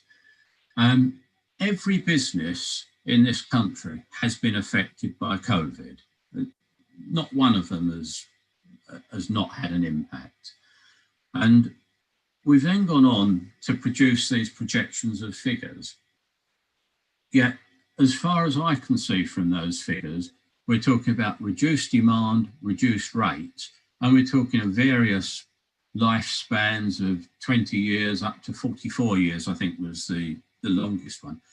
If anybody seriously thinks that the impact of this pandemic is going to last 20, 30, 40 years, then quite frankly, they need to go and revisit their history books. There's been plagues in the past. There's been other, there's the flu in the early 20th century. They didn't last 20 years. So it's, I think, a false apprehension. Yes, the market is going to be weak in these areas in the initial term, but we're talking about something that's going to help businesses to develop, those businesses are the ones that are going to be the providers of jobs and employment in the future. That may well be a justification for what one might loosely call a subsidy. And, although I'm not generally in support of subsidising businesses or enterprises just for the sake of it, to put a subsidy in now to gain a significant return in the future is actually very good business. I appreciate that may not always be the case with some of the thoughts of some of our Labour politicians.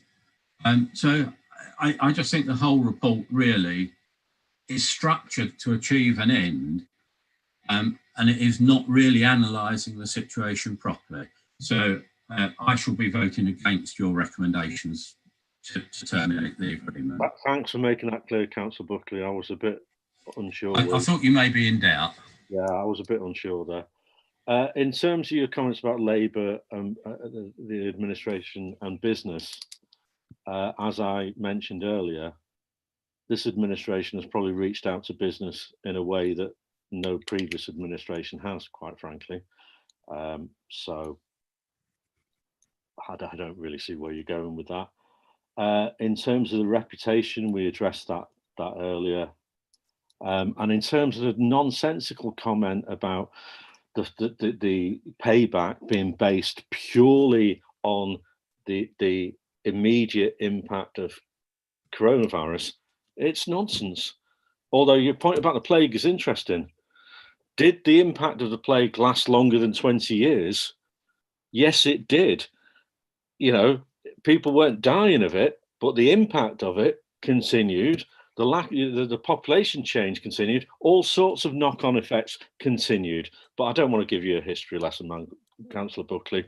But have a read, have a look at it.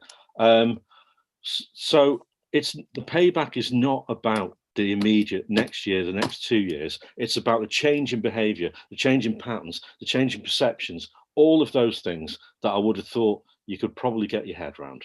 But anyway, Tomasz, I'll let you be reasonable about it. That's very gracious, Chair. Thank you. And I think the key point that you were asking, Councillor Buckley, was the occupiers. And I'm mindful of we're in a public domain. So, but what I would advise is that, particularly in the warehouse area at the rear, there were two primary occupiers there. One who operated, let's say, a seasonal event, generally around about the 31st of October, and stored a lot of their equipment and props within that area. They were already scheduled to, as a result of COVID, experiencing significant financial and business pressures, and they were deciding to move out in November last year. Another being an office trainer provider, let's say, was suffering financial arrears in their operations, and they decided to agree to a surrender of the lease. The remaining party within the building, which is a field club operator, they're the ones we're still in negotiations with, and they still have various storage space within both the warehouse and the main building. Those are the three primary main occupiers of that building, or have been, should I say, Councillor Buckley. Thanks, Tomasz. Councillor Buckley, I think that's answered your question. Anything? No, thank you. Appreciated. I think it was Councillor Jeffrey and then Councillor Sargent, but I'm prepared to be corrected. Oh, sorry. Brockman. Oh, sorry, I beg your pardon. Councillor Brockman.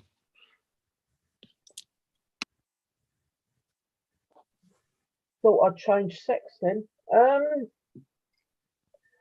I'm going to lay my cards on the table here. My dad, my grandfather and my dad were brought down from Bethnal Green just after the war and resided in Rectory Road, Pitsea. So I've got a lot of affiliation with that area, Craig.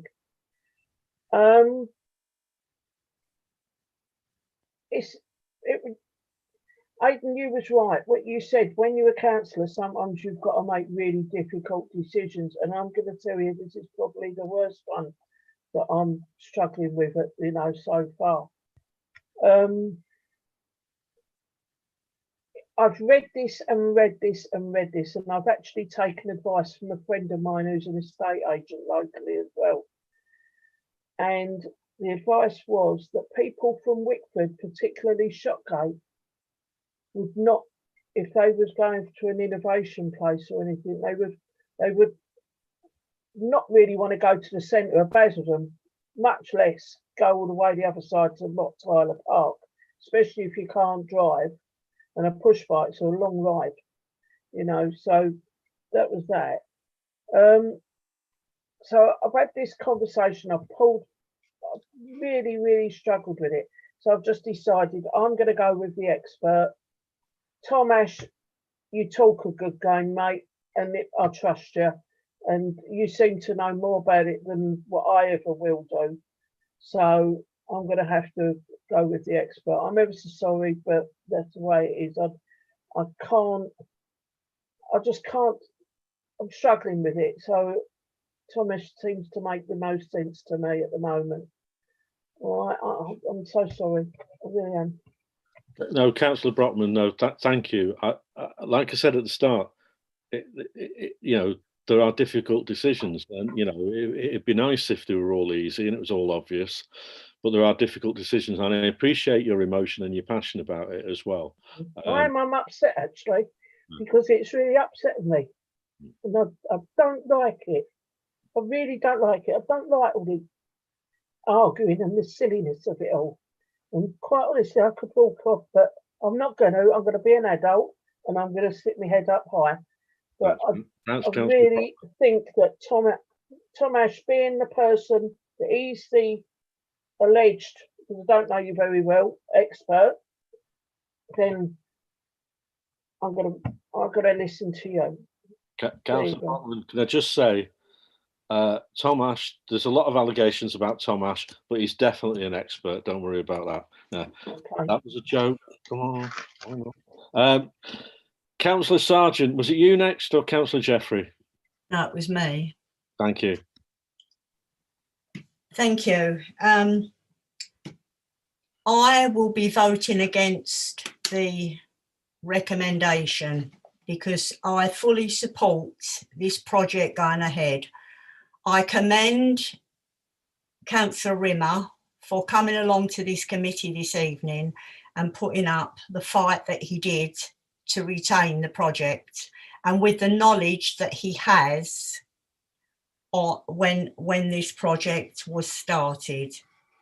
So Councillor Buckley is very supportive of the project. Councillor Buckley is very experienced. We all know that we need to get into recovery from the pandemic when it finally leaves us. If we don't get projects like this on the go, where will we be in 5 years' time? If this project is set up as it was supposed to, then obviously there'll be a facility that will help numerous amount of people, including, as Councillor Rimmer has said, those young care leavers that we were speaking about. Because if we don't put facilities of this nature in play, where are we going to get jobs for those young people? They won't be there. They absolutely won't. And Chairman, I know what you are trying to achieve. You're on the other side of it. But what you must understand is that we are the opposition and we are scrutinising a report.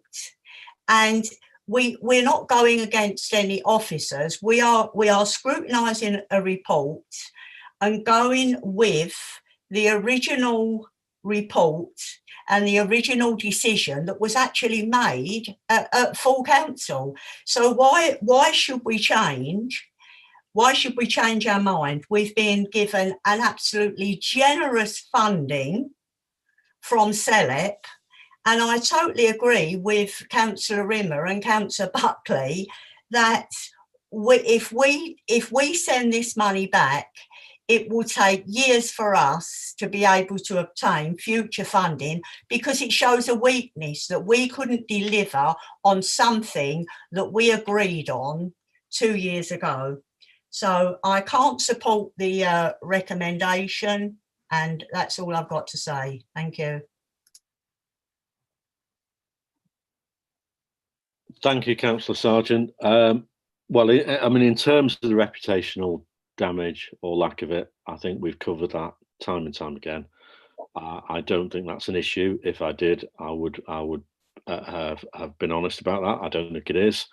I mean, in terms of investment, it's interesting that the same group of councillors that are so against the town centre regeneration, that is multi-million investment, have an issue with financial prudence on a project that is, it would sadly seem increasingly flawed. Anyway, I think I've given everyone an opportunity to speak. Oh, sorry, Councillor Jeffrey, I haven't. I do apologise. Councillor Jeffrey wanted to speak. I do apologise. No problem. Thank you, Chairman. I've just got one question. I've got questions, but I'll try and ask them in sequential order, so it's easier. Tomasz, could you tell me what the cost-benefit ratio of the Pitsea warehouse is? I don't have that figure immediately at hand, but I know that the CLEP funding minimum is a 2-to-1 requirement. So that detail will be in the original business case, which I can come back to you with that detail. Yeah, because my thing is, if it still satisfies that, then it's just a thing of the benchmarks, and they wouldn't give it out if it didn't meet a certain level. Hold on, just got another point. You said about the 56,000. Does that also include the survey as well? Because I know there's a sunk cost already. No. So this additional work is effectively design team work to get you up to planning application. So it'll be all your due diligence work associated with that to be able to secure the planning consent. And that's a prerequisite condition by CLEP before they will advance the next stage of funding. Okay. So there's already, sorry, Councillor, so there's already some initial work that's gone in, yeah, as you rightly said, but this is specific work required to secure the planning application. Okay, because I'm sort of reading the feedback, and it just seems that there's more interest in a small scale flexible workspace. And we haven't brought it to planning yet. I mean, I first saw this when I first got elected onto Basildon Council, and it's been 3 years. I mean, if we haven't done it now, surely we can change it in some way. I know I don't want to cover ground that's already been covered, but it's just a thing of, we're at this time now, even if we don't just say we want to totally get rid of it, but we can delay it and then change it to the workspaces that people might want. Yeah, if I may remember. So for clarity, what the report is indicating is there's been from the benchmarking and market testing, it's revealed that there's a change in end use. Not only sort of a change in the demand, but a change in the type of use. Therefore, the business plan would need to be revised. There would have to be a revised submission put to CLEP. That would be considered by the accountability board. That would be tested by an independent assessor as well. And the earliest stage on that would be February. That would then knock the whole programme even further back than what we've already reported. Okay, because I mean, I don't know how long these projects should take, but 3 years does, to me, seems a very long time. But now on one final point, you're saying about your assumptions. You're saying the annual inflation is 2.5%. Would we not just do it to the Bank of England's target of 2%? I know that won't change the figures very much, but why did we do 2.5 instead of 2?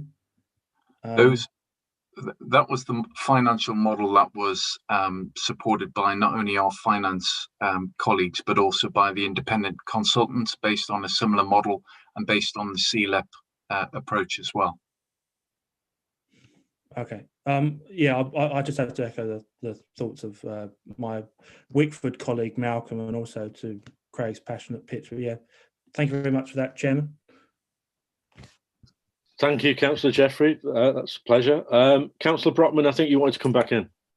Yeah, sorry about that earlier. I was getting a bit emotional. Anyway, just want to get over that to everyone. I'm not against people building businesses, starting up, innovating. All the kids, I'd encourage every child, young person to start their own businesses. I think it's the best way forward, personally.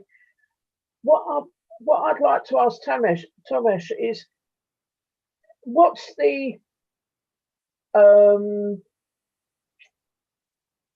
is it possible to have these little warehouses in places in the satellite towns?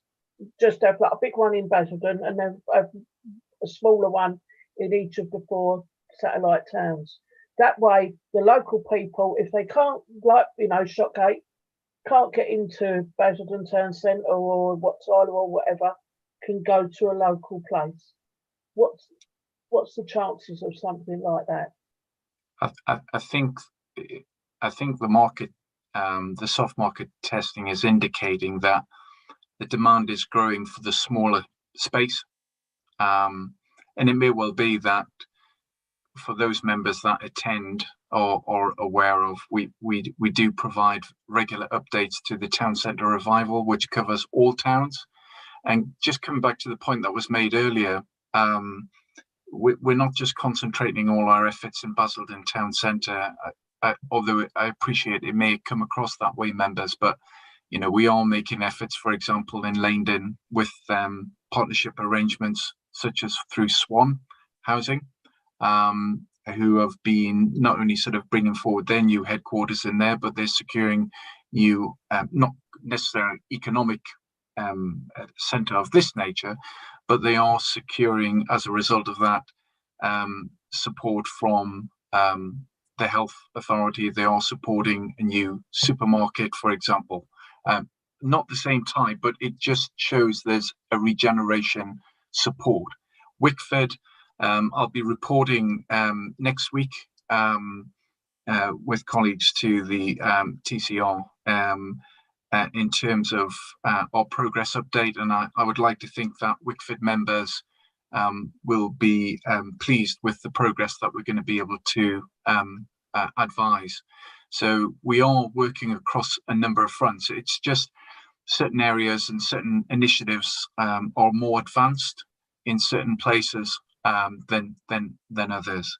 But coming back to your original point, Councillor Brockman, yes, the criteria is shifting, it is changing, and we're always, through economic development regeneration, looking at opportunities to secure it. And I do appreciate Councillor Rimmer and Conservative members. I really do appreciate the points you've made and the investment that you've seen. But I think coming back to the point you made, Councillor Jeffrey, was 3 years in the making. The funding came through more recently, and the change in the sort of market conditions has been the sort of major factor and the basis of this report coming in front of you tonight.